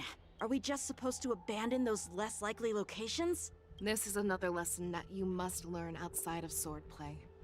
Weighing your options and making a decision. There are always questions that we will ask ourselves, but never be able to answer. Before making a decision, we must destroy any hesitation that we are holding on to. Once we make a decision, we must fight off any regrets. There is a chance that we will make the wrong decision and allow our allies to be sacrificed in vain. There is a chance that we will predict our enemies' movements correctly, yet underestimate their strength and be overwhelmed in battle. But being lost in hesitation and failing to take any action will always be more harmful than taking the wrong path. We must make a decision, no matter what. Everyone, listen up. I will personally take charge of Starskiff Haven, evacuate the people, and prepare for any possible attacks.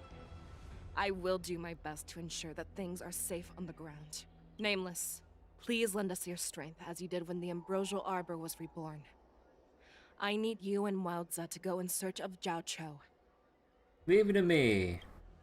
General, please entrust me with the safety of the Sky Splitter. I was originally meant to participate in the tournament, so now it is only right that I return to the Sky Splitter.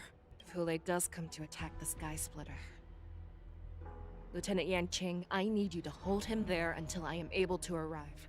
Please rest assured, General. If he dares step foot on the Sky Splitter, I, Yanqing, swear on the blade in my hands that he shall not escape.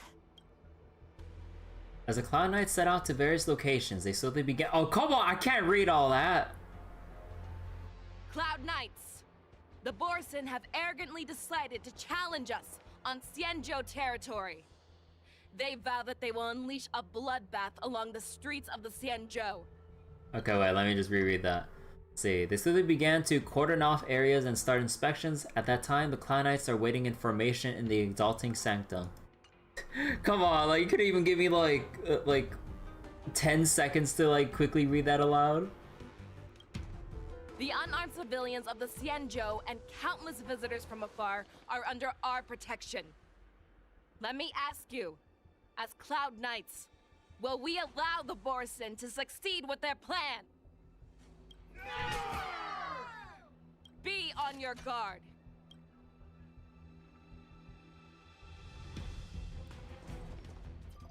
Calling Starskiff Haven. Have all Cloud Knights be on full alert for Borson attacks. Feixiao, the ports of Starskiff Haven are crawling with wolf-like creatures. They're moving fast. Hold them back! I will be there immediately! Feixiao POV. Awesome. Oh! Oh yeah, she got there fast. Holy shit. Oh yeah, the Feixiao technique where... There you are, Feixiao. Madam Yukong, after 30 years, we find ourselves fighting side by side once more. 30 years? It's been a while since I've let loose. Let's get this started.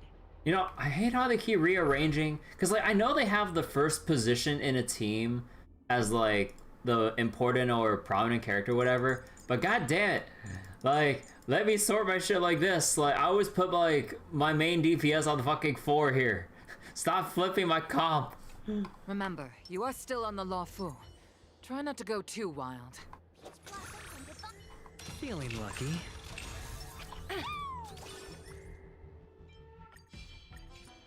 All right. Let's see.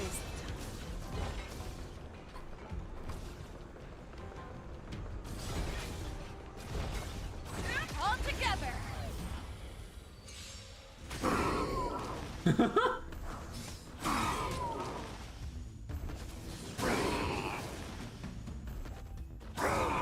God, this is so funny.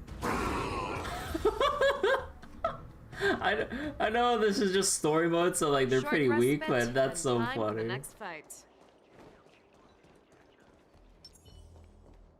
Peach blossoms and Feeling lucky. Let's see.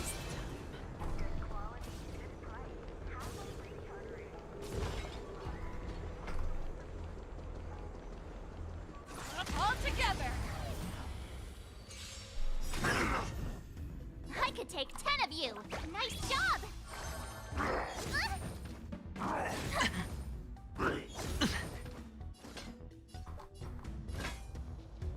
The fearless knows not fear. Watch your head.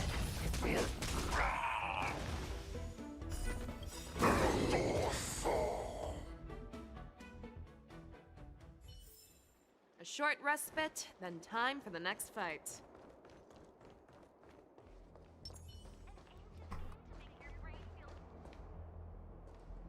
We have cleared out the enemies in Starskiff Haven.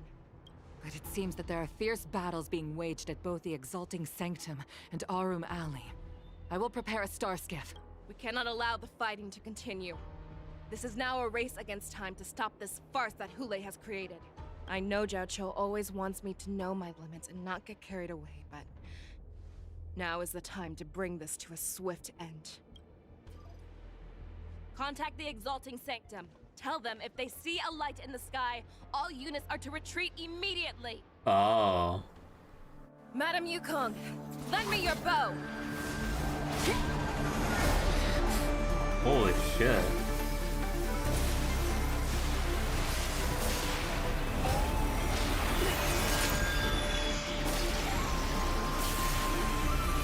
Well, I think that's the light in the sky.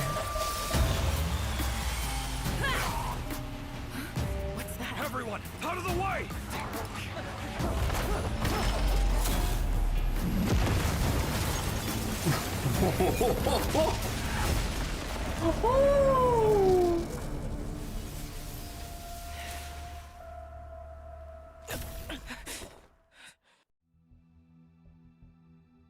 She's pushing herself too hard. We finally let go. Oh, god damn, I didn't see that one. So at the same time in Arum Alley, Feixiao's Skyborn wind arrows accurately find their mark in the Borazin.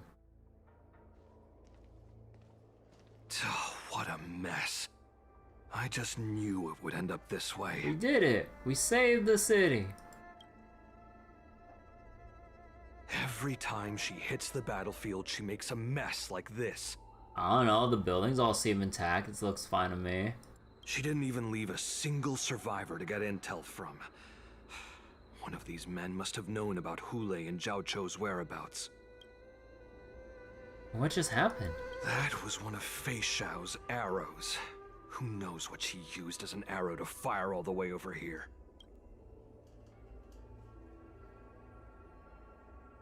I want to see her fire another arrow with my own eyes.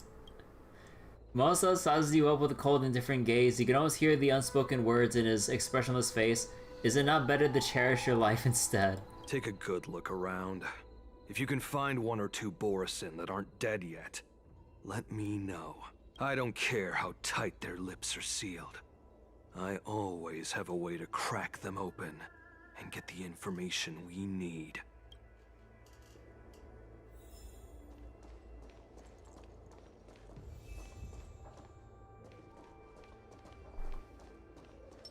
Peach blossoms and Feeling lucky.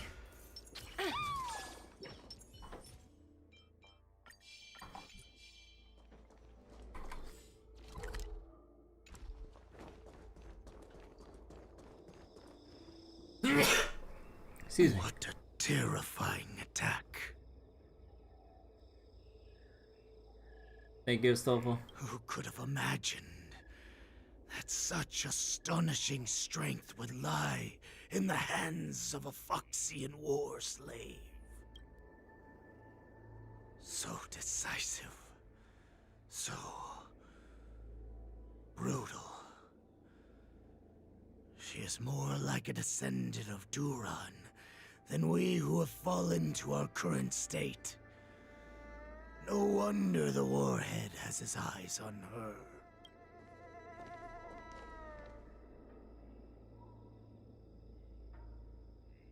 The fact that you still draw breath after an attack like that.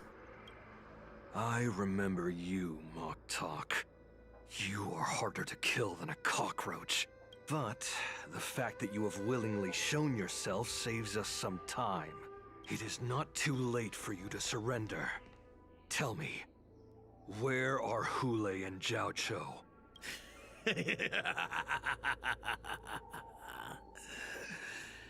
Save your energy, Yao Qing monkey.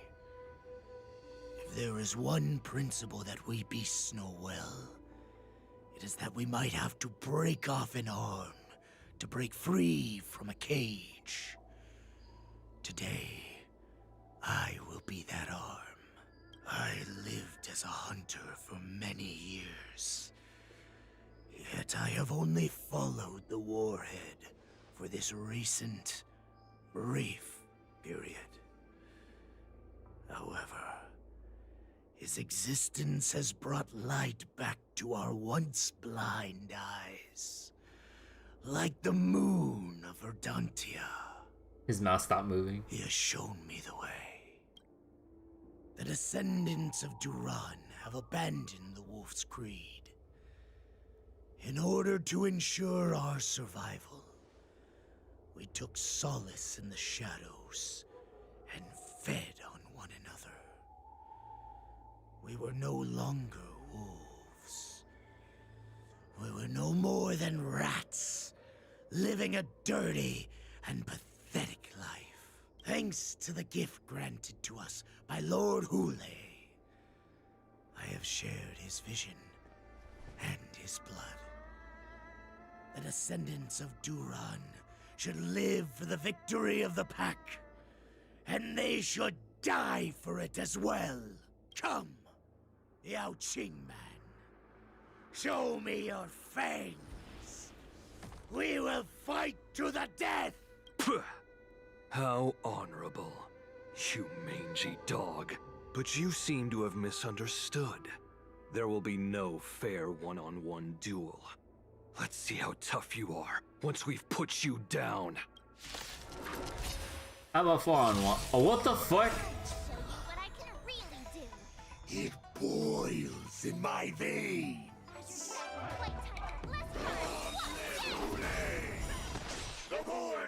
resurgence is at hand! Borisin resurgence? Market is unpredictable. You think you can still pillage and murder freely, as you did 1,000 years before? The Feixiao Yaoqing will ensure that this is nothing more than your dying fantasy.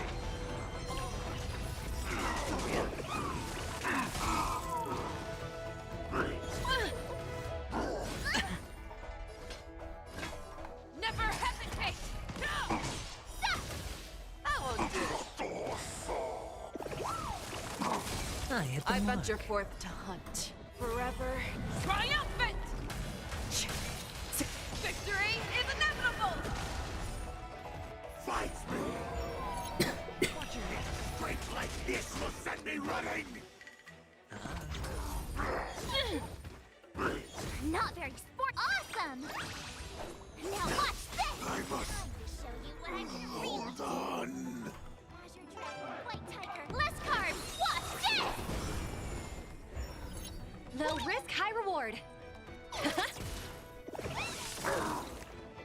Borisin resurgence shall come. No matter how heroic your sacrifice, there is no honor in your battles or deaths, Borisin. It seems that Moktok got what he wished for. Hule, your declaration of war is over. From now on, no matter where you run, General Feixiao will catch you and send you to the same fate as Moktok.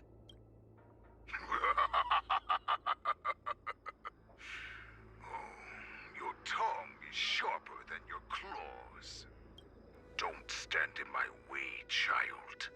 Have your general speak with me. Our little hunting game is not over yet. Stand down, Waltza. I am here, Hule. What do you wish to say? The Merlin's Claw. Though we have never met on the battlefield, I have heard many interesting things about you from both my men and your healer. The people of the Xianzhou must be quite brave to allow a Foxian war slave with Borisin blood to ascend to the position of general. Has no one ever questioned that lineage of yours? Or could it be that your grand achievements were enough to convince everyone to keep their lips sealed? Claiming to have family ties with the enemy sounds to me like an attempt at asking for mercy. Hule, are you begging me for mercy? I see that it is not only the ruthless blood of a wolf that courses through your veins, but also the cunning blood of a fox. When you think about it, this was a gift from the Borisin. Anything that we gift, we are also free to reclaim. The Merlin's Claw. I shall extend a final invitation to you. I will be waiting for you on the Sky Splitter. Before you arrive, I will slaughter all in sight, allowing the crimson moon that has fallen dim for over 700 years to once more come to life. I will illuminate this ship with the sheen of blood and show everyone just how weak and powerless the Xianzhou is. Then, I will pilot this ship through every blockade and barrier you He have said the B word. and begin my journey home. This ship shall be the flagship for the Borisin Resurgence. Before I finish these tasks of mine, you have a chance to stop me or die at my hands. This is the path that I have prepared for you. I accept your challenge, Hule. Because the very moment you stepped aboard the Sky Splitter, you stepped onto your path to ruin. Oh. Yunli POV. The war dance is about to commence at the Sky Splitter. I'm entrusting you not only with the honor of the ring, but also with the security of the Sky Splitter. That's easy for my grandfather to say. But this mission doesn't seem so simple anymore. The first round of the tournament is about to begin. I wonder how Yanqing and the others are doing. According to the plan, I should seek out the Cloud Knight soldiers aboard the Sky Splitter and see if they've discovered anything. Maybe I should take a moment to meet with March before the tournament starts. March is in the contestants' lounge right now. Hello there. I wonder how her preparations are coming along.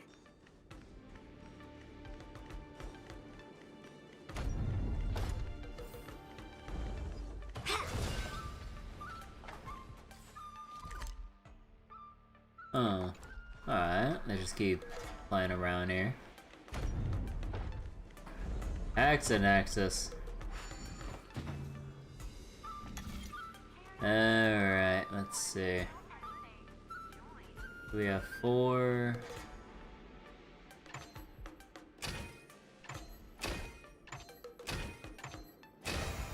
Guess I'm a bit rusty.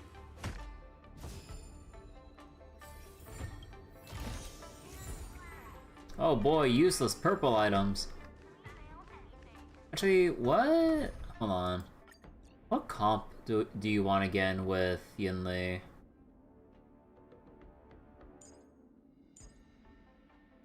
Oh.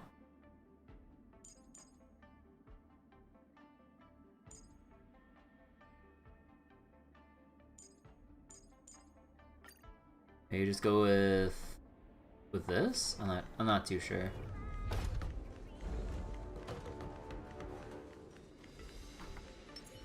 Sound lingers. Oh, we can't go here? Okay. Hi.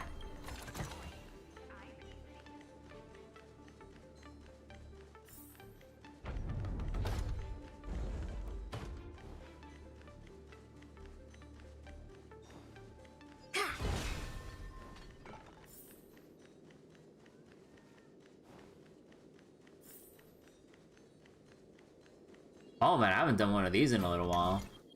Let's see, so we need to have it go over here. There's another hecking bot in chat. Oh my god.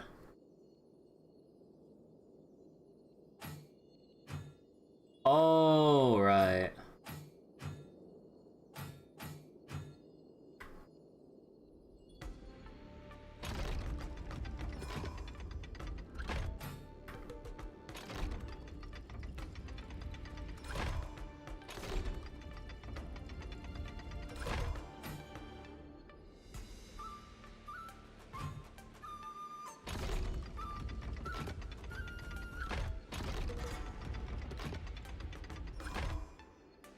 I'm dumb.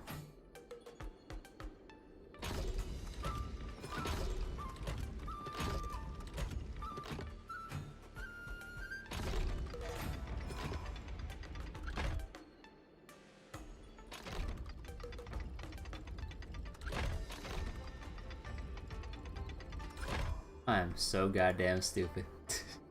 Okay.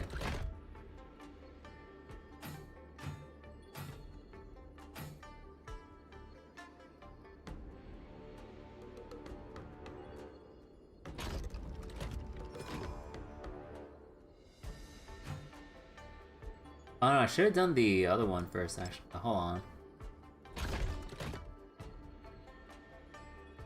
So then...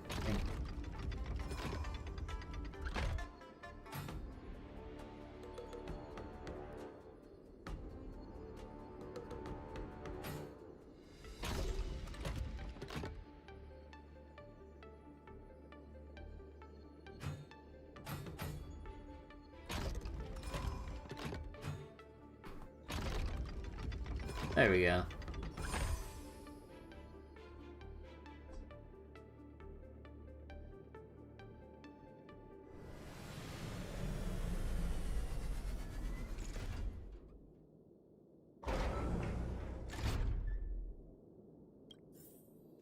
guess I'm a bit rusty. The place promised in our early days? Wait, what? Complete the navigation compass for the first time on the Sky Splitter.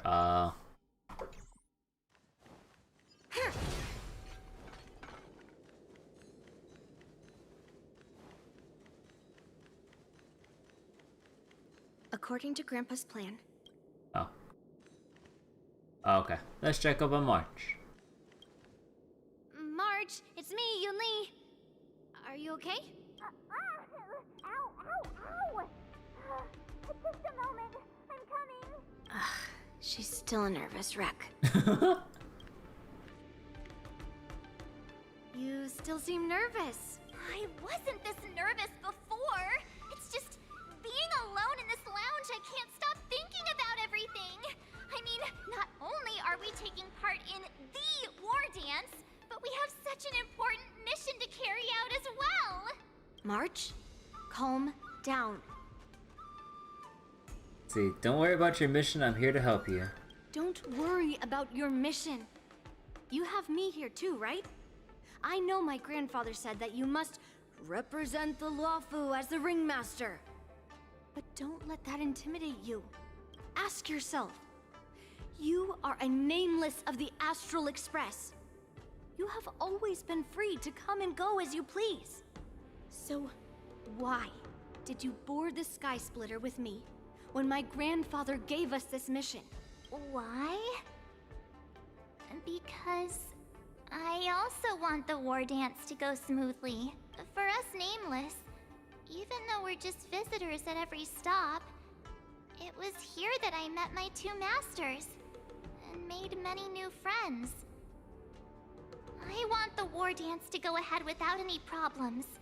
For everyone's sake. Good answer. The tournament is about to begin, so I must go carry out the mission that Grandpa gave me. March, may your blade be sharp and your victory glorious. Thank you, Master Yun Li. According to Grandpa's plan, I should seek out the Cloud Knight soldiers aboard the Sky Splitter and see if there have been any new developments. Is that you, Miss Yun Li? If there's anything that I can help you with, please let me know. Have you noticed any wolves? We haven't noticed anything out of the ordinary yet. Very good. Although, there is one thing I want to confirm with you. You have a way of identifying Borisin. Unfortunately, we don't have any means to distinguish between Borisin and Feixians. However, you can rest assured that the Cloud Knights are working hard to investigate the source of forged identities. Tell me about how the Cloud Knights are currently deployed. All Cloud Knights on the Sky Splitter have their own responsibilities and wouldn't dare neglect their posts. March 7th and I could already tell. It's clear that every Cloud Knight soldier we've met on the Sky Splitter is an elite warrior. Elite warrior, my ass. Like, the moment all hell breaks loose, who like, or just anyone else would probably just sweep them aside in one hit. I would like to confirm if there have been any irregularities in boarding. Your timing is perfect, Miss Yun Li. We actually just received an emergency boarding request. An emergency boarding request? It wasn't on the Sky Splitter Starskiff registry, but all the documentation checked out. Who would be boarding the ship at this time? Where are they? I'll go check it out. The Starskiff is using the contestant docking bay. Would you like me to lead the way? No need. You have your own duties to take care of. I will be fine by myself. I have to check on this immediately. The suspicious Starskiff? Wait, but I just solved the... Oh! They took away the compass thing! Routine inspection! All passengers, please prepare for an inspection! So this is the suspicious Starskiff. Where did the passengers go? I'm going to count down from 10. If you do not come out, I will destroy the ship. 10, 9, 8, 7, 6, 5, 4. Oh my god. Time is running out. This fucking kid. 3, 2, 1. Wait a second!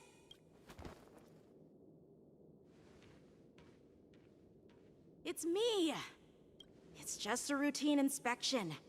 You weren't actually going to blow up the ship, were you? Is that also some kind of Zhuming custom? You're not boars in the skies, are you?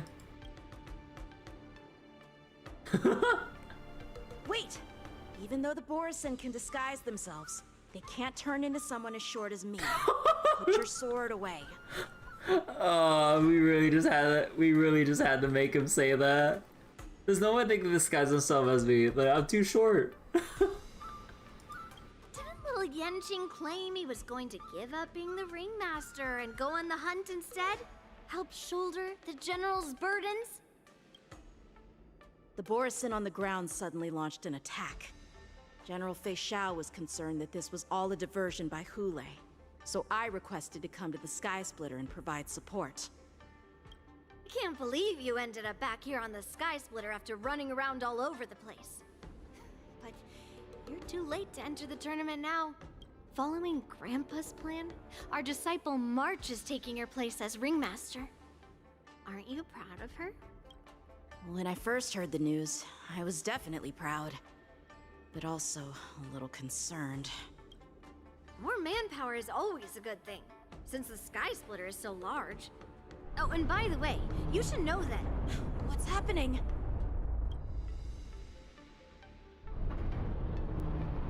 Aww. Does it feel like the Sky Splitter has slowed down? Could it be? Come with me.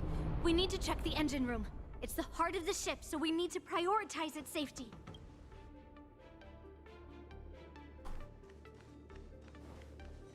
What's going on? Is about to begin. Contestants, please make your way to the arena.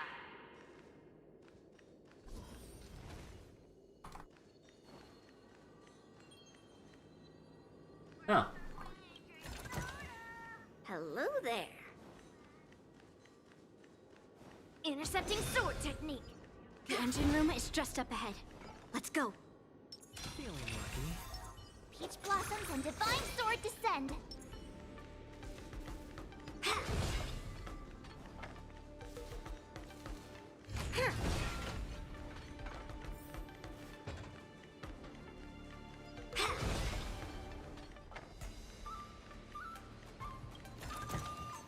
What do we have here? Big container, huh?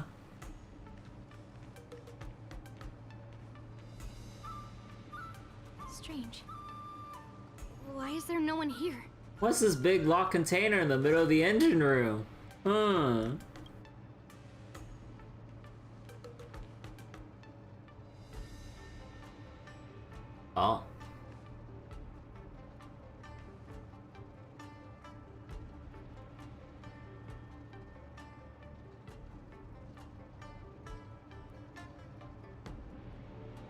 The Cloud Knights.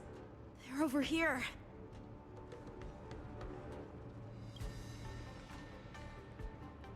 And you should be lying alongside them. It's a trap. Don't worry, children. There's plenty of space to hide your bodies over here.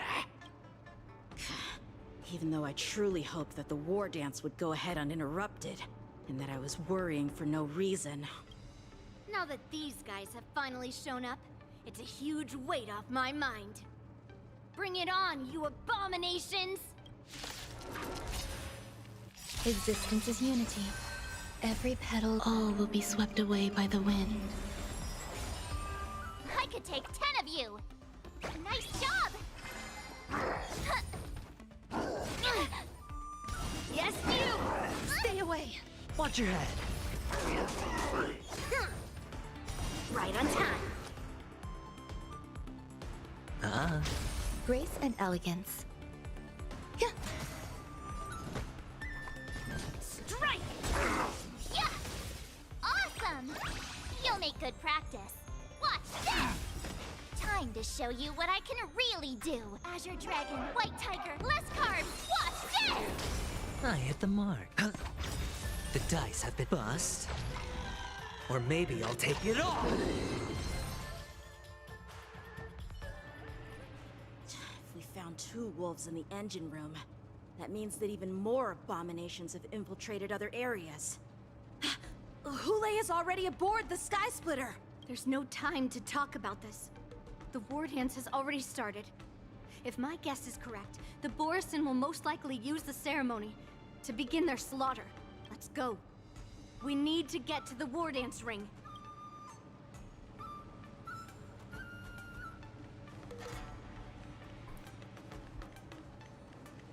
Come with me. To the ring. Oh. But unfortunately, I think I might need to stop here for tonight.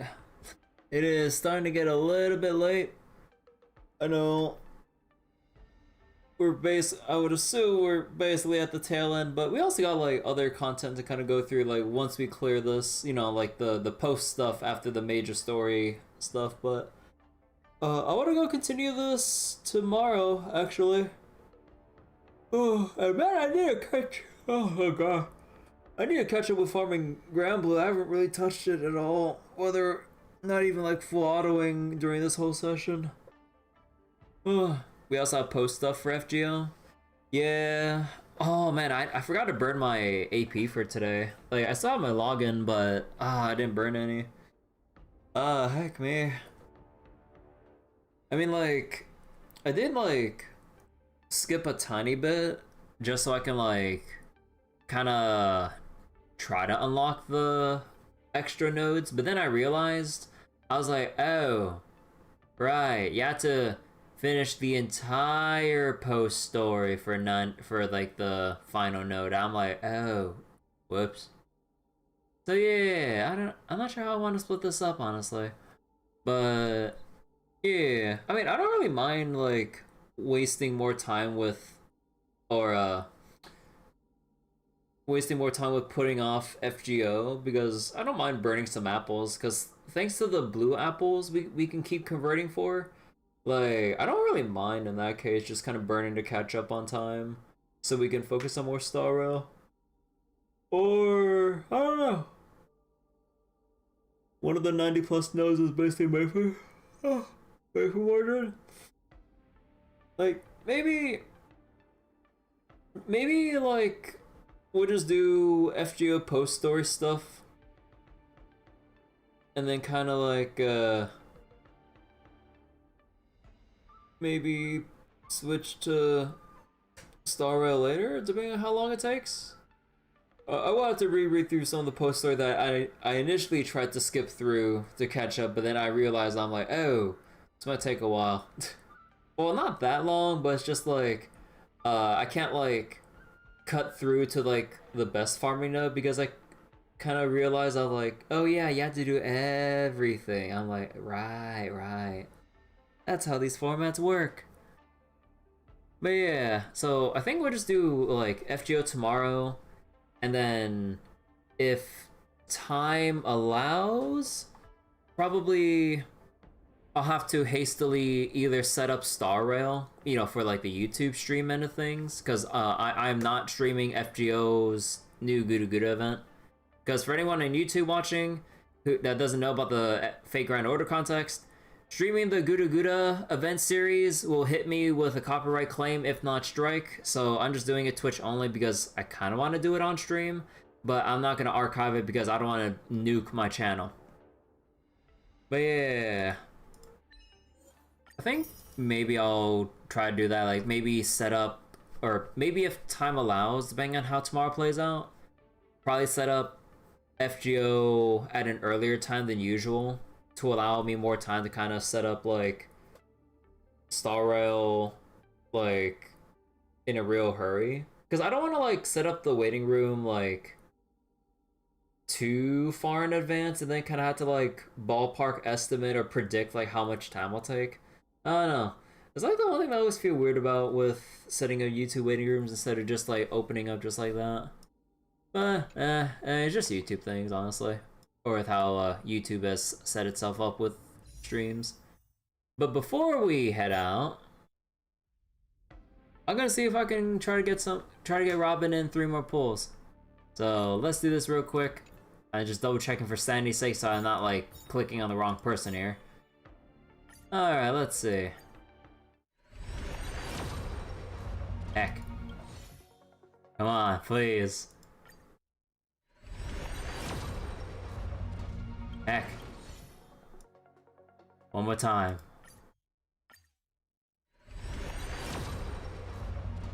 Heck. Well, I tried. We're gonna have to go through more of, oh god, extreme Yunli close-up. We're gonna go through more of the current content, get to the war dance.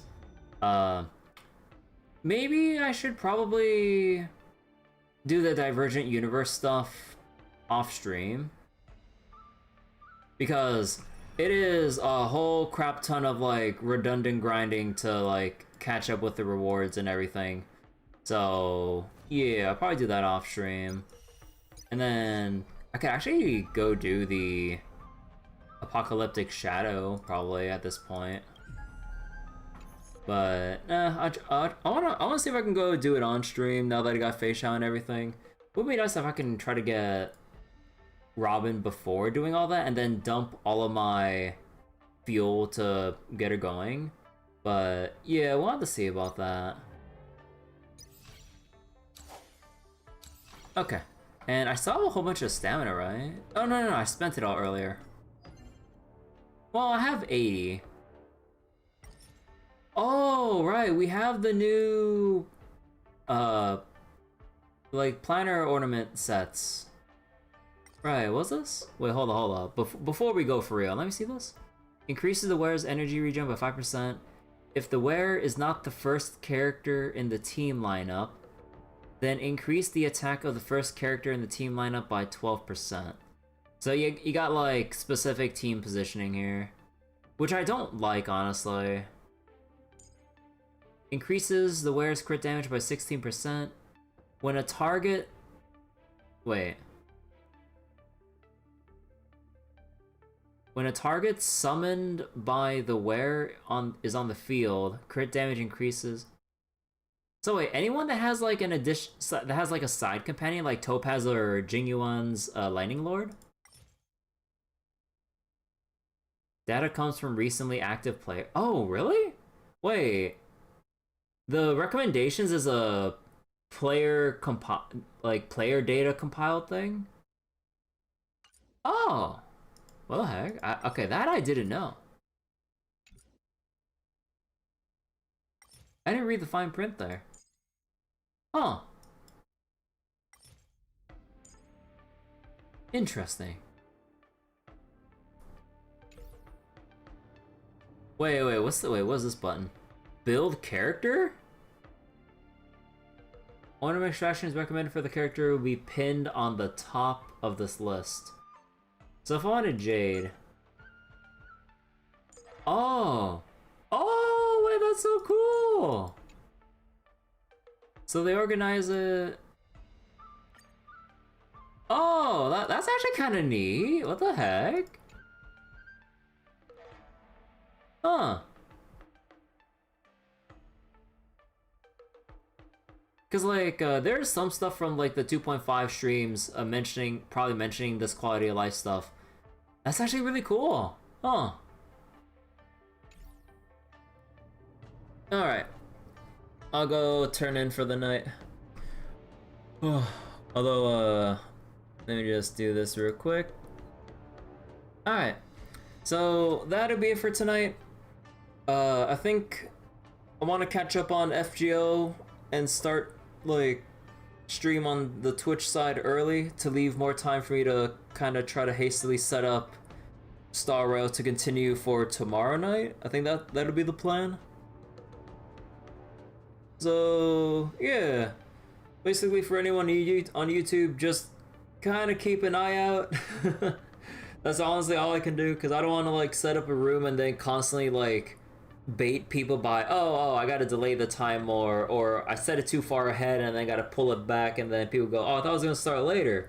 I was like, oh no, like, we got time now. So, yeah, it'll be up when it's that's the kind of thing we're going for. But yeah, we'll definitely continue. I'll be back tomorrow, basically. But yeah, alright. Also, thank you, Etheria, for the raid earlier on Twitch and stuff. Thank you so much, and anyone who stopped by to kind of watch me go through Star Rail. But yeah, good night, everyone. Bye-bye.